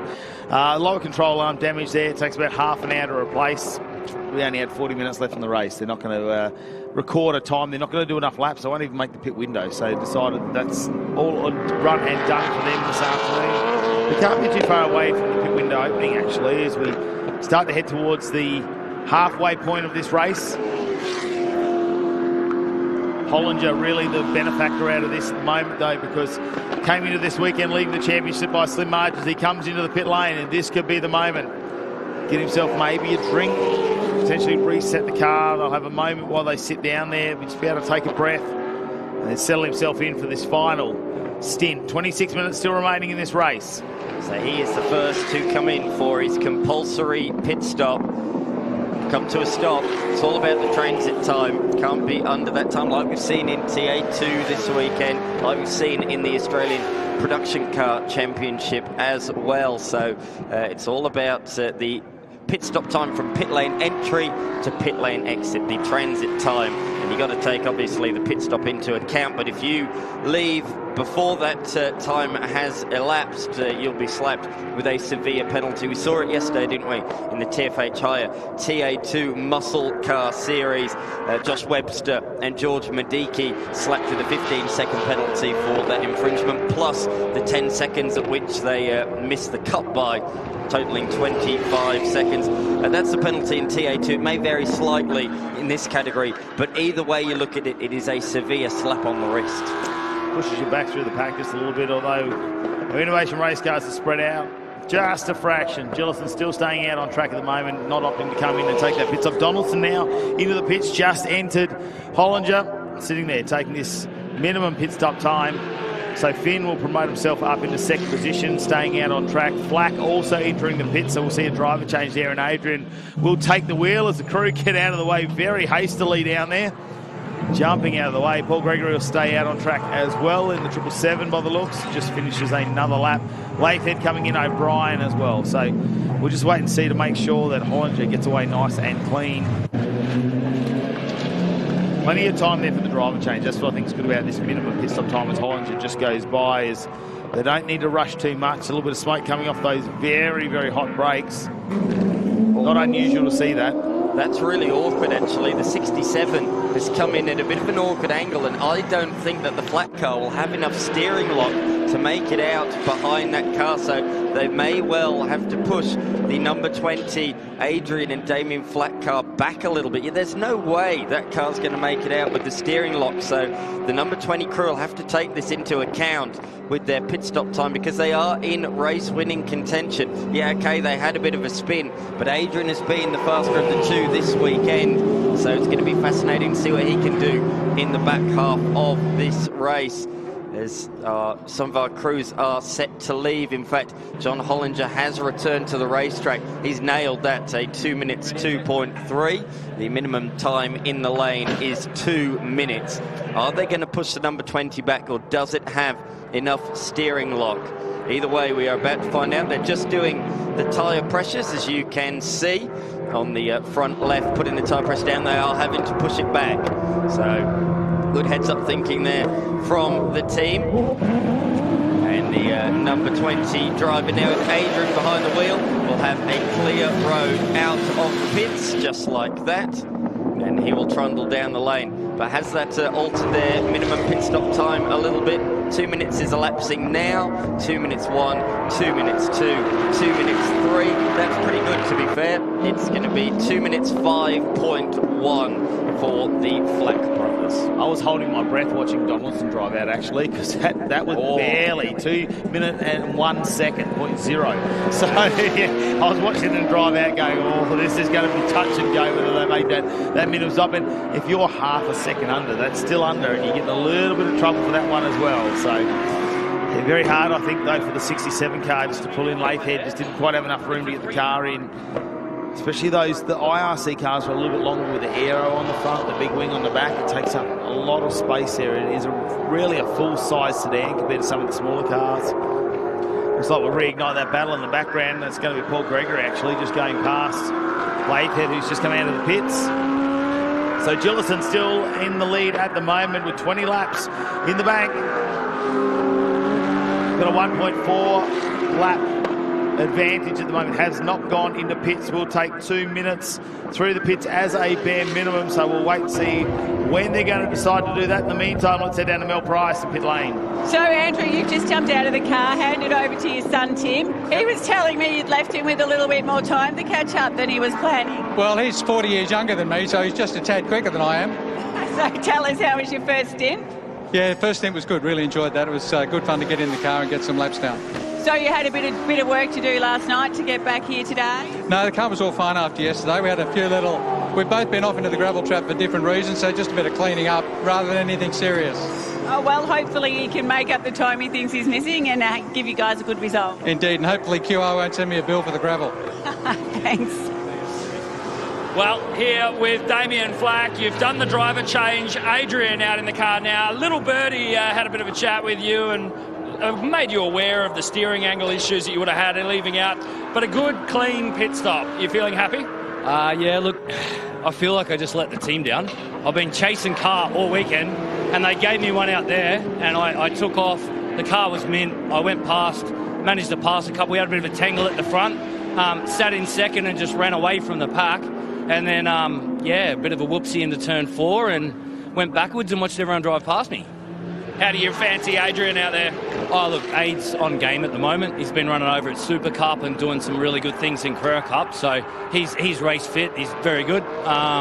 Yeah, his old brother's a little bit rusty, as you might see, but yeah, overall we're having a great weekend. It's good fun. Awesome stuff. Thank you. Thank you very much. Yeah, in the meantime, while J-Max had him busy down there, Adrian Flack has an issue now with the local search number 20, and that's very, very slow. And the angle from the car behind, we saw up on our screen before, almost looked like the car was going along sideways or crabbing as we know it. Now you can see him talking to the crew. There might be some reason for concern at the moment. We might just follow this story for a second.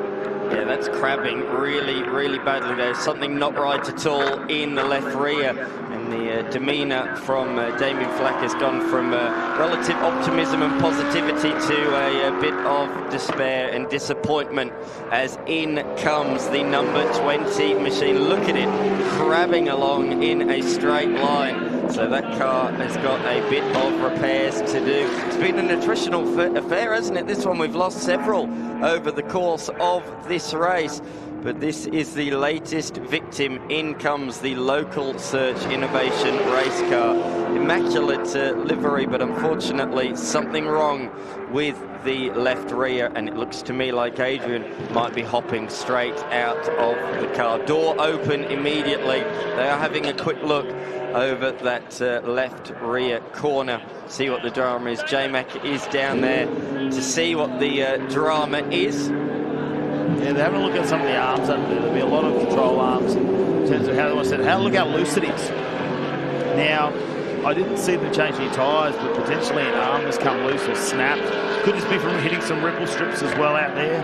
Potentially it's hit something a little bit too hard. You see that Michelin's had a fair bit of wear on that tyre as well.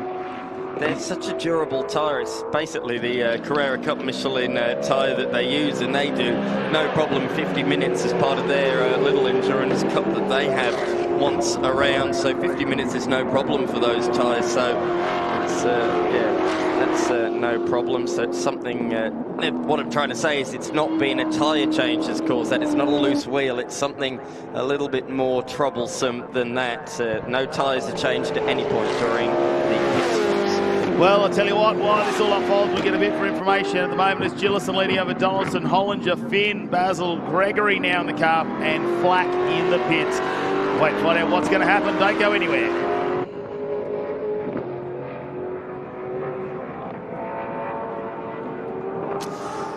And Donaldson, 1 minute behind our leader. Gillison has to still take a, well, it's actually 1.9 laps. We've got our time screen. He has not come into pits though, so Gillison has opted to stay out. I know they'll know that they need to get in there and get that done within. Obviously, Parker's going to be taking the wheel of that. Potentially, they've looked at some of the lap times and said, you know what, Gillison, you should probably stay in the car for this and go as far as you possibly can. Yes, exactly right. Gillison has been so fast this weekend in not just this, but the Tier 2 Muscle Car Series as well. So I could see him performing double duties. Gillison debuted as a solo driver at the last round here at Queensland Raceway. So great to see him return as a co-driver for Parker this time around, the New Zealander. Great to have him a part of the Aussie series here this weekend as he slides it through to number 1 there, does Gillison. But yeah, exactly, keep him in as long as you can and then hand over the reins. Notably, Donaldson was ahead of Hollinger before the stops. Donaldson with that superb stop that we mentioned gained 1.5 seconds on Hollinger, but steadily the number 23 Innovation Race car is catching. That margin is coming down. Just a couple of tenths a lap at the moment.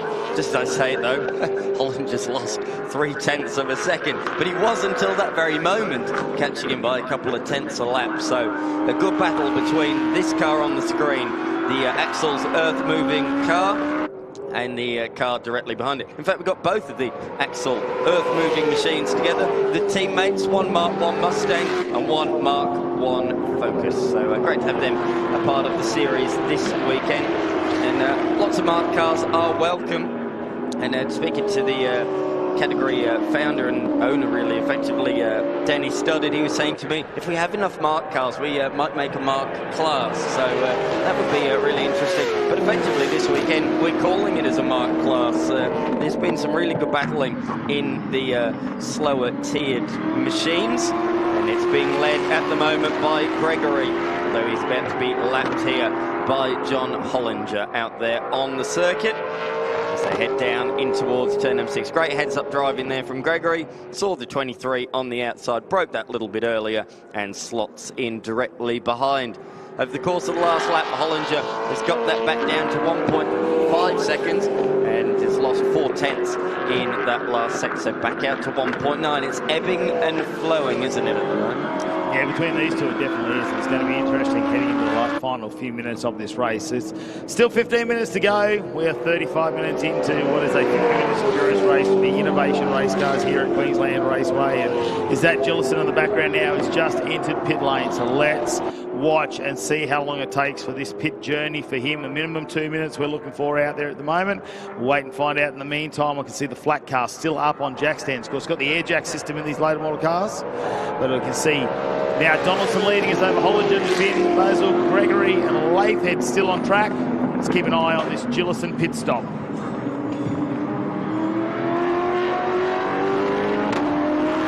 And we will see a driver change now. Parker, New Zealander, will get behind the wheel. The Danny Studdard machine. Or what was formerly a Danny Studdard machine. It wasn't that long ago before he's passed the reins over to this one. I'm sure Danny will be back in a new car again next round. He likes the new car smell. He does. We don't like around. We don't like to go away from that. We are hearing a few murmurs up and down pit lane about always evolving these cars. And they've got some fresh and exciting news, hopefully to come over the next couple of months, really, leading into Malala. Potentially we'll hear some more stuff about the Innovation Race cars and some of the concepts that they're working on in the background. Absolutely, yeah. Always a talking point in Innovation Race cars, always innovating and evolving.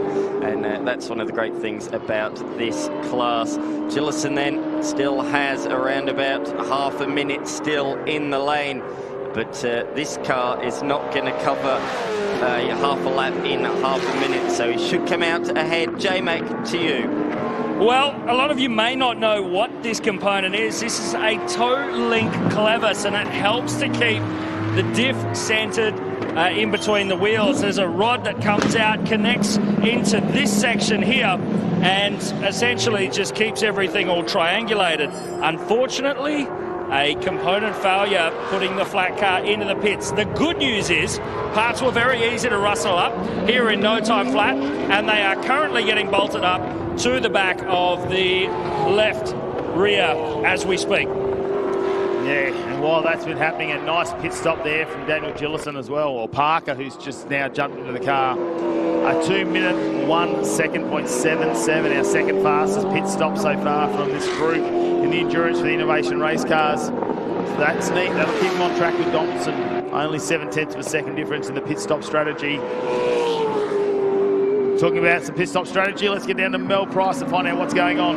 So, Dan Gillison, it is always the plan to bring the car in first place if you can, but let's go back to the start of the race. You would have had a bird's eye view for what unfolded. Yeah, it was a very good spot to watch those two. They made it more than one corner this time. They made it 3/4 of a lap. Jeff Taunton had a massive big slide coming out of turn 4, and we all on the brakes. I just about rear-ended everyone, but we all got on the brakes, managed to miss. Emery went up the inside, and then there was contact, and the seas parted for me, so it was excellent, and all I had to do was just drive away from there. So you've got to love it when that happens. It's a race car driver's dream. But your purple sector, you've been driving fantastic all weekend, and now you've handed over to your co-driver. You're confident that he can bring it home for number 1? Yeah, we'll see how he goes. James has obviously come over from New Zealand. He has an IRC car in New Zealand, so he's used to the car. Never been to this track till Friday, so he's learning it, finding struggles with 1 and 2, but he's getting there slowly. So yeah, hopefully James can have a nice lead. I don't even know how big it is, but they bring it home, hopefully. So you're a driver coach as well as a race car driver. So will you be on the radio now coaching him to the win? No, I won't leave that up to Josh. He's on the radio. He's good on the radio. He's on the radio to me, so gives all the right information. He's an old school racer from back too, so he knows what to say on the radio. So 14 seconds is your lead. Feeling confident with that? Yeah, should be pretty good. Hopefully no safety cars, because there's a few fast guys obviously out there, faster guys. So hopefully at a good enough lead that should work. Well, if you're a good boy, they might even put your name on the door next time. Yeah, well, it's up to me. I have to put the name on the door. It was 5 minutes before qualifying 2 that James said, oh, the 50-minute races are fairly long. You want to jump in with me? So I said, well, we made it make your mind up now because we got to go out for qualifying. So he said, yep, jump in, suit on, off we go for qualifying. So good racing car driver always has their helmet and race suit in the car. Absolutely. I'm also doing TA2 here as well with Brock Payne. So yeah, turned out to be doing 1 co-drive with Brock, and now 2 drives, 1 in IRC and 1 in TA2. So it's good fun. Popular man, well done. Thank you. Thanks, Mel. Yeah, that's a lot of hard work at Queensland Raceway this weekend, isn't it, from Gillison? And he unfortunately got stuck in that incident yesterday too, that big crash that we saw at the start of the second driver race in TA2 muscle car yesterday. So that probably wasn't where he wanted to be, but he's made up for it in Innovation Race Cars, definitely. And you can tell by the accent, you can take the Kiwis out of New Zealand, but you can't take that accent away.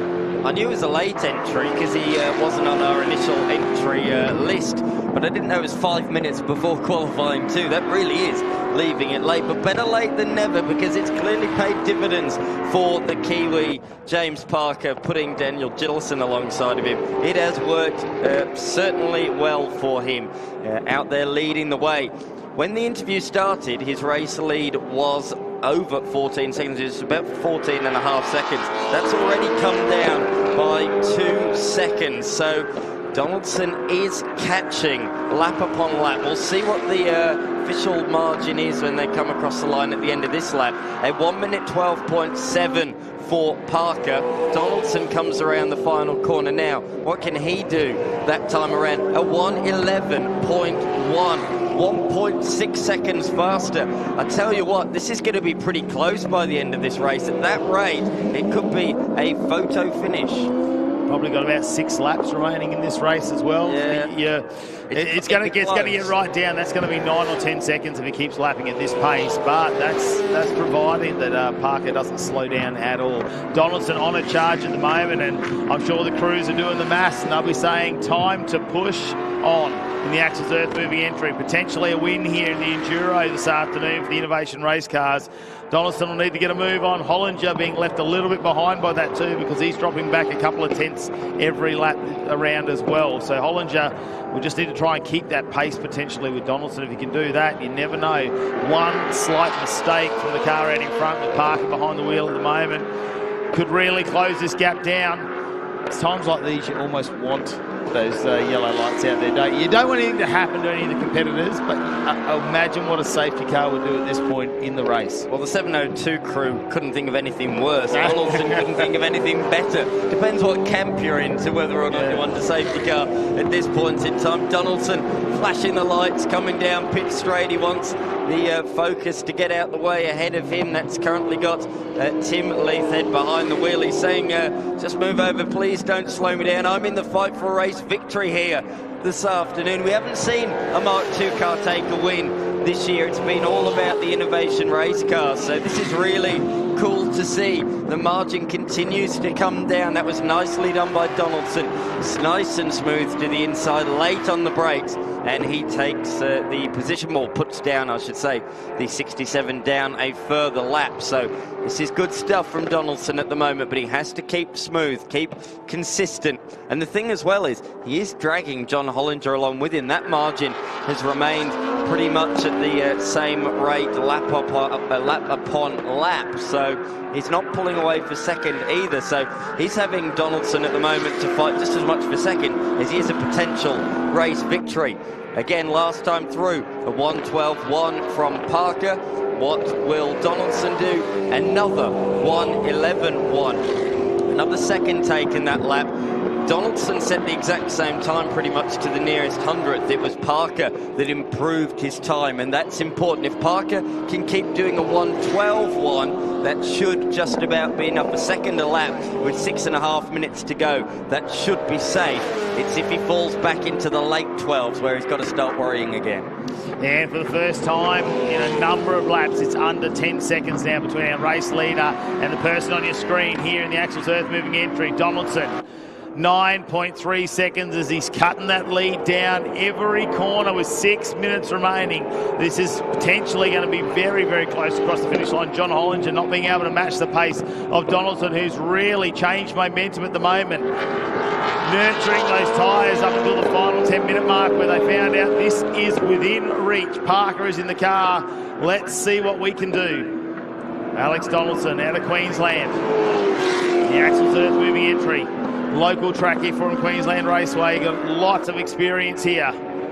The flags are up. There's a slight breeze across the track, and it's not slowing them down. It's not affecting too much of the aero on these cars. A 1:10 now for Donaldson, a 1:10.98, and he has cut a heap of time out, almost down to under 8 seconds the difference between him and Parker in the lead. Parker's going to need to try and retaliate or answer to this. Can he just go a little bit faster? Let's talk about John Hollinger as well. We mentioned earlier on about the fact he's in title contention. I've just been doing the maths while you've been looking at the action. John Hollinger, if he stays in third position, will reclaim the championship lead by the slender margin of just 3 points. And that'll mean that the top three going into the penultimate round is split by just 10 points. It's been a fantastic inaugural season for the Innovation Race Cars, with those three constantly changing positions into the championship.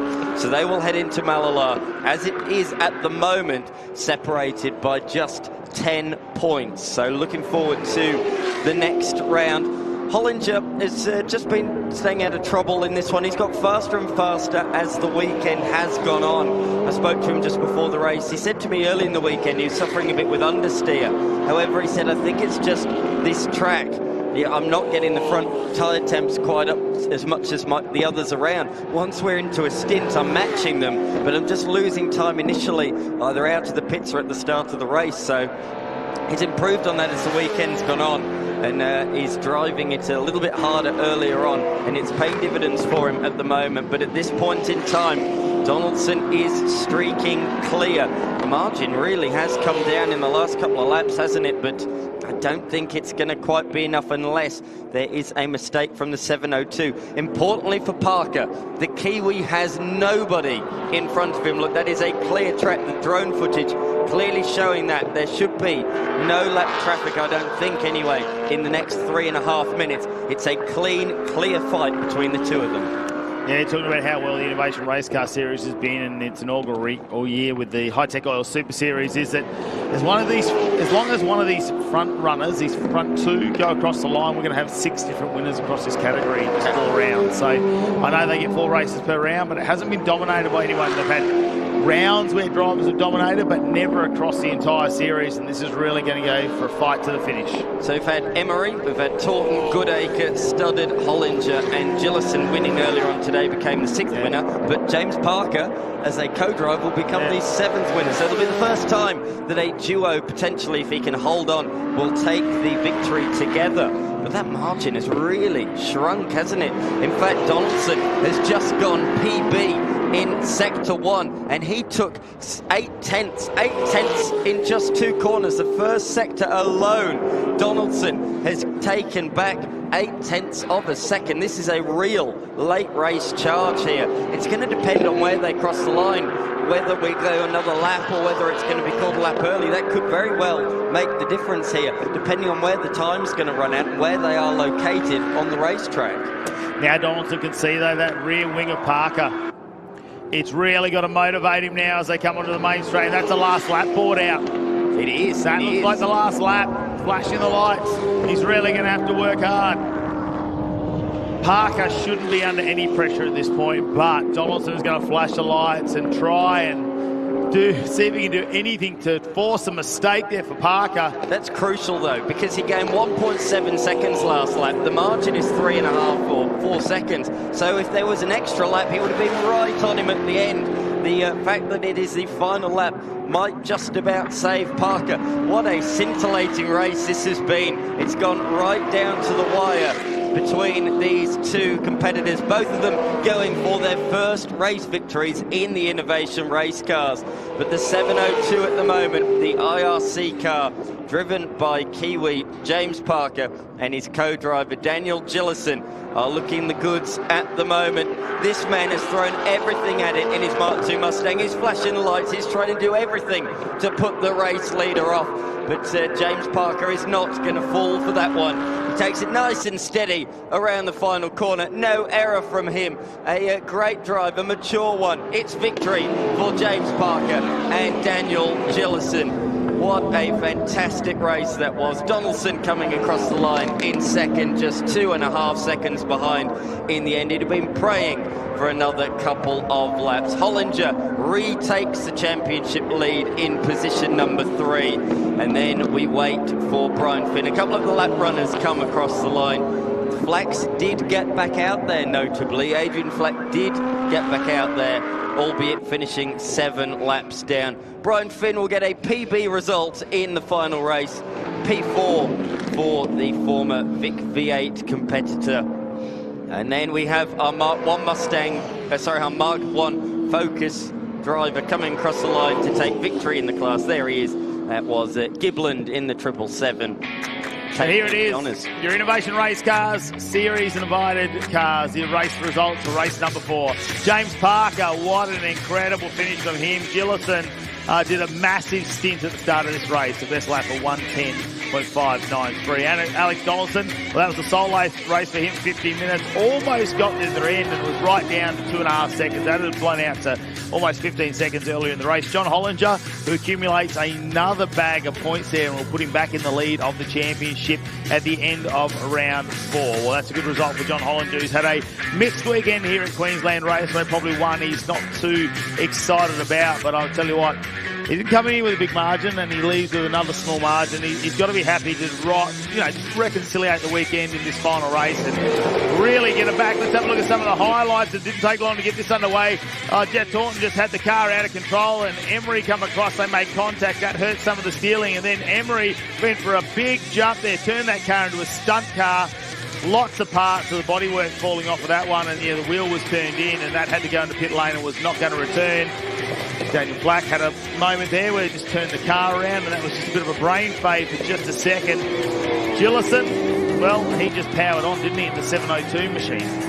Certainly did. The 777 out there of Gibland was the leader in the Mark 1 class and went on to take the win. But this was late race drama. Adrian Flack, now behind the wheel of that machine, had a mechanical problem and sadly had to come into the lane and ended up 7 laps down.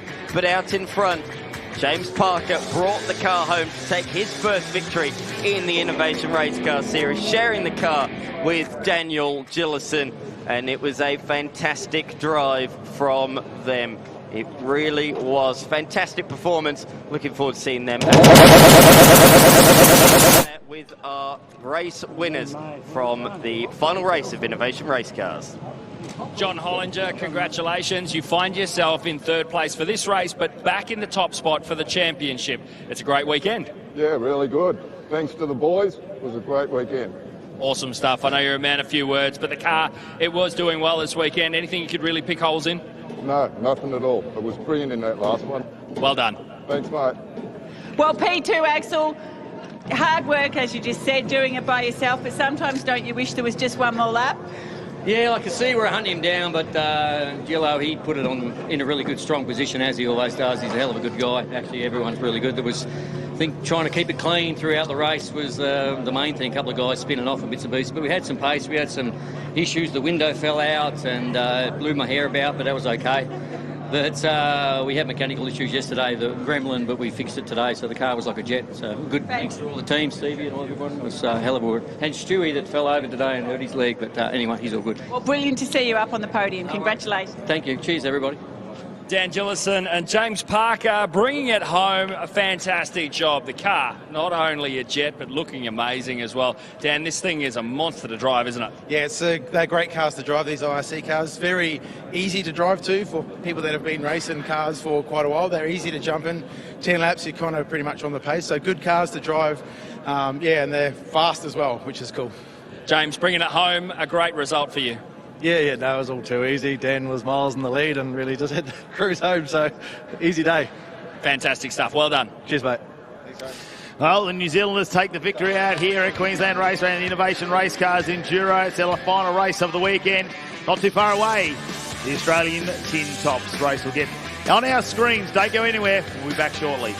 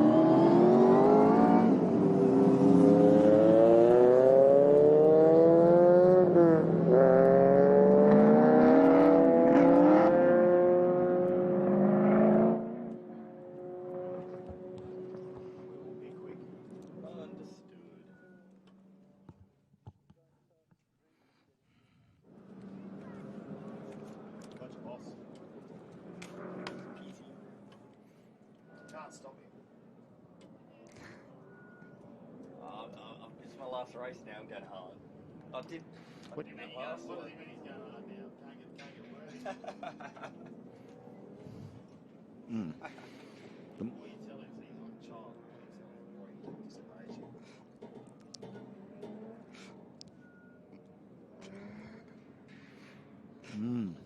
I do that. Rubs my leg around.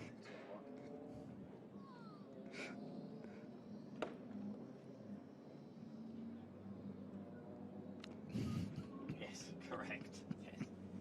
I don't tan, I just go red.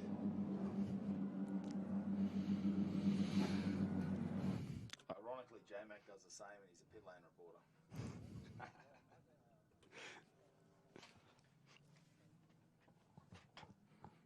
I just look like a local.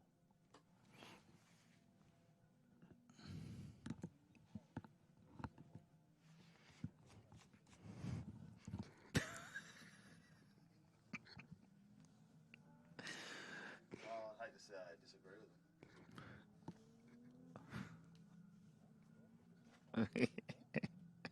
Oh, my mic's not working.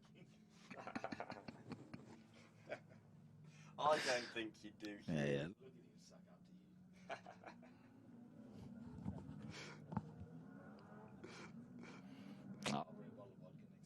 I now he can make me look a fool on television, so I'm keeping him on side.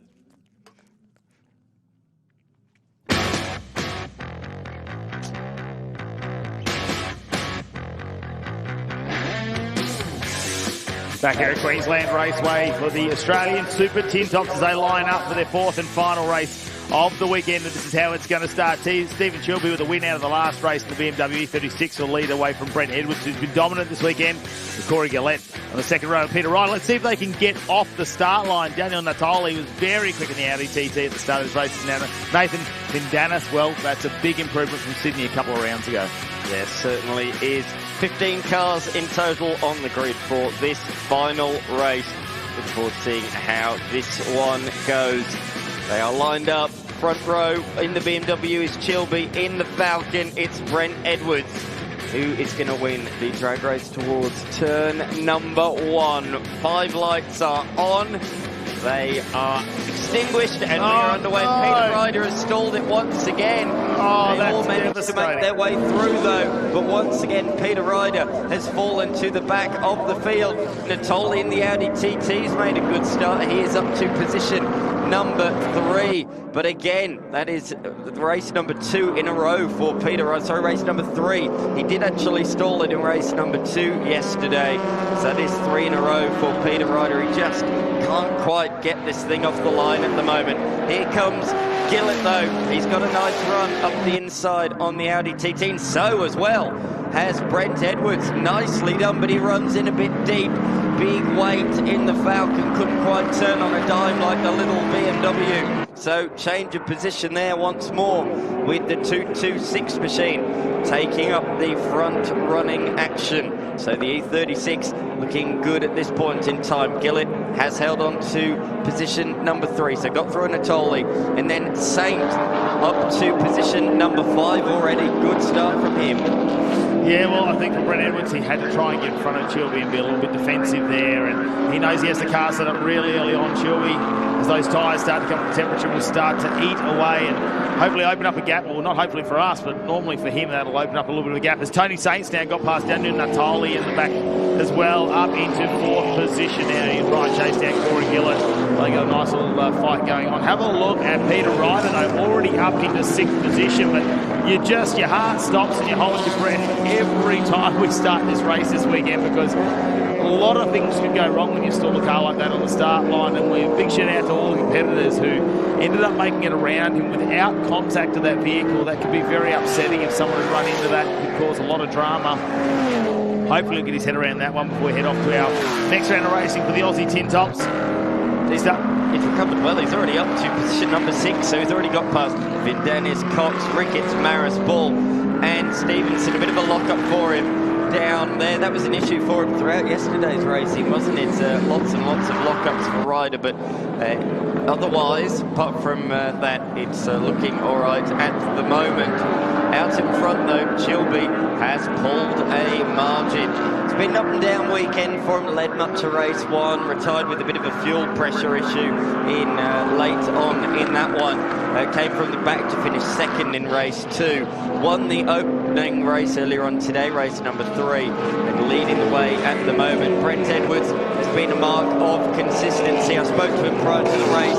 I said, do you have anything for the BMW? He says, we just have to put as much pressure on him as early as we can. Hope he makes some silly mistake or something like that. Otherwise, I just don't think, no matter what we do at this track, that BMW is just a little bit out of arm's reach. Very well balanced automobile, really, when you look at the BMWs they use in not just circuit races. Tony's saying, well, he's going out and trying a bit of off-track excursion. Probably a better place to do it than what we saw at Innovation Race Cars. No jumps at that section of the track. Tony's saying we'll just make sure everything is A-OK on that car. Pulls to the inside just so he doesn't put the dirt on the racing line as well. So wait and see if he rejoins us with a little bit of pace, because we saw him retire early from the last race as well and hit the safe area there. So potentially having a few issues for the local guy here, the Queenslander, and Tony hopefully can turn that car around and try and get a result here in this 4th and final race for the Aussie Tin Tops. Chilby still leading this one over Edwards, and now that's out to just 2.5 seconds. Corey Gillett just behind. he potentially could get on the back of Edwards. Ryder's very fast up in P4. Natali's got to watch out, was watching out for Saint, who got by, but now he's got the position back. So Natali, after last round where he had a DNFs with an engine issue there where they managed to drop out of the race, they've got their car back up and tuned, ready to go, and a great result for him, especially in the, obviously in the ultimate Tin Tops section there, so leading that bracket there. Michael Ricketts has moved up in the Supreme TT as well, and have a look at the little pulsar up into 7th position for him past Nathan Findanis. Very good job from him. He's going PB in the first couple of sectors as well on this lap, but the next car ahead of him is Saint, and he's 14 seconds further down the road. A little bit of housekeeping since the last race. You may remember, if you tuned in earlier on today, a huge accident at the final corner between Pettit and Helena Maris. The Falcon of Pettit darting across the infield at the final corner and ploughing into the side of Helena Maris at the final corner into the driver door. Fortunately, Helena, or I just spoke to her just before, she's absolutely fine. She's back out there in this race. The bar work of that car absolutely did its job, protected her very, very well. She doesn't have a bruise on her, so yeah, she's absolutely fine. The door looks a bit second-hand, but other than that, she's absolutely fine. The same can't be said for the Falcon. Unfortunately, that's not out there in this race. And the same as well for Dennis Panner. So Dennis Panner, unfortunately, that engine let go on him in the race earlier on today. It's been a difficult weekend for his MX-5s. He said to me, from the moment I set off in the trailer from Victoria, he chipped his tooth when he was putting the car in the trailer. He says it's not got any better from there. He's chipped a couple of teeth, I reckon, on the timing gear or something in that MX-5. I don't know. It's been unlucky. 2 cars that he's damaged this weekend as well in a fight to try and get a couple of laps done here at Queensland Raceway. Yeah, Mick Pettit, he was pretty upset with himself there. He said, I'm not worried about my car. I just want to know that Helena was fine. That was all he was worried about there. But that car sustained heavy damage there, especially in the front left wheel, all the steering arms, things like that. So they were just trying to get that car onto the trailer there to take that home and reassess what's going to happen to that one. But oh, no. No, Tony Saint off. And is that at turn 3? I think so. Looks like it, doesn't it? It sounds potentially, can we see some dust there to see whether it's running or has it lost all of its power? Because yeah, not trying to drive out of there. Looks to me like it's digging itself a hole, so he's trying to drive it out because it is sunk into the gravel trap in the rear wheels. So that is a disaster. What a difficult day for the RX-7 driver. Yesterday showed real promise, real speed, and I keep saying about that car, when it's fast, when it's reliable, it is up there, it is fast, but unfortunately, a few reliability issues and now an off-track excursion. Whether that's been caused by mechanical drama, I'm not sure, but Saint, trying to make up for lost ground, has fallen off the road. Local yellows down there at the moment at turn number 3, as Chilby is extending the margin over Brent Edwards at the moment.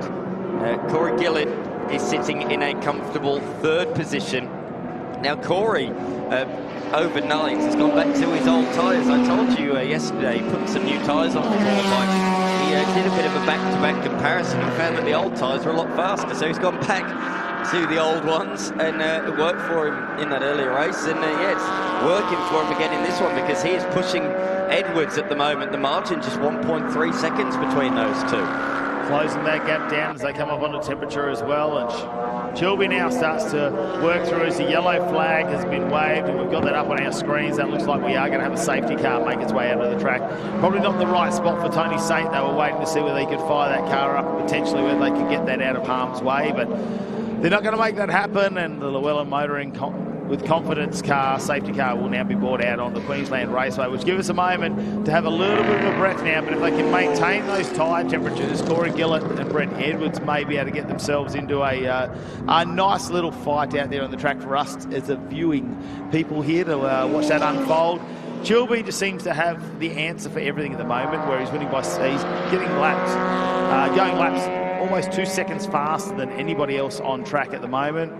Ryder also brought into that equation for Peter Ryder. He's quite quick, and a rolling start will be to his advantage, actually, after this one. In the Ultimate Tin Tops, we've got Daniel Natali leading that one in 5th position. We get back to the Supreme Tin Tops, and that's being led by Michael Ricketts. Helena Maris will be the second car in that one. So look, Simon Cox too, big shout out to him in the Skyline as well. Great to see the Eastern Sleepers, as he's part of, sponsoring this event, and looks like going to be sponsoring a couple more of the Tin Top events moving into the future as well. So big shout out to the Eastern Sleepers coming on board for round 4 of the Australian Super Tin Top Series here as part of the Hi-Tec Oil Super Series. While we are under safety car conditions, I think we should mention our official charity, the Hi-Tec Oil's official charity for this weekend, KIF1A. You may not have heard of it. KIF1A is a rare genetic disorder that slowly takes away a child's ability to move, speak, or even eat. It's a horrible disorder. Today, Drives the Racing to change that story. Every lap is in support of their families as we try and raise awareness for the rare disorder. Only 23 children in Australia have the disorder, only 550 people globally. But that's why we're supporting the cause, because it's so rare, not many people know about it, so it's all about spreading the awareness. You can donate to the charity. Simply go onto the KIF1A Australia Foundation to pledge your support. And if you're here at the circuit as well, you can scan a QR code and donate to win some fantastic prizes. So they are on offer, prizes from Hi-Tec Oils, Bowden Zone, and even Super Series as well. So there's a lot of prizes, a few $1,000s worth of prizes on offer. So make sure you donate to KIF1A. It's a really good cause, trying to raise awareness and trying to find a solution to the terrible disorder.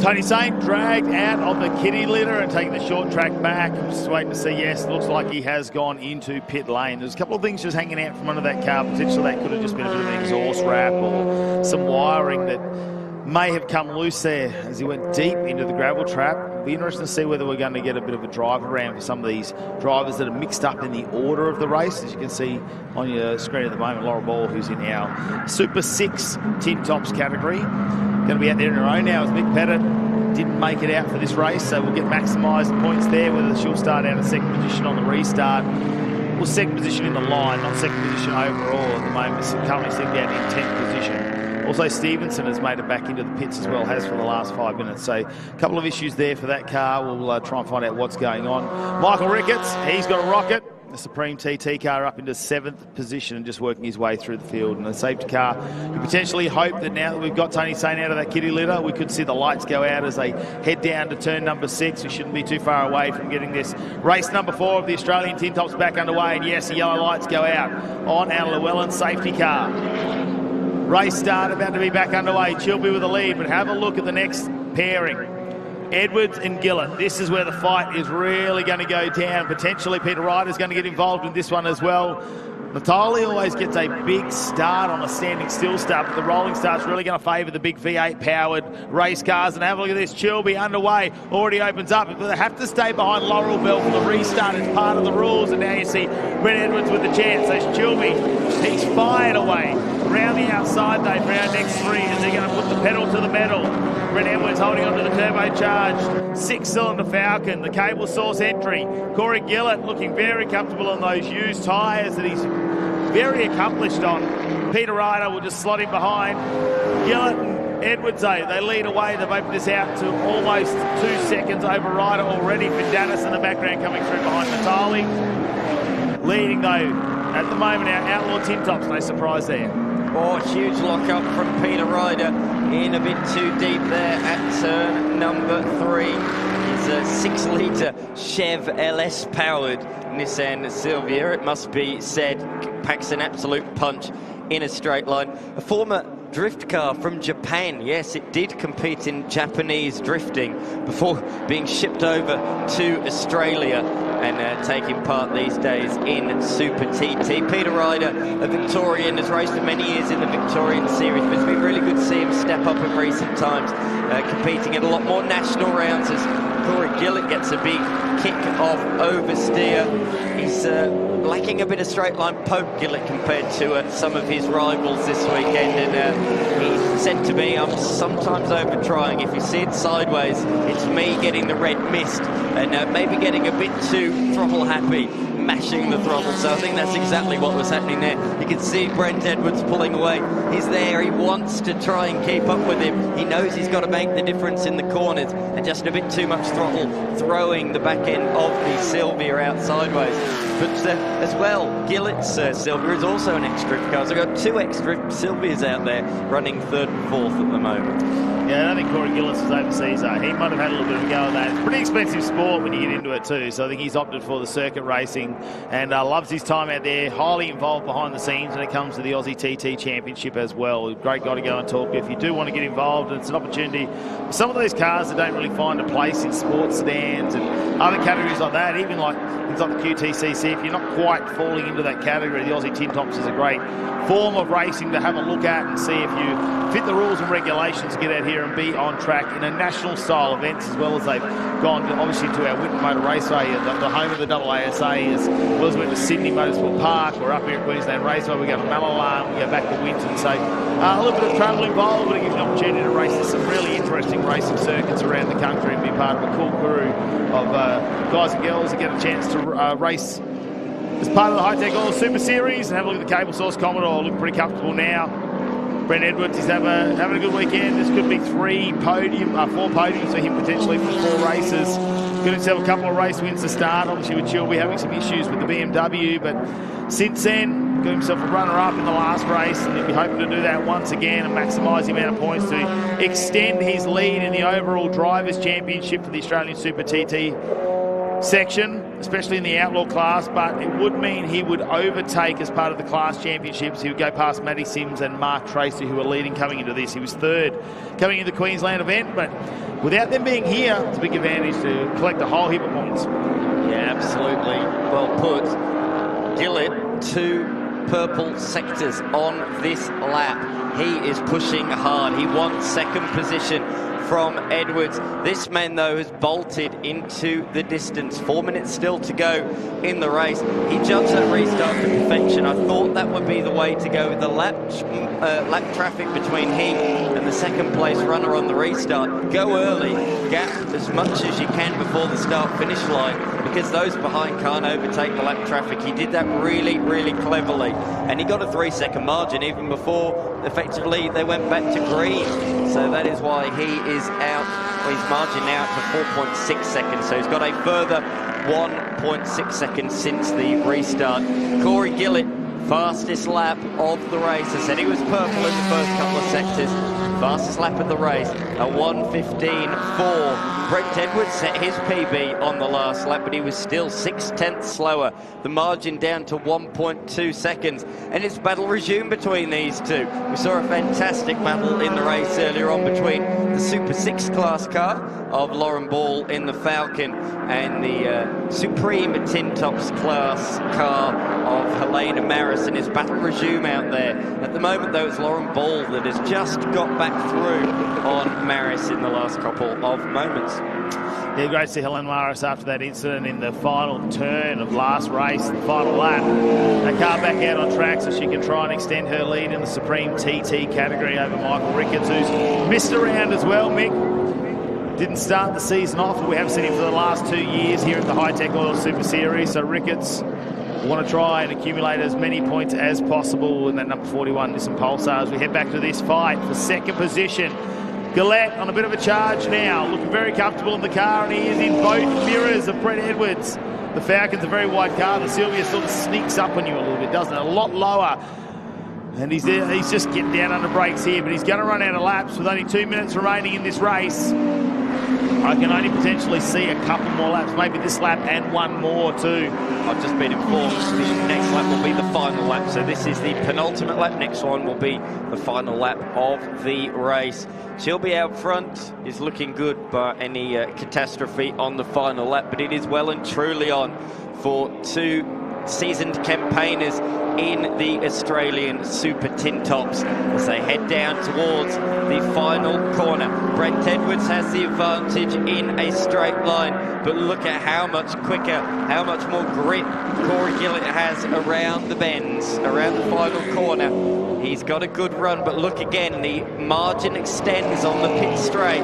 Look, he's pulled 2 or 3 car lengths by the time they get to turn number 1. This is going to be a thrilling end to the race. Can Gillett have a little bit of a look to the inside at 2? No, not close enough there, that is for certain.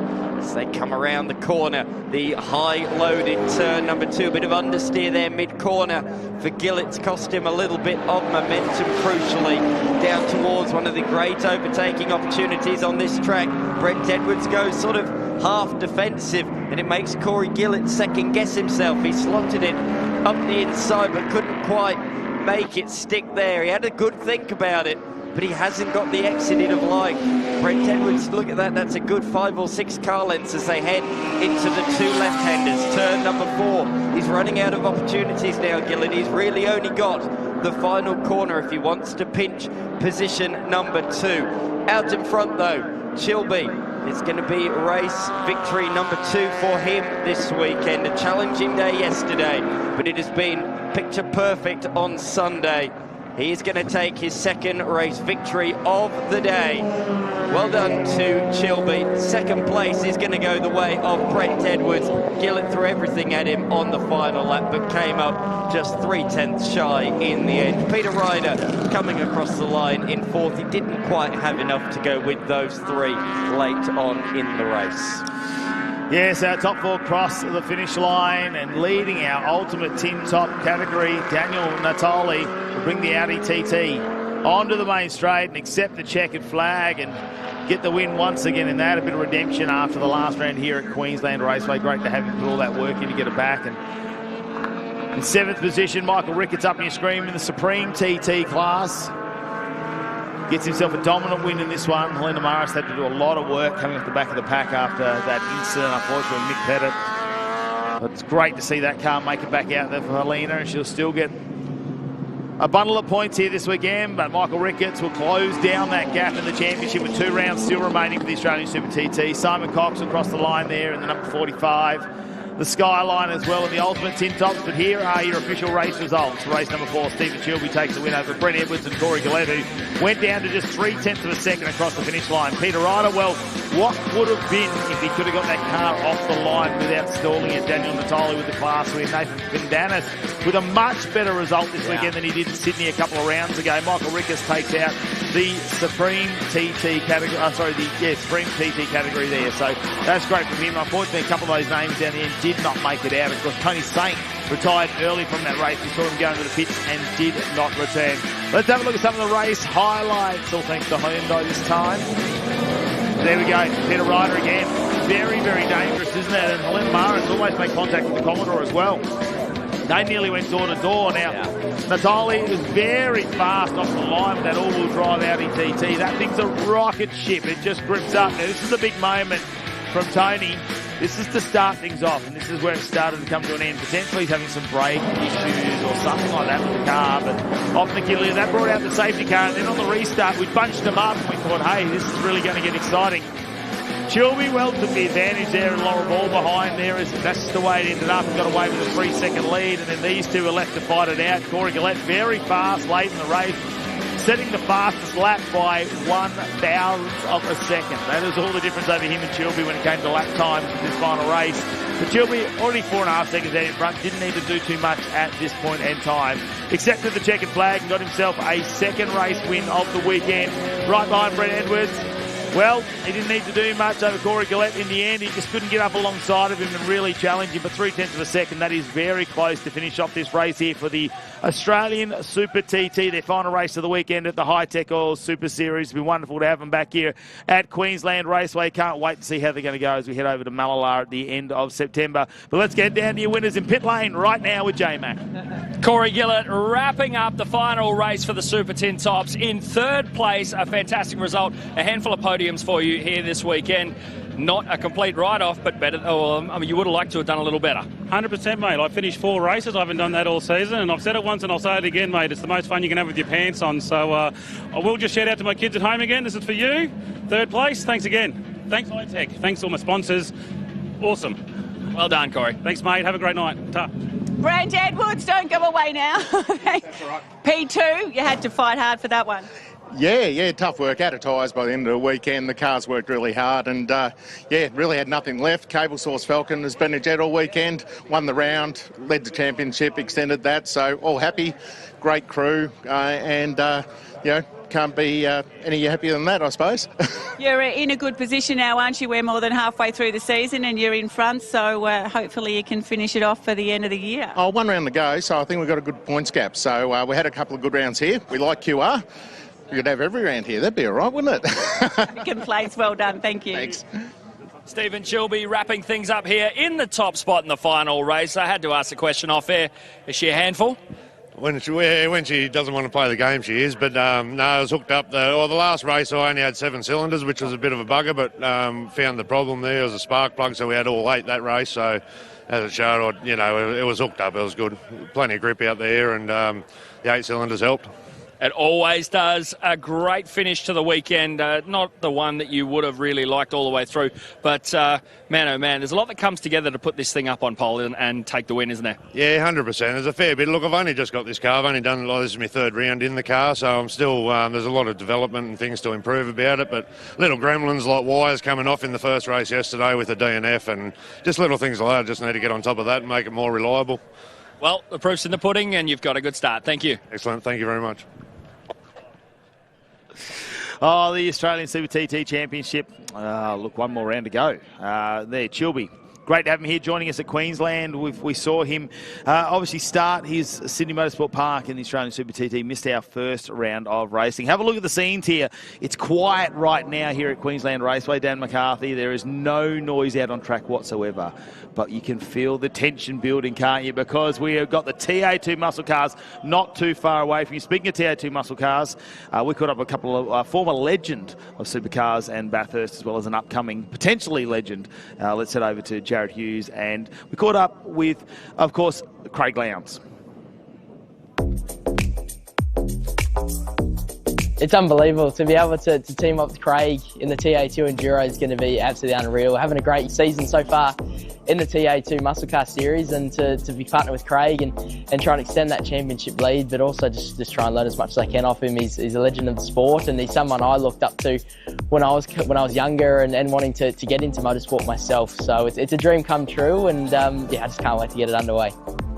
No, it was I gave Craig a call a couple of weeks ago and just put the question to him if he wanted to join me for the 2 driver event, and then he actually came back and said no. He said he had an event on that weekend. I thought, oh, that's not good. But then he rang me, I think a day later, and said that event had got moved, and it was now here we are, being able to lock it in and actually being able to do it. No pressure, is there? No, I think Jared's great. Obviously, he's he's full of beans and very energetic person. So it's going to be really interesting because I'm going to have to learn obviously the car and how it all works, everything. I've spoken to Jason Barguana and a few others about the cars, and they sort of, I think the way that he describes it is like the 1990 supercar. They move around a bit. They don't have a lot of downforce. So yes, I'll have a day or so in the car before we get to the event, which will be great just to get a feel for what it's like. Obviously being left-hand drive as well as the H pattern again, which is not unfamiliar for me. It's just being on the other side of the car. I think he's going to take it like a duck to water. I've seen him drift a few things before. I think he loves being sideways. I think it's going to match in quite well with his driving style. He's very smooth and calculated with everything he does, and that's what you need in these cars. You've got to slide it around, but it's not just sliding and hanging on to it. It is actually calculated and looking after the tyre as well. So I think it's something he's going to enjoy and something that he's probably going to suit to as well. But I think also the big thing is the drivers have got to manage the car somewhat. The brakes do fade a little bit, tyres do go away, which is all exciting for fans to see the cars move around and as the race develops, passing goes on.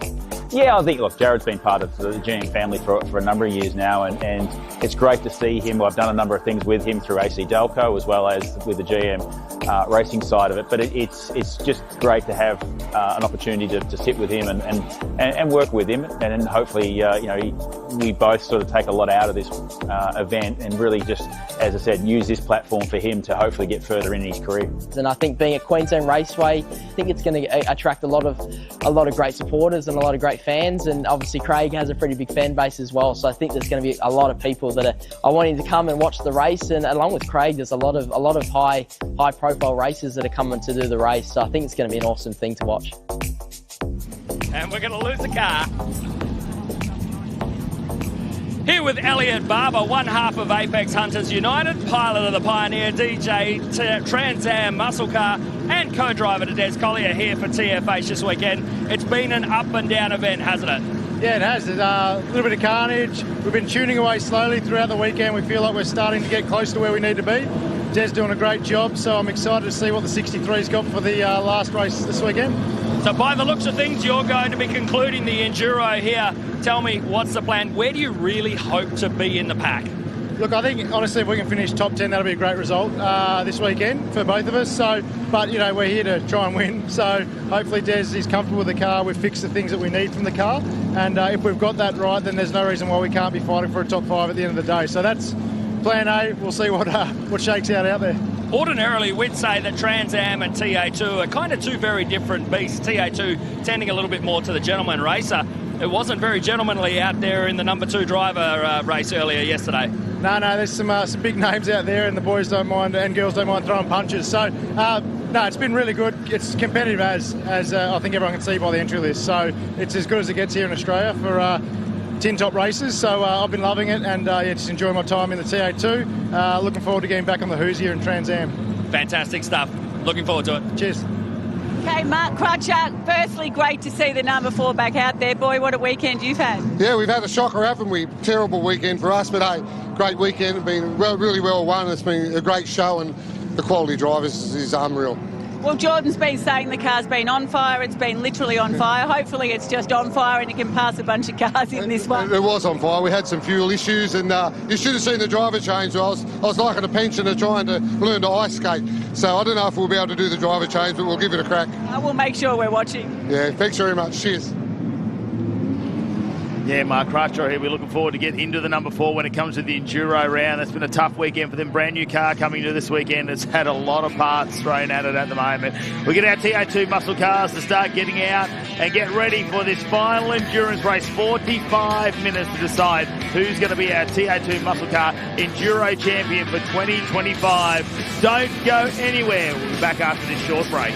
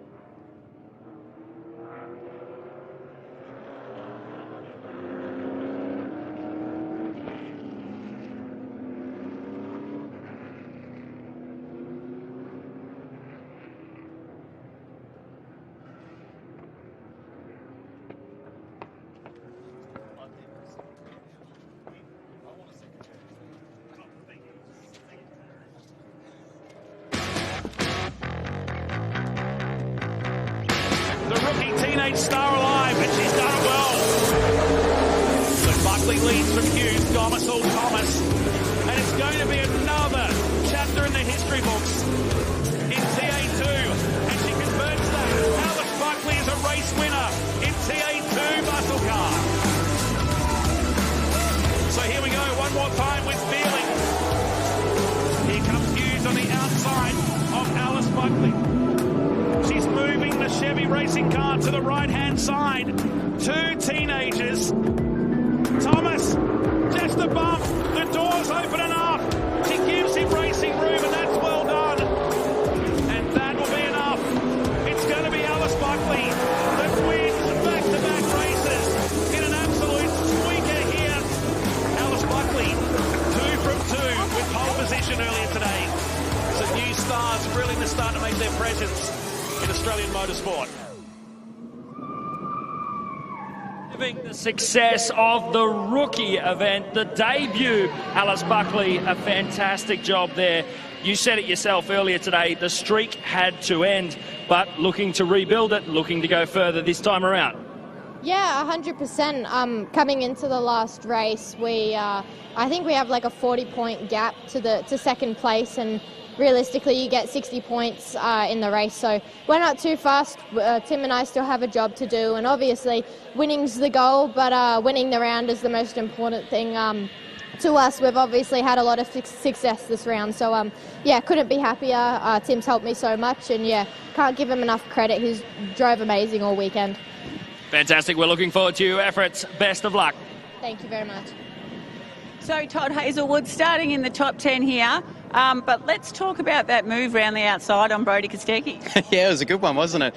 I thought going around the outside of turn 6, I got away with that one. I was going down the front straight. I gave him the thumbs up, and I thought, all right, this is really going to test out our friendship here.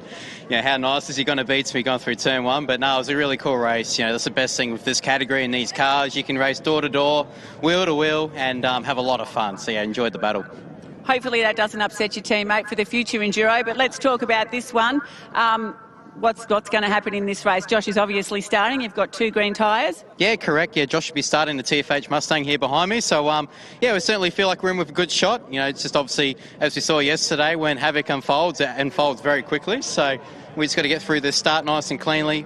Josh has got a couple of friends and family around him. He's got Diesel right next to him, his brother, and a teammate with Ben Gomersall just in front. So yeah, we just got to get through these first laps cleanly. But yeah, we felt like we made really good improvements with the car, and yeah, see how we go. No brotherly love in this team, is there? No, there's no love lost in anyone. But no, we like to have fun here. It's a big part of what we do here at TFH Racing. We race hard and have fun, and it's all good times. But before we go, I just want to say a big shout out to my girlfriend Alice. She just cleaned up and won her heats in the final in the go-karts today up in Bundaberg, so good job. I'll go, girl. Well done. Thanks. Cheers, thanks. With Paul Morris, he'll be starting things in the Norwell Motorplex Mustang, and by your own words, not bad for a couple of guys here to have some fun, starting from the inside lane, second row, up against a very, very quick number 42 machine. Yeah, we're pretty good.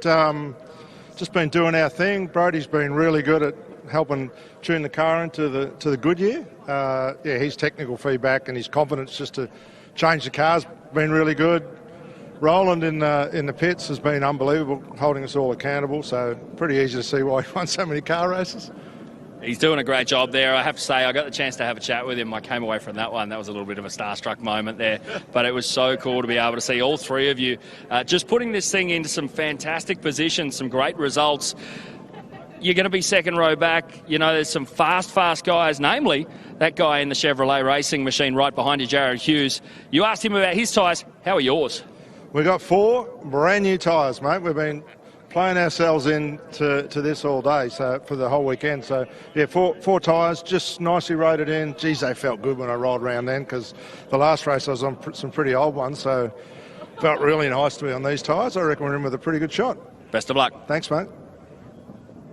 Starting from P7, Nash was on fire in the last race. Your car looks super fast. Yeah, absolutely. He went from 24th to 4th, I think, in that first race, which was really good. I went from 6th to 5th, so the car's definitely got pace, hopefully. We don't have any greens on this car right now, so we've tried to manage our tyres through the weekend, so hopefully we're fine for this race here.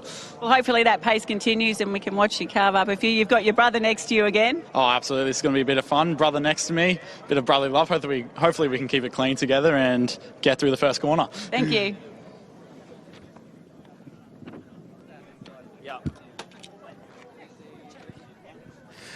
Well, we've got them lined up out there, don't we? As we set this grid, Matt Nolte joins me back here in the commentary booth at the TO2 Muscle Cars. It's the anticipation that's been building. It was a ripper race yesterday, and look, it's how they've managed the tyres over this weekend. 4 brand new tyres, though, for Paul Morris and Brodie Kostecki. Watch out for that thing to be a rocket.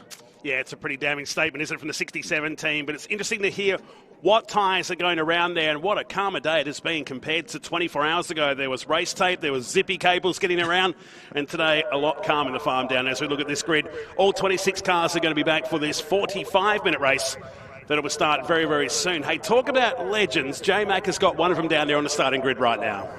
I've got Glenn Seaton here, obviously overseeing Aaron's efforts here in the unit racing TFH machine.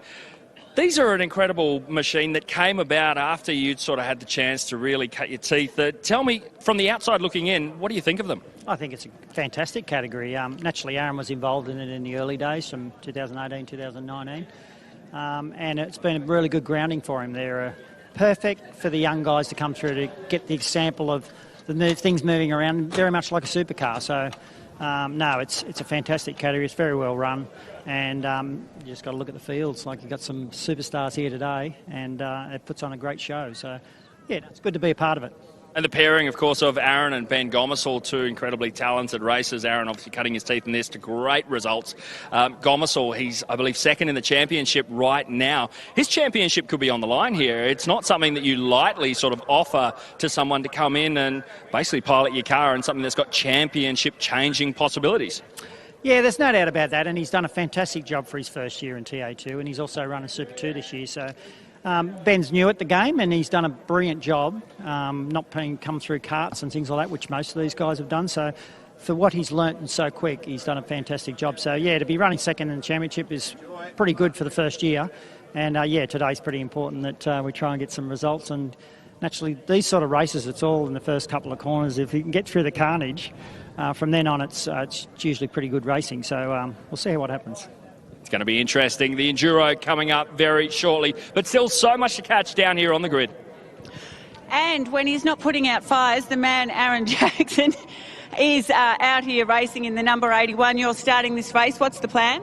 Opposite to yesterday. We just want to keep it a bit under control a bit more and see how the first lap goes, and then actually make lap 2 this time. It'd be great. So starting in the top 10, you've got 2 green tyres. Yeah, we've got 2 on. We'll see how we go with it and just try and work our way forward from here. And then you'll hand over to this guy, Declan Fraser. How has your weekend in TA2 been this weekend doing this Enduro? Yeah, it's been amazing. It's a credit to the whole Jackson family for having me, and TA2 for putting on such a great series. It's my first time in the category and loving every minute of it. The racing's hard, it's fair. It's just absolutely loving being here. And what are these cars? You've driven lots of things. What are these like? Yeah, they move around a lot, so getting your head around that and just how to brake them and the corner entry speed and stuff like that. So for me, it's been a pretty big learning curve. It feels like you're on lap 40 of a supercar stint, so it's a really good practice for me coming up to the Enduros. All learning new things. Over to you, J-Mac. Mick Harder's team manager for TFH Racing. 5 cars fielded this weekend and more carnage than you would care to remember.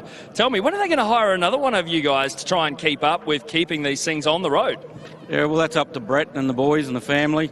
But, this weekend's been a little bit trialling for us. But to have 4 of them up there in the top 10 and the boys just keep pushing on and see what happens at the end. We know that the Goodyear tyre cycle is sort of coming to an end, but it really does look like the TFH garage was really able to sort of get an idea of this Goodyear Eagle tyre a little bit quicker than some others. How do you take that? Yeah, well, it does help having the 5 cars, as you say, and we can sort of get the strategy across those 5, whether it be a test day or a race day, and get a better sort of pressures readout. And with having 5 different drivers, 5 different driving styles, makes fun for setups. makes fun for us watching on. Mate, you guys at TFH Racing do a fantastic job. We are looking forward to this big Enduro. No, so are we, and thanks very much for Brett and the family for putting the team together and getting us here and keeping us going all year. Fantastic. No problems, thank you. There is a reason why this guy's smiling, Brandon Madden, starting in the top 10, and you've got 4 greens. Yeah, hopefully we can move further in the grid. It's yeah, awesome opportunity to come race one of these. Brett Thomas looked after us with the whole TFH crew, and pairing with Scotty, I think we're in for a good result. So hopefully we can move forward in the race and see how we go. Really. Yeah, Quite new to the category, so it's a fantastic on a weekend like this to be starting in the top 10. Is that what you expected? I mean, we always had goals. I mean, we can obviously, we think we can drive race cars until we get here, and we sometimes we get humbled. And at the moment, we're doing really good. And I said, yeah, proud up with Scotty. We done an Enduro last year at the Bend, and we didn't have the best luck. We caught fire, and yeah, it sort of ended our dreams for that one. And we're back nearly a year later and in the top 10 for the final. So 4 greens. Hopefully, we can move forward and tuck in behind Toddy, the teammate, and see if we can move forward. Yeah. Yeah, you have had some bad luck along the way to get to this point. Let's hope you've used it all, and it's all good from here on. No, I hope so. Like I said, fingers crossed. The TFH crew obviously have got this thing like a rocket. They know what they're doing. Having Todd on the team sort of helps us. We sort of just roll the ball with him, and he helps out with setup and everything. He's a good, honest dude. So it's good to have him on the team. And TFH, obviously I'd like to thank Harvey's for coming on board this round. They're main sponsors. Without them guys, we wouldn't be racing. So yeah, hopefully we're looking forward to it, and hopefully get up there and give Scotty a chance in the last 25 minutes or so and see what we can do. Good stuff. Thank you. Thank you. Well, the big 45-minute Enduro to finish off the event is coming hard and fast. Lachlan Evanet, you find yourself starting out of P2. You've got the outside line, but something a lot of people may not know, you actually classified dual citizenship. The American flag actually displayed right there next to your surname. Your mother's American. Have we got any plans to see you over in the US of A? Maybe. You might be able to see me in the Trans Am in the future. I call it the magic passport because it opens a lot of more opportunities, but yeah, maybe if I continue on the pathway. I love the Trans Am racing. It's going well this weekend. Yeah, in the future it might be an opportunity to go over there. I mean, you look at Nathan starting behind me here. He has plenty of opportunities. He's gone over there and he's done well in the US. And yeah, it's definitely an option to go over there in the future. Now, last time we saw you out here in a TA2 muscle car, you were dual classing in the Formula Fords. Tell me, how much easier has it been to get the results this weekend without having to worry about jumping out of one car into the other? I said to someone the other day, I said, I got too much free time on my hands now that I'm only doing one category, but yeah, I think it's a little bit easier just sitting down and focusing on it and going through it with Jimmy, and he's been a big help this weekend. Yeah, just going through setup, tyres, strategy, and yeah, just help with the overall driving. So yeah, it's definitely a little bit easier, only focusing on the TA2, and yeah, hopefully we can use that and go out there and snatch a win, Safo. And last question before you jump into the car and pull the belts tight. Tell me, you surely know who's easier on the tyres here in this TA2 muscle car? Oh, I don't know. We'll find out in about 15 minutes, mate, I think. But yeah, hopefully it's me. For Jimmy's sake as well, when he gets in halfway through. But yeah, just looking to save the tyres, similar to yesterday, and yeah, hopefully come out with a good result. Best of luck. Thank you very much. So starting from P14, George Medigi, but you're smiling because you've got 4 greens as well. Yeah, absolutely. It's been a bit of a tough weekend for us, so that doesn't really show how fast the car's been. We were really quick yesterday in the Enduro. So yeah, we've been pretty cautious, saved 4 greens for the race today, so pretty excited to see how we can go. It's always nice to jump in a fast race car with better tyres than everybody else, isn't it? Yeah, absolutely, except Josh is the one that gets to use them. So, look, I'm really confident he'll do a great job. And the great strength of this Marcus Ambrose Motorsport car has been that long run. So when I get in halfway through, I'm sure it's going to be in good shape, and I'll just push on from there. Hope you're right. Thanks. We'll watch for them later on in this race. George Mediki will jump into the 200 car. The grid is being cleared. We're getting set for the final race, the TFH High TA2 Muscle Car Series by Maritimo. It's the Tag Team Enduro. Come back and join us soon.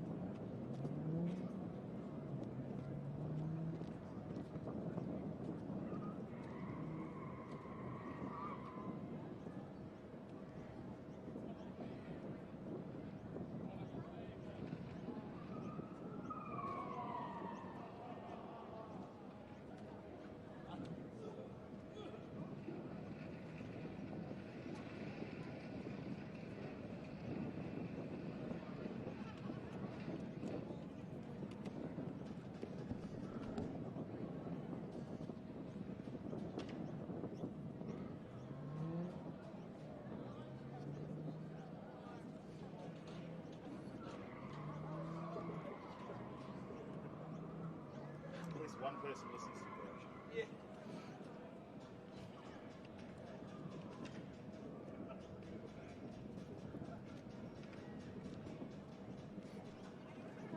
Please.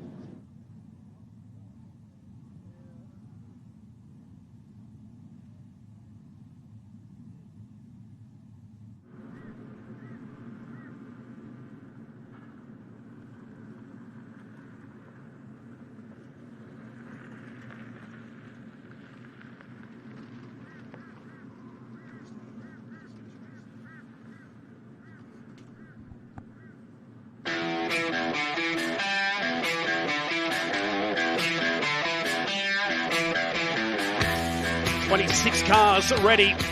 What a stacked field we've had. A lot of supercar stars, a lot of up-and-coming rising stars of motorsport. We've got reigning and defending champions, plus champions of the past in the TFHI TA2 Muscle Car Series. So welcome you back to Queensland Raceway. 45 minutes ahead of us with a compulsory pit stop during this race this afternoon. And after 5 incredible races, I'd hate to add up the damage bill of what we've had as we take that beautiful shot over the trees through turn number 2 of this 3.1 kilometre 6-turn Queensland Raceway.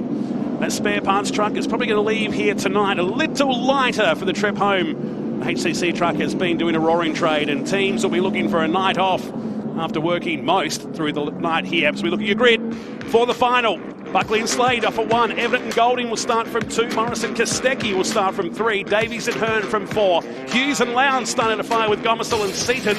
Back to Diesel, Thomas and Nash Morris on row number 3 with Thomas and Hazelwood. Jackson and Fraser in the Dodge Challenger, and Brandon Madden and Scott Andriski will start out of P10. Those guys have been consistent today. Cheney and Richards on the next row. I've got a feeling that 97 is going to have some green tyres as well. We know of at least 4 cars already that are out there today, with Collier down in 15th, Roberts, Robbie Farr, Brock Payne, Tim Blanchard and the like down the field there too. Ebert and Luke Banner. They've only managed to finish 2 races so far. We know that 10 driver 2s are out there for this event, so it's a pretty healthy margin there. The pit stop time is going to be 90 seconds. Now, if you don't get out after that 90 seconds, you'll incur a 15-second penalty, plus the time that you didn't complete in pit lane. It was an expensive error yesterday for the Marcus Ambrose Motorsport team, which cost them a podium position in the first endurance race of the weekend. It's a 344-metre distance down pit lane. At 40 k's now, it works out to about 31 seconds. So to listen to the in-car camera down, everything's got your attention though. Yeah, it almost sounded like an exhaust leak potentially, or just a slight miss there. But wait and find out. It could just be as we go through the gears there. They're trying to warm up these Goodyear tyres. They're going to get a couple of laps out there to get that done. But already talking to some of the drivers down there, you hear them say we've got 4 greens. So those teams that have elected to go out on some pretty used tyres throughout the racing today, well, they're going to come home strong. And one of those in the front row, second row, sorry, is Brody Kostecki and Paul Morris. So that was going to be interesting. Cheney already in pit lane, so potentially an issue already. Scheduled to start from position 11. He's going past Cameron Sandel, who was a former racer in his own right. So if he's going back into the garage, that's already the first drama of the race before we've even turned a racing lap here today. So Kostecki will start in the 67. He's one of our driver twos. Aaron Seaton, former champion, will start from 6. Blake Tracy will drive the number 22 Chevy Camaro. Just having a listen again inside the 69 of Josh Thomas. Doesn't seem to be worrying him too much. Could be a slight exhaust leak. That's all that could be. Just doesn't sound as smooth as we normally hear from some of the cars. But that's right, they were very late out in the last race, remember, too. They actually went out of pit exit just before the race started, so they barely made it out to the grid. I'm sure they'll be doing. They're just trying to fight back. Josh Thomas has a championship to worry about. He's currently sitting 3rd overall for this season. I mean, he's got a lot more to play for, I suppose, than some of the other drivers out there who have come along. They're a lot further down in the championship. It's a big enduro, a chance to be with someone else alongside him, a much more experienced racer.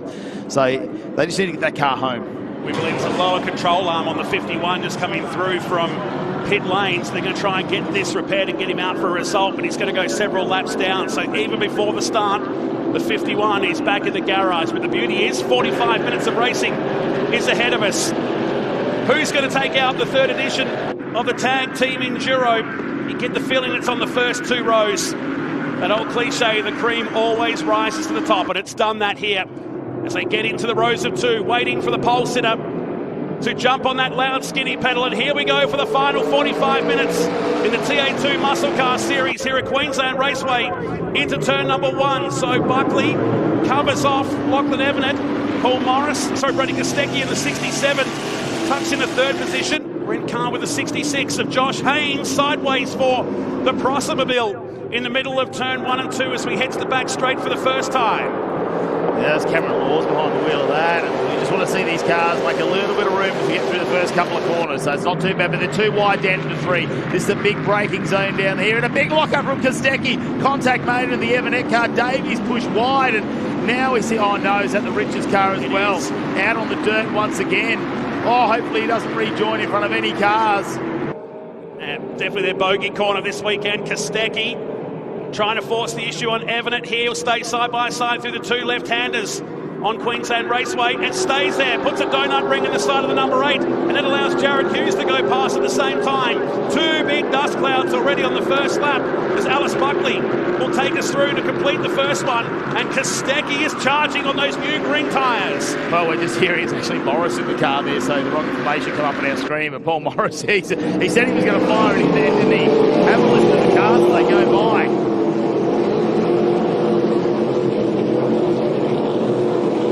220 k's an hour and under siege through turn number 1 we go. And look, the cars surfing across that AstroTurf through turn 1 across that curb. So everybody through, apart from the 97 Hanger Forklifts Mustang as we head down the back straight for the second time.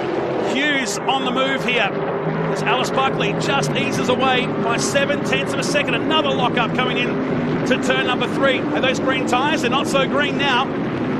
With the right-hander. So Madden in the 11 Harvey's towing Mustang. Looking from Josh Thomas on the way down the back straight towards the left-hander. Grabs 4th gear. Back to 3rd, back to 2nd. It's the first of 2 left-handers. Yeah, there's 4 and 5. It's not quite a double apex, but they'll go through here and they really need to line themselves. They've got the inside run into 5. So look at some of the Hi-Tec Aussie Motorsports cars. Looks like Stibbs is working his way. Josh Haynes behind the wheel at the moment. So Josh Haynes starting to work through the pack. He'll be trying to push on. The former TA2 champion took out the 2024 championship. Hasn't had a good run this weekend. They had some muffler issues yesterday, which brought the car early into pit lane. But Lee Stibbs will be hoping to get a bit of time behind the seat come the endurance race. Webster makes the move through turn number 1, so confirming Morris is behind the wheel. That 67's been adjusted now from race control.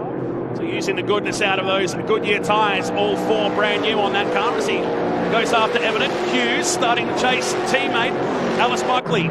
Hard on the brakes down to turn 3. So already 13.6 on the first flying lap of the race. As Morris attacks that curb, Paul Morris that is.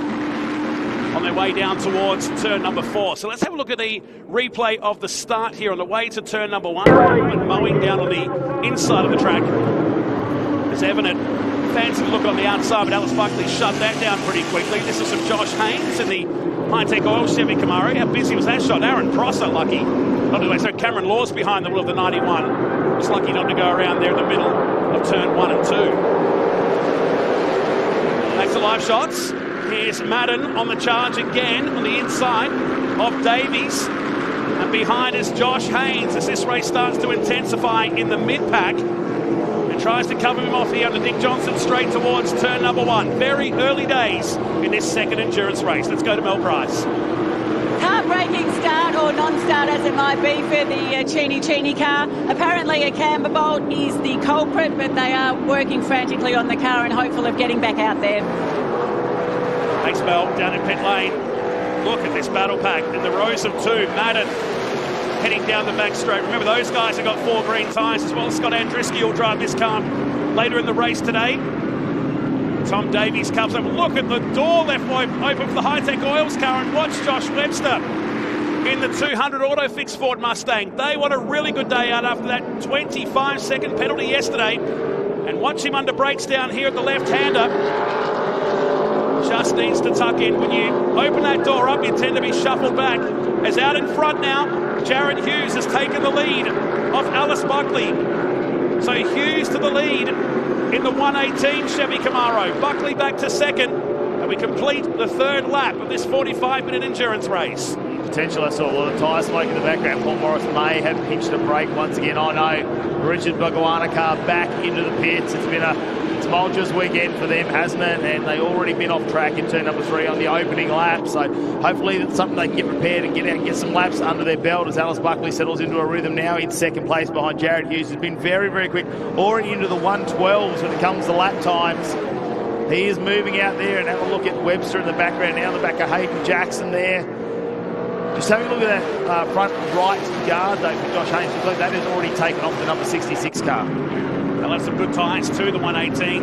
After that DNF early in the race yesterday, up on the curb in the middle of turn 3 was Brock Payne in the battle. We're in 33 Chevy Camaro to go side by side with Jackson. Here's the 22 of Blake Tracy teaming up with Brad Gardner. They're 14th on the track right now, so haven't gone forward in the early stages. Hughes is pulling away and about to set the fastest lap of the race. They're in car with the 18-year-old Victorian who runs back in 13th position.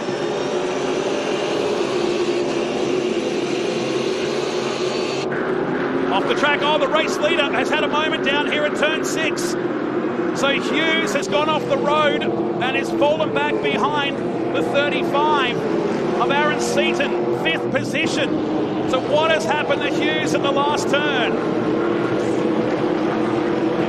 We'll have to wait and see exactly what goes, because he needs to watch out. He's got a very fast Diesel Thomas in the car at the moment, and how smooth Diesel's been. He normally looks after the tyres when he's in the race car, and it's an opportunity to really get in behind and get under that rear wing, try and make up a move on Jared Hughes, who was leading this race for about 1 lap. Mistakes like that really put you back in the middle of the pack. You see Seaton just in front, Morris in 3rd, Evident in 2nd, and Buckley back in the lead of this race. So Seaton, the 4th position. Here comes Evident. So this is the battle for the lead now. After Jared Hughes' excursion off the track at turn 6 has dropped him into 5th position with Diesel Thomas only 4 tenths away. It's been about these 2 cars all weekend long.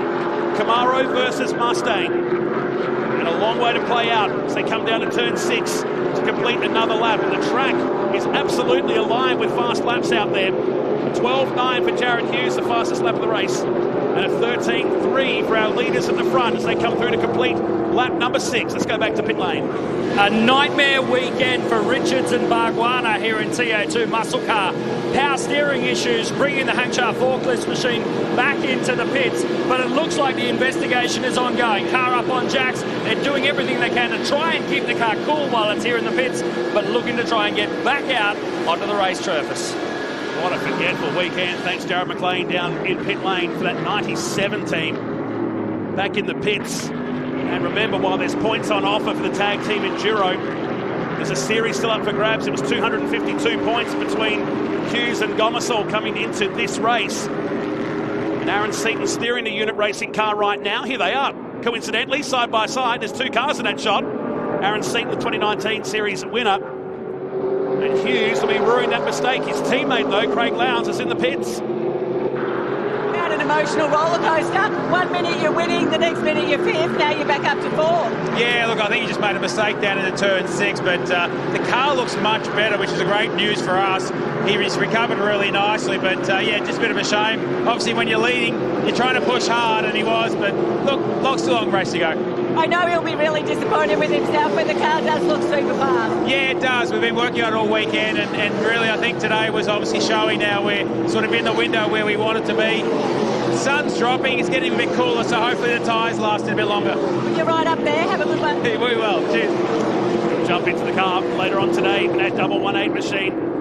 As he goes after Paul Morris. Remember, he's on green tyres. Brandon Madden's on green tyres. Josh Webster's on green tyres that we know of from that grid walk prior to the race. Kostecki will jump into the Norwell Motorplates Ford Mustang that Nash Morris will steer normally in the Trans Am Series. We work our way down to turn number 4. So that's the first big moment of the race there as he comes from a long way back to make the move here. Door left open by Morris, and Hughes starting to right the wrong of that mistake down at turn 6. Yeah, I don't think that's a bad decision there for Paul Morris. Yeah, the IES number 51, so the Cheenies will get that car back out on track. Won't put him into a winning position, but they will want to get around and keep some points there for Graham Cheney in the series.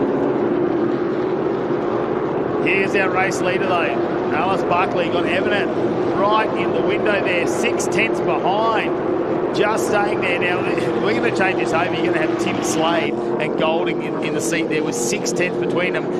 Pit stops are really going to play a big factor, and like we spoke about earlier, there was a very large difference between a really good pit stop and a very average pit stop. So between 30 and 40 seconds difference. So it's very important these teams have that down and they get the car in the right position. The drivers can change very quickly. And that 90 seconds is from the entry line to the exit line. So you're looking at about 31 seconds of stationary time.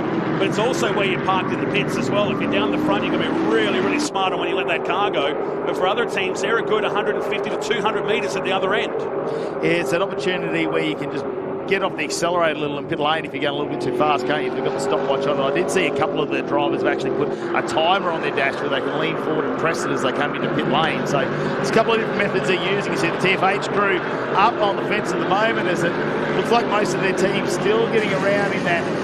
Well, Josh Thomas has dropped back into 16th position, so the number 69 car has gone out. Des Collier in 17th, so they're well and truly out of the top 10 now, 1-4 cars.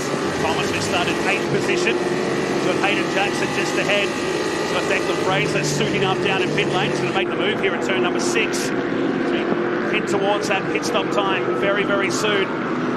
As Theo pointed out as well, that sun will start to dip away. The track conditions will cool down dramatically here at Queensland Raceway. So Buckley leads from Evanet, Hughes, Morris and Seaton. Here are the leaders on the way down to turn 3. Diesel Thomas runs in 6th. Josh Haynes, the big mover today, from 16th up into 7th place in the 66 Hi-Tec World Chevy Camaro. Josh Webster is next in 8th position on green tyres. Brock Payne has come up inside the top 10 from 19th on the grid.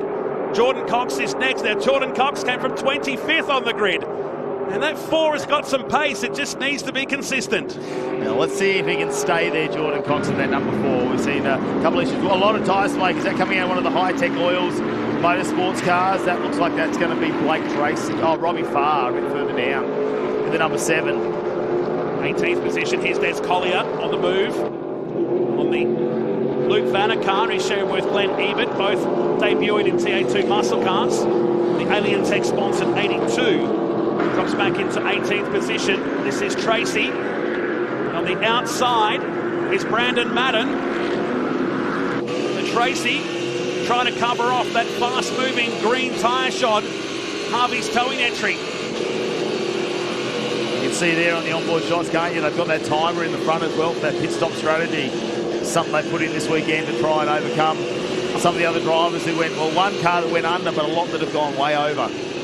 How's the wheel work from Blake Tracy through turn 1? Yeah, it might be claimed as a simple track, but it's got bumps, it's got character, but you really have to drive these cars. They're not straight, they react, they misbehave, they do all the cool stuff. There's not much straight on that car, right? No, it's not. 22. That's been through the war as well. That's definitely, the pass track wasn't empty coming into today's racing. It's going to be empty going out this afternoon as cars are going to have to be prepared before our next race. Some cars as here comes Madden again. Halfway up, he pinches the brake, a little bit of contact, a bit of a bump. In the middle of turn 4, he stays there. And the Jim Boomer juggernaut makes it move, but he's on the wrong side of Cool, heading down to turn 6. As Tracy covers him off. Gee, this kid's a sensation, just 18 years of age. Really shot to prominence in the Trans Am round at Sandown recently. Racing with the likes of Jimmy Golding, they're side by side. Phenomenal racing on the Dick Johnson Straight. As through they blaze for another lap. You're watching 12th and 13th on the track. Yeah, you think they'll be battling it out for a podium position? Oh, no. It's Cameron Laws behind the wheel of the 91 and Danny Reedy 22nd and 23rd. And we'll go safety car. Down at turn 6 off the track is the just recently repaired 51 of Tyler Cheney, some 7 laps down at turn 3. A forgetful day it's been after Graham qualified that car so well on Friday to be in the top 6. And Cameron Laws well and truly bunkered down there at turn number 6. And not around that pit stop window time yet either, so can't do too much when it comes to pit stop. Look at how many cars are just sort of parked around the place at the moment. There's the Willem Motoring Conference safety car comes out for at least a chance to calm the field. With Buckley, Evanet and Hughes. Seaton, the first of the driver 2 cars, running back in 5th. It gives a chance for the other drivers to suit up and get ready. Well, the yellow flag comes out for the first time in the second endurance race of this tag team enduro weekend at Queensland Raceway. Danny Reedy managed to get that car out of turn number 6 gravel trap and not gone into the pits either, so circulating around at the moment for Danny Reedy. Hopefully no damage to that car either. Number 5, Desert Palms entry, Tim Slade. Just making sure the earpiece is going nice and smooth, doesn't he? Not that hygienic or not, but yeah, it works. Well, it is your earpiece, so it's fine. It's not like he's got Alice's earpiece there. Going to be in a commanding lead when they come out of here, but yeah, it's when that pit stop window is going to open and how quick are these drivers going to get in now. Lots of pressure for the teams, and this is where those rehearsals will play a big part. Danny Reedy's coming into pit lane. We look at Cam Laws and the Aaron Prosser 91 car still parked in the bunker. And it's Steve Wilson that's gone between, as well. So we've got another car stop there. Whether they're going to try and recover that car at the moment, that's in a safe spot. But with an endurance race, we've still got 30 minutes remaining to go. They may opt to try and get that car out of there. So many drivers now starting to suit up, aren't they? Helmets are on. The gear is on. They're getting ready to jump into this car at any stage. When the window opens, they might take this opportunity, potentially, depending on how long we need to wait for the safety car to recover this. The Prosser car, piloted by Cameron Laws, is deep into that gravel, so they're going to have to try and drag that out. Whether they can get the car running or not to drive off under its own steam, that'll be the question to how quick we can get this done. As you can see, the team already onto this from Queensland Raceway. Craig Lowndes already getting suited up as well. And you'd be smart right now to do that, because this could actually go into that pit stop window, which opens in just under 3 minutes and 30 seconds. On our timing screen, it shuts, of course, at the end of the 26-minute mark. And of course, only 3 crew members, including the co-driver, are allowed to work on these cars. You can't bleed the tyres, the pressures on the tyres, until that driver change has been performed. Caught a couple of teams out yesterday during it. I do love this concept because we don't do this at any other round all year, but it puts the pressure back on the teams to perform, to get it right around that 90-second mark. Pit lane will be very, very busy soon. So 91 gets retrieved. We'll go back to pit lane with Mel. So here with Tim Slade, everyone's getting ready. Confusion as to when the pit window opens. Are they going again? Are they coming in? But yeah, you'll be going out when you do in a good position.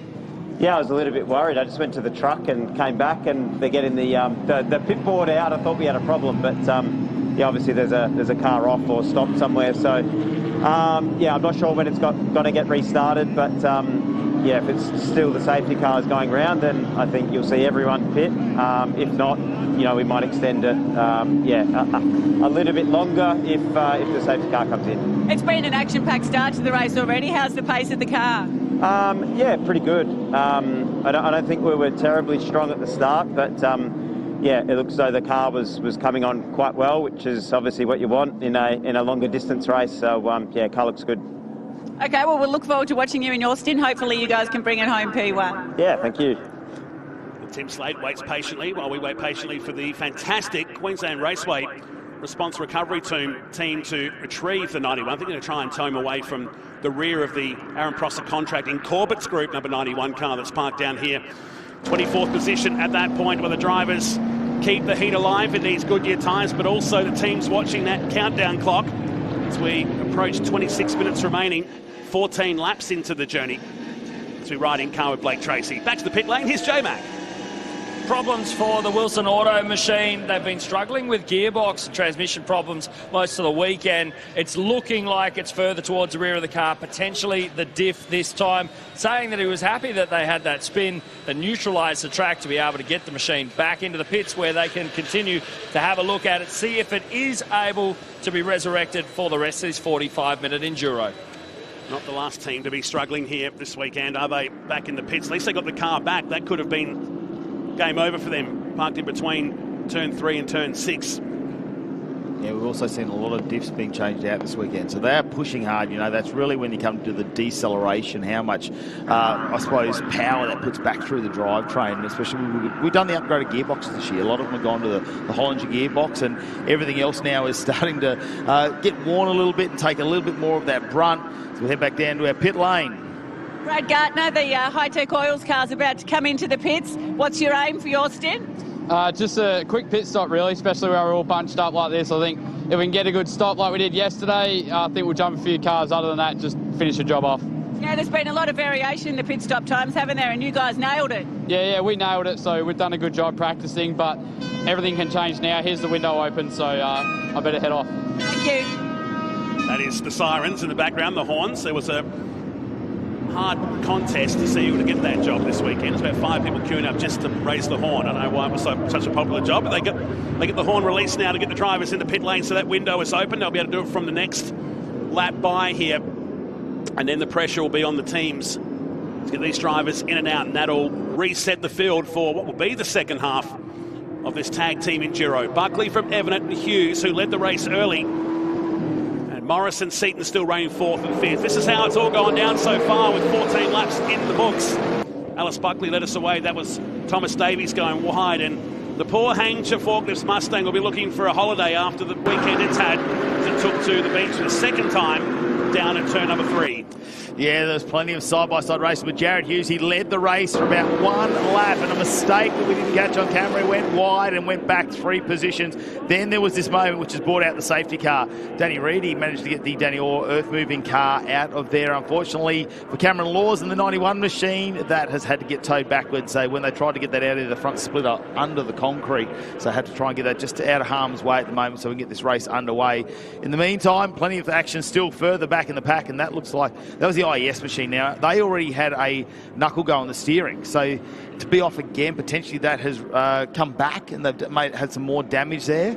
Hopefully that isn't there for the number 51 machine, the Tyler and Graham Cheatham father-son combination, as the safety car looks like are the lights out on that. It might be getting off the track, but it's a tricky time. The pit window's open, isn't it? So we've got some main game drivers in there. We've got some championship drivers, and we've also got some guest drivers who are very accomplished, who may end up in the seat a little bit earlier than they anticipated. And have a look at this.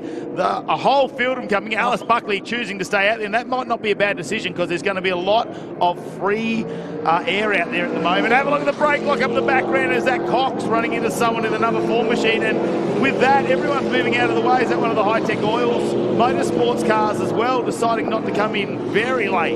Alice probably looked up in the mirror and said, guys, where are you going? You leave me on the track on my own, but it could be a masterstroke. As in comes Paul Morris to jump out of the Norwell Racing School entry. Brody Kostecki ready to jump in.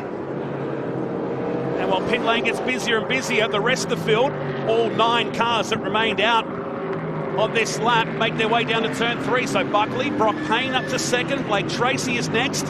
You're watching Josh Webster with the very tall George Wiedeke, who finished 2nd in the series back in 2019, jumping into that car. Marcus Ambrose even helping assist Wiedeke back in. That's a good Tasmanian crew down there, isn't it? Helping out on the auto fix entry as the rest of the field work their way around to complete this lap. Here is Buckley. Remember, 90 seconds of pit stop time from start to finish. Who are the ones that can read the play well? We look at the double 1-8. Craig Lowndes about to jump in behind the wheel of that car. Buckley goes through one more time. And purely to give herself all that space when she comes in. Now it gets spicy. Did they come out? Because if you're stuck in that traffic, you can't slow down at all. You're going to have to keep moving or anything could happen. It's going to go down to the wire for a few of them. Oh, wow. Diesel Thomas, 90 seconds bang on. All this crew coming out at between 91 and 94 seconds of pit stop time.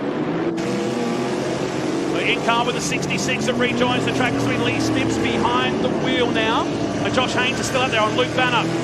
These guys still racing for position. So it'll get a bit confusing here for a moment. These are the cars that have stayed out. I think Josh Haynes is that Hi-Tec Aussie Motorsport car that we saw try to go into the pit lane and had to get back out on track. That looks like a lot of tyre smoke coming out of there. And what are they ripping up the side of Des Collier's car? Because we're not used to... They shouldn't be around the passenger side. They should be on the left-hand side of the car where the driver is. So they are looking at something on the front of that. So that's potentially some running repairs.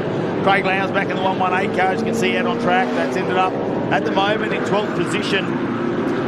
It's just the walking wounded, isn't it? The amount of race tape we've got out of there. Panels missing already. Buckley's come in. Brock Payne's come in. And everybody else that stayed out, giving himself maximum amount of space in the pit area now so they get clogged in, causing the teams more trauma. So the race leader makes her way in. Payne had closest into that wall, incidentally, on the right-hand side.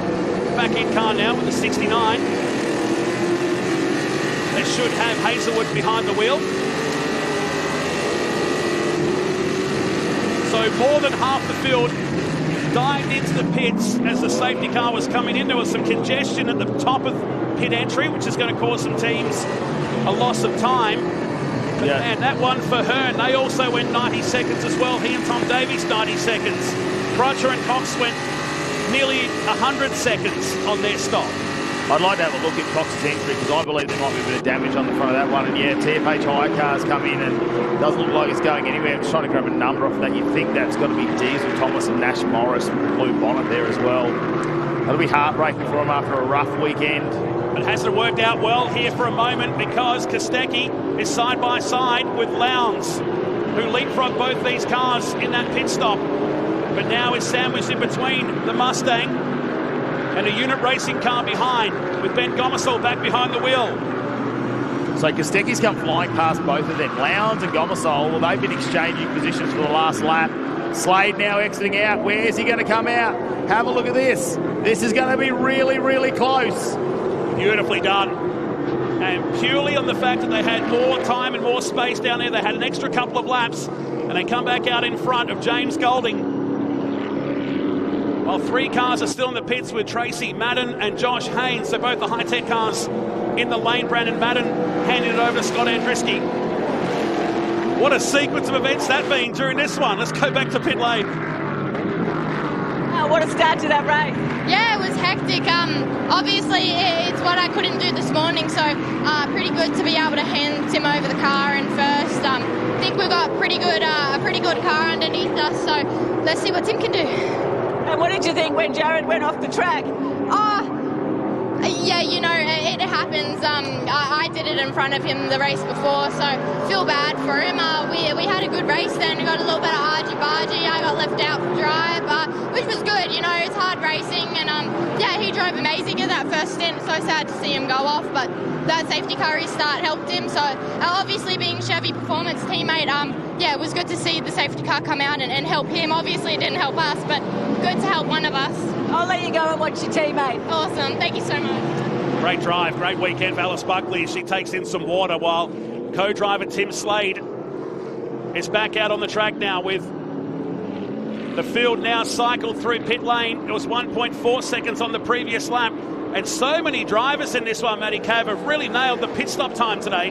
There's no real disparity in that top five. Well, here, Declan Fraser, I'm looking at that. That looks like that's going to be 87 seconds up on our timing screen for a pit lane. Down in 20th. It's going to be Hayden Jackson. Yeah, that's unfortunate. We'll get down to J-Mac though in pit lane with an update. Nash Morris and Diesel Thomas out with a broken upper control arm due to that heavy contact earlier in the race. The number 18 TFH racing machine out of the action. Well, that's a part I probably wouldn't have expected, but they had a couple of off-track excursions, especially Diesel Thomas in that race this afternoon, didn't he? He went right out wide and then jumped the car on the exit of turn 2. As we get back on board now, Brad Gardner behind the wheel of Hi-Tec Oils 22. It was a bit of a moment there for them, but look, that car's walking wounded, but currently sitting in 4th position. Can they remain there? They're the big movers today, aren't they? That 22 started 14th. Lowndes runs in 5th. We're watching what's going to happen with that the 81 machine that's had a 87-second pit stop time. I can't see anybody else that's really going to affect the timekeepers on that one. The best one had to be Nathan Hearn, 90.9 seconds of pit stop time. Wow, you go on there, Lee Stibbs. Even better. Josh Haynes, yeah, 90.5. They've really tightened things up, haven't they, since yesterday, these crews? I think we've seen some driver change practicing. That 66 started on the next row in 16th position, so a big turnaround. It's down at turn 3, Lowndes on Gardner, and that puts the 118 machine up into 4th. Remember, the overall points for the weekend will be crowned as the tag team enduro winners. At the moment, as you see the top 3, it should stay that way. Should. A slight mistake. We've already seen a brake lock up from Tim Slade a little bit earlier on. He was trying to find where that brake pedal is. It's been a few laps since he's been in the car as well. They started the racing off this morning, didn't he, in the first race? So Alice Buckley's had the afternoon race, slightly different conditions, and the sun, well, it's slowly going down the background. It's going to be very different going into turn number 3 compared to turn number 6. Down Dick Johnson straight they go. So Golding back behind the wheel of the 8. 2.4 seconds is the margin. Kostecki closing in, though, with the fastest lap of the race for the 67 now at 1:13.4. He was 0.6 quicker on the previous lap, was Kostecki, teaming up with the dude. Remember the brand new tyres they started today's race on. Yeah, I think Paul Morris, they put a couple of marks in those tyres. Brody Kostecki's going to have to work around, didn't he? We saw a couple of lock-ups from him, but Kostecki, well, he's a Bathurst winner. He's a champion. He's got a lot of racing experience. The Norwell Motorplex has placed himself in a great opportunity here to stay on a podium finish, potentially push themselves through as they try and close that gap up on Golding. It's down to less than 1 second, down to half a second now, and have a look at it on the exit of turn number 5. Brody Kostecki just getting in a rhythm here, and we've still got 15 minutes remaining in this endurance race. Kostecki's got himself a little bit of time to play with. One of the drivers really attacking that curve at turn 6. That's Gardner. That's Brad Gardner. And a lot of dust and debris filling the cabin of the Hi-Tec Oil Chevy Camaro as he was doing the edging between turn 5 and 6. And that car's not happy. It's cruising down pit straight here at Queensland Raceway. He's dropped back to 7th position. Hazelwood and Connor Roberts lurking in the background.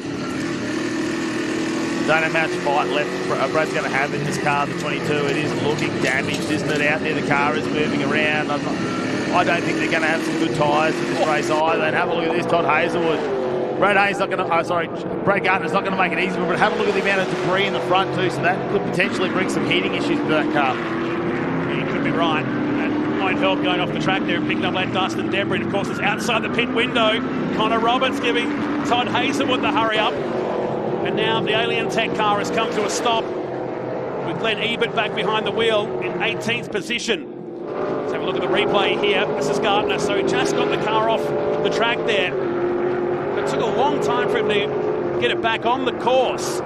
Here it is from the Hi-Tec. He got a bump. But it wasn't happy, was it? Always working the steering wheel. And giving the Hi-Tec Oils team plenty of work. Oh, no. Second place car is off the gravel. James Golding is off the track at turn 6, and it's going to be another safety car. I think there's another car at the other side of that shot as well. Maybe at turn 3, or it might have got going again. And it's with the race leader, Tim Slade. Did they make contact, perhaps? Oh, Kostecki looking at this. It's a big opportunity and slowing down now. Tim Slade, very, very slow. Won't want to damage any more potential to try and get around the racetrack. They can change that. They'll have to go through pit lane to do it, but be trying to get that back and look at how much smoke. Yeah, and they're waiting to go around here because the yellow's been called. So what has happened here? Off the track at high speed is Golding down at turn 6. But why is the front of the 150 smoking at the same time? And now stops. So that might be engine actually there, because it does look like tyre smoke as they've stopped now. They potentially got a mechanical issue. He's managed to get himself into that little safe area, one of the cut-through roads, and Kostecki handed the race lead. Not like they needed to hand it to him either. He's definitely got the skills. But they put themselves in an amazing situation to be on green tyres coming to this endurance race. Paul Morris and Brodie Kostecki, the safety car will be deployed at the moment. He's going to have Craig Lowndes behind him. Two former Bathurst champions are going to go at it at the restart of this race. Hasn't this been a game-changing moment? Kostecki and Morris, they were confident, weren't they, talking on the grid? But your heart's got to go out to the 150 team of Buckley and Slade. The Chevrolet Performance team stopping first and second out of this race in the blink of an eye. Yeah, they'll go down and make sure he's all right. I think that car's going to be in a position. I'm more concerned about the other car there. That's what they're going to have to bring the safety car out for at the moment for Golding. They'll have to get that put back into a safe position there. Now it's going to bunch them up. There's going to be less than 10 minutes remaining in this race. The question will be with some of those cars with some damage, will they take this safety car opportunity to come into the pit lane, potentially someone like Brett Gardner, will they try and clear those air ducts out if that car's having any issues, or will they try and limp that home? Because we know it's going to take maybe 2 minutes to get that safety car off, so we're going to be well and truly under the 10-minute mark. It is going to be a sprint race to the finish. Wow. How would you be, just about to say, Paul Morris in a different pair of overalls next to son Nash on the right-hand side. His day's over, incidentally, with the Diesel Thomas car going out on lap 15. Puts them to the lead, puts Lowndes and Hughes to second. We'll put Nathan Hearn and Tom Davies third overall for the weekend at the moment. While the field catch the safety car, let's catch our breath. Let's go to pit lane. So absolutely heartbreaking end to the weekend. Alice Buckley, you've spoken to Tim. What happened? I haven't personally spoken to Tim, but yeah, engine just blew. He lifted off the throttle and yeah, just gave up on him. So devastating. Obviously, everybody's shattered, but you've got to be, proud of your weekend. You did absolutely everything that you can do, and sometimes I guess it just doesn't go your way. Yeah, I mean, yeah, it happens to the best of us. A lot heartbreaking considering safety car was called and it went as the safety car was called. So yeah, but I can't thank my team enough. They've given me the best car, and Tim, I feel horrible that this has happened while he's in the car. He's done an amazing job. He's coached me and mentored me so much in this car, and yeah, obviously this is gut-wrenching, but it's been amazing to drive with Tim. He's been awesome, and yeah, my team have given us the best car, and sometimes race cars just give up on us. Appreciate the chat. Thank you. Yeah, thanks, Mel. Devastating there. You could really hear the quiver in her voice, upset about that one. What can you do when you have an engine let go like that? Tim Slade, the ultimate professional there. I think he's done very well, obviously, not to cause so much oil out on track as well. But this is the car that we need to try and get out of the way at the moment. It's Jimmy Golding, who's had an off into turn number 6 in the Cam Quarries and concrete entry in the number 8. Once we get that out of the way, we'll get this race back out on track, and it's going to be a sprint race to the finish. Let's have a look at the replay. This was Golding. Now, was there a moment with Kostecki? Oh, he's just trying to push it into the corner. Maybe missed his braking marker there and pitched a brake. How's this? Kostecki out leading, Lowndes in second, Gomersall behind, Nathan Hearn now up into 4th position, and Todd Hazelwood in 5th. That is an amazing top 5 at the moment. Well, the car's still running though, so potentially Golding will be able to rejoin this race, but have a look at it scooping up the front, all the gravel there, and we saw last time when they tried to get Cameron Laws out that the front splitter just went under the concrete there and was going to cause a bit of damage. We're a little bit further out of turn 6 this time. There we go. We just don't want to go over that toe strap too much, but I have a lot of rocks and debris to pull out of that. Whether he'll do a bit of a tour down pit lane to maybe clean that out of the front of the car, but they will rejoin and potentially get themselves some points at the end of that. And looking on the screen here with the 150 now back in pit lane, it's still showing them with the most points of the weekend. I'm just chasing that from our TA2 officials to see where that plays out, because they come into the race at 273, but it'll be a 0 for a DNF. And at the top, you've still got Kostecki and Morris on 256. So just going to chase that and confirm. Let's bunch them up, though. How good's the restart going to be, as much as this is not what you want to see from the TA2 racing? Things like that happening as the safety car's off and we're about to go racing. Let's see if Lowndes is going to get on the back of Kostecki. But have a look at Nathan Hearn down the inside. We saw how aggressive he was in race number 2 this afternoon, and he's already passed Gomersall into turn number 1. This could light up the fireworks. And Gomersall fights back. No, the door's left open enough from Nathan Hearn. The battle for third position. It's down the back straight goes Kostecki. Lowndes in tow off the back is one of the IES cars. And it's in the gravel. Just as we were getting this race back to green. I don't know if he's going to get out. It's the Paul Hadley car that's down there. He's 15th on the track. And parked facing the wrong direction at turn 2. Yeah, Brad Gardner's done a tour of the pits as well. So I think obviously all that debris in the front has caused the number 22 car to go in. Probably getting some overheating issues here. As Kostecki now leading over Lowndes. Hearn's in 3rd and Gomersall 4th. Hazelwood in 5th position, and the top 5 starting to streak away. Roberts in 6th, Andriski in 7th as the yellow lights come on. Lee Stibbs in 8th position. Blanchard 9th and Barber in 10th. The safety car looks like it might be deployed back out on track. That's 5.5 minutes remaining as these two cars are going to come out at a really bad time. Both Gardner rejoin the track. Will catch the safety car, but they'll wave him by here. And understanding now that that should be good enough still for the 150 to win the weekend as it stands. Enough for Buckley and Slate still to win the tag team Enduro from the 67 and the 118 as it stands. Well, we'll wait to see how that plays out. Glad you're getting the words from down there in the pits. There's so many things, isn't there, in the rules? So many minor discrepancies there where we have to really take all that into account. Brad Gardner looks like he's going to get the drive around past the safety car. So he'll get on the back of this pack. I don't know if he's going to get too many green flag laps to try and make an impact on the race. In the meantime, let's head down the pit lane with Mel Price. Well, a lot of people have had a tough weekend, and Blake Tracy, you are certainly one of them as well. What caused the car to come into the pits just then? Unfortunately, we copped a bit of a hit at the start of the race, and the wheel was really struggling to turn through turn 4 and 5, and unfortunately Brad had a little moment and ran off, and all the grass and debris covered up the air intake, and temp went through the roof, so we just had to get it in and fill the air intake to try and cool it down again. It was up to 150, so didn't want to risk it. Well, I know it's been really difficult, but you've had moments of brilliance as well, so you've driven well, and better luck next time. Yeah, 100%. Still a great weekend.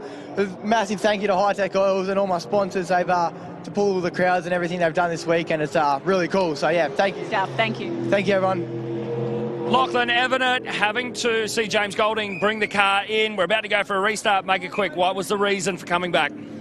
Seems like when Tim's had an issue there, and Jimmy might have slipped on the oil and ended up in the gravel trap. So really unfortunate there. You know, we pulled him in, make sure everything's all right in the car, and send it back out there, and hopefully, pick up a couple points. Best of luck. Thank you very much. And that, J-Mac, is a masterstroke, because that's actually got him back onto the podium by doing that. So the number 8 car no runs 18th on the order is enough to get him back into 3rd outright. But will it stay that way with 3.5 minutes remaining? Oh, it's still up in the air. Anything can happen as we see more cars starting to go into the pit lane. Kostecki, though, that's Golding. Yes, Kostecki with a nice lead here. Okay, Craig Lowndes has to try and shut off Nathan Hearn. He's pushing, and have a look at the restart. He's loving it here. Very aggressive once again. They'll rub a couple of panels. Gomersall, can he follow him through? Hearn tries to go off Lowndes, who ducks down the inside. There are no friends out there at the moment. Not with 3 minutes remaining, Matty Cav, as they make their way down the back straight, the closing minutes of this race, while Kostecki checks OUT on the field. Lowndes covering off, Gomersall behind. Hazelwood is in the mix in the TFH hire car. To the outside, Lowndes rides the curb in the middle of turn 3. They're in car with Hazelwood. There is the unit racing car on the right-hand side. As he feeds at 3rd gear, he's pointing forward. The race is alive here with 2 minutes and 25 seconds remaining. Yeah, watch for Hazelwood coming up on Gomersall as well. He looks like he might have got that done, has he? Yes. Bit of tyre smoke in the background, and we see a brake lock up there as well. It's all happening. Lee Stibbs up to 7th position. I'm just having a look. Mark Crutcher back up into 11th. What a drive back from them out of 25th position as well. Nathan Hearn leaving. Oh no. In the background was heavy contact in the final turn. And another car parked in the gravel, might be two cars. At turn 6. Well, we said it was calm in the farm earlier today, but hasn't it changed? In Enduro 2, let's make it 3, and guess who it is? The 4, after all that work, it's Blanchard also in there, and the 81 is also parked up. And that will be just about it, folks. 3 cars, heavy damage to the 81. I say a lot of damage to the Cool Drive Auto Parts car. And that brand new car of Mark Crutcher is now very second hand. That might go on the mantelpiece, I reckon, back at the HCC factory. I think we just put that one up there and drag another one out. Now, these guys are still racing. We haven't gone safety car, incidentally. We have now on top of the TV, but it's showing green on their screens. That's why they're racing so hard in the background. And look at the gravel coming out. Gee, our Queensland Raceway staff are going to be busy in the next few days scooping that up. Are they going to keep this alive? They haven't called it. We might just have a yellow there on turn number 6. We'll have to watch that one. Craig Lowndes now. Hearn hasn't been able to escape his clutches, has he, at this point? And will he have a dive down the inside? Should be one to go. A look at it from the board. Into turn 1. Well, that's smart from race control to keep the race finishing under green flag. So well done, even with those cars parked down there. A local yellow will ensure we get this race sorted. It's down the back straight we go, with Kostecki leading. They'll win the race, but they're going to be runners-up. What it means, though, is you've got to get it done at turn 4 and 5. Turn 6 is now out of the question. It takes that final turn away with the yellow. Have a look at the dive down here from Todd Hazelwood. Trying to find a podium finish. He is right on the back of Craig Lowndes. There's nothing in front of him for Nathan Hearn. There's less than half a second between these 3 drivers. They head down to turns 4 and 5, and this is going to be the final opportunity to make an overtaking manoeuvre, and Hazelwood might be a little bit too far back as the front splitter of Craig Lowndes almost rubs the back bar of Nathan Hearn in the 42, who's in second position. Kostecki's checked out. Paul Morris, they'll take a win in this race. Well, they rolled the dice, didn't they, with green tyres for the start of this endurance race, held by the cars going off in front of them. And out the final turn, Kostecki and Morris will win the Tag Team Enduro final race of the weekend. And Lowndes just attacking Hearn at the end of 45 minutes of safety cars and cars off the track into the gravel trap. But it's going to be the 150 that still wins the weekend. These guys safe for second, and Golding and Evanet will be third overall for the weekend. Oh, look at the smile on Paul Morris's face down there. He's got his son beside. Bit of a pat on the back. Thanks for lending us the car this weekend. Yeah, we'll bring home a trophy for you. Wow, didn't they race well? So they'll win the race, but it will go to Buckley and Slade. They'll be the Tag Team Enduro winners of 2025. Kostecki and Morris will be second. Hearn and Davis home today on the podium with Lowndes and Hughes. That was a gritty drive from the 118 team. Hazelwood and Thomas, Barber and Collier back to Gomersall and Seaton. And the Hi-Tec Oils cars coming through the field today inside the top 10 with Pride and Fart. Good result too for the 7, finishing 11th. Gardner and Tracy salvage 12th position. Crutcher and Coxwell, they'll get 13th. But they were through this weekend with that brand new car. And a list of DNFs from 22nd backwards. At the end of 30 hard-fought racing laps, that was the Tag Team Enduro of 2025. Congratulations to Brodie Kostecki and Paul Morris. They'll be runner-up, but our winners are Alice Buckley and Tim Slade. We'll squeeze a break and come back and hear from our top 3 at the Tag Team Enduro for TFA Tyre T82 Muscle Car Series. We'll be back.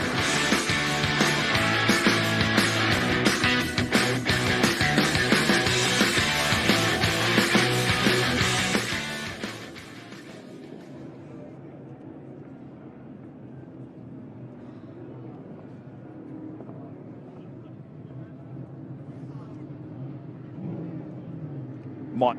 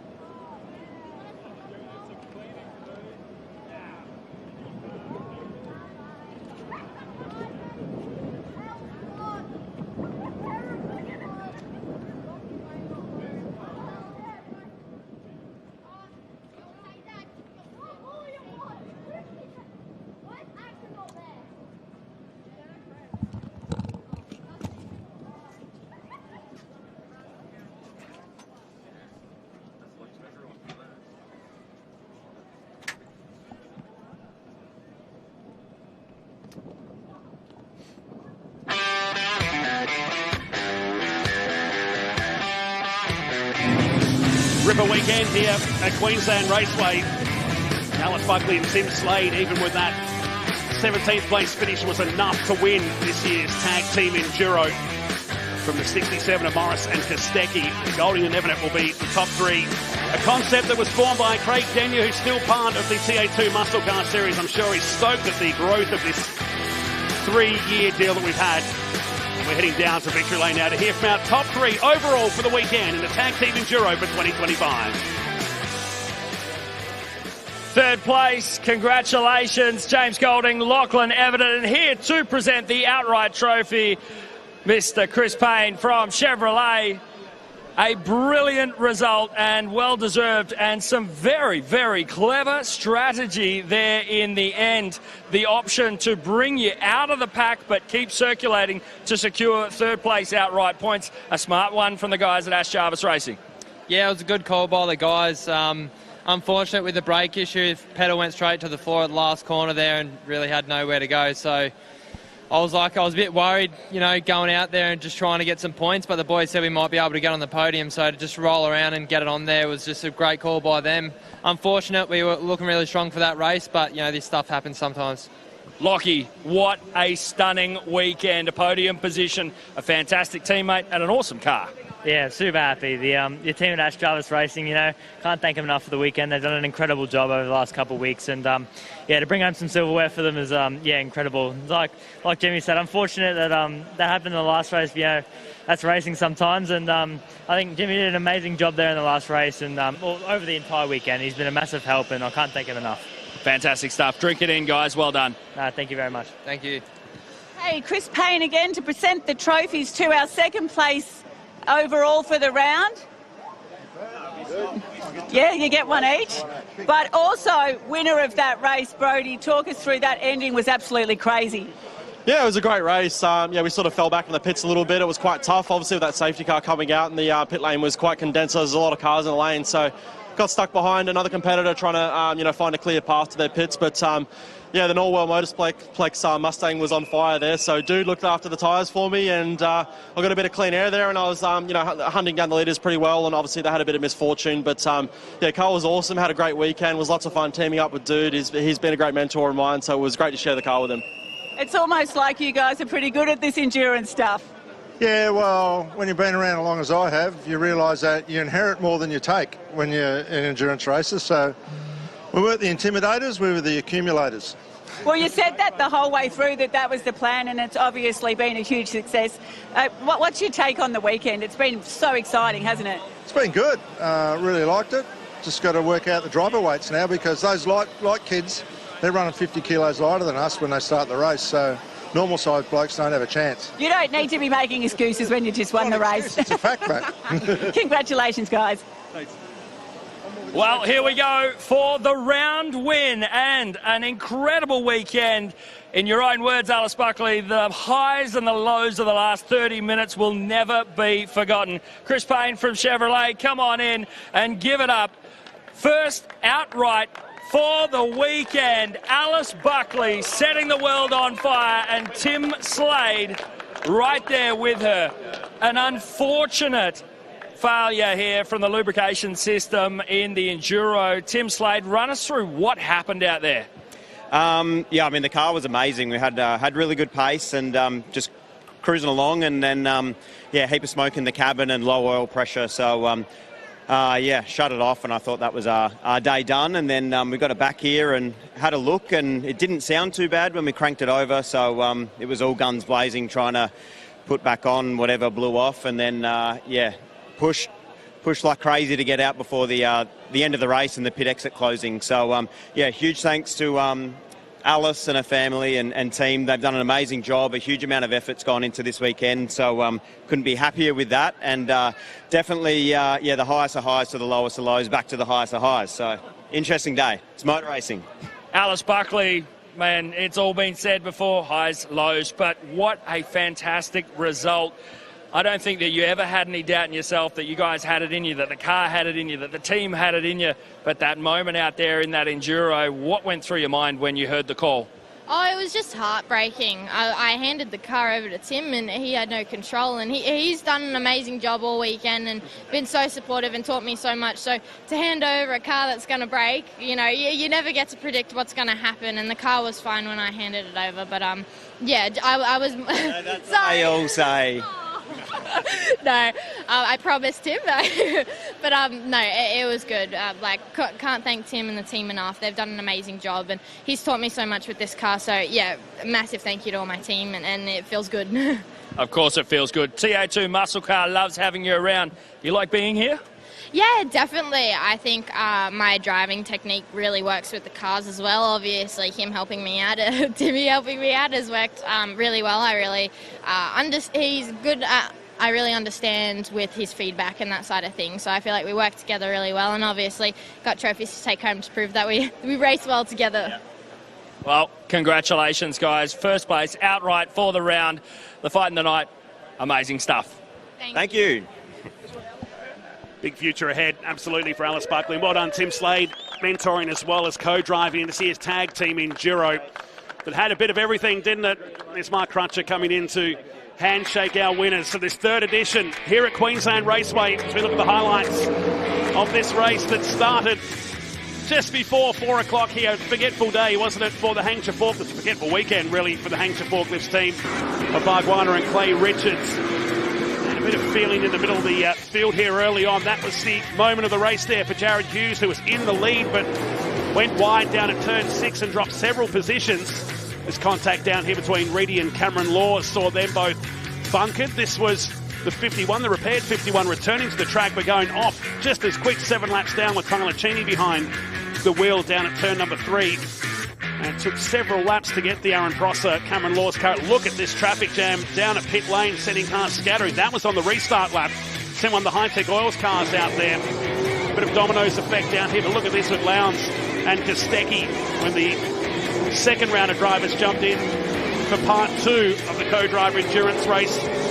This was going off the track at enough brass and debris to put the engine temperatures high in the 22 Hi-Tec Oils Camaro. They'll get back on the track there to at least get a result, but a forgetful day after having so much car pace, both those cars. But this moment for James Golding, and parked up on the beach while in a prominent position, saw a safety car come out, and this, the moment of the race for the race leader with Tim Slade behind the wheel. We saw them park up, and it was enough points to still give them the victory. They had well over 60 coming into the final race. That was a replay of Golding in the Cam Quarries car for Ash Jarvis Motorsport. This was Nathan Hearn and Craig Lowndes fluing down at turn 1. This was a significant argument down at turn 6 between these 3 cars.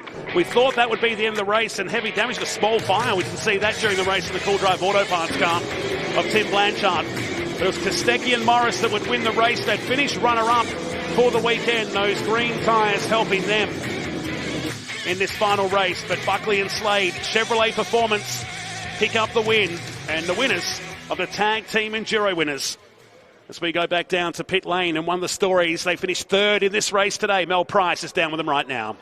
Yes, we're going to talk about what could have been, what nearly was, then it wasn't, but 3rd in that race, Jared Hughes. Let's dissect in a more toned-down version than we were just doing then at the end of that race. Yeah, we finally got the car on rails, which is probably not what you want in the last race, but credit to the boys. They've worked hard for the past 2 rounds, to be honest with you, to try and get the car right, and we finally have. It was an absolute rocket, and I don't really know what happened at the last turn, to be honest. When it had the lead, I was feeling really good, went in the corner and then lost the rear, so I don't really know what happened there, but Big Craig Dog hopped in, and even he was on fire, and unfortunately safety cars sort of bit us in the butt a little bit, but yeah, we had some awesome speed in that race. Wish we could have had it early in the weekend. Wish we could have given this guy a car to race with, but that's all right. It was good fun. It was there was plenty of tough love out there, wasn't there, at the end of that one? It was a bit of rubbing race to go on. But won the restart with Brodie. We knew he was going to be quick on the tyre, and we just wanted to stay with him. But then, of course, I got to get used to these rolling restarts. I didn't quite launch it off in that last one, and I think Hearn got up the inside of me. So, look, it was a little disappointing. But as Hughesy said, like, the car was mega that race, and sort of we'd love to start the weekend off now if we can, hit the reset button. But look, it's just great to be able to have an opportunity to drive with this guy, but also to know that it's part of his championship as well. That was my main goal, is to get the car back, give him a championship lead, which he's got, and walk away from the weekend with the great laughs and memories. Well, no shortage of smiles here. How much fun have you had this weekend? A lot of fun. The cars are really nice, especially with Brody. Like, we always know Brody's going to be quick, and the cars move around so much. It's just really fun to drive. And when they're in the window like it was that race, they're just really mega. Like, you can dive them under brakes, you can get them into the corners, you can drive them off the corner. Up until now, it's been a bit of a mission, and his poor old shoulder has had a workout. Sounds like you could be hooked. Hopefully we see you again. Jared, still leading the championship. Yeah, no, it's good to leave here with the championship lead. It's that's why we wanted to come and just get consistent results and just get as many points as we can. As Craig said, he's done a good job giving me some points for it. So, it's awesome. Fantastic. Thanks, guys. Well, what an incredible weekend it was here, wasn't it, Jared? I mean, you really can't write the script for these endurance races. Everything happened possible. We thought Tim Slade and Alice Buckley was going to dominate that final race. Jared Hughes put his nose in there for a moment, had a really bad brake lock up there, but him and Craig Lowndes with a really wonderful result in the end. But, I mean, these endurances, we've got Brody Kostecki and Paul Morris as part of the top two in here as well. I mean, how do you script this? You absolutely don't. And then you throw in the strategy masterstroke of Golding and Evanet to just go for the points, do it safe. Well, we're going to do it all again as we come back to TA2 racing, of course, the Hi-Tec Qld Super Series for round number 5. We're going to Malala. We haven't had National Series racing there for 16 years, the 27th to the 29th of September, just a short 6 weeks away. Make sure you join us for our next round of the Hi-Tec Qld Super Series. We'll see you then.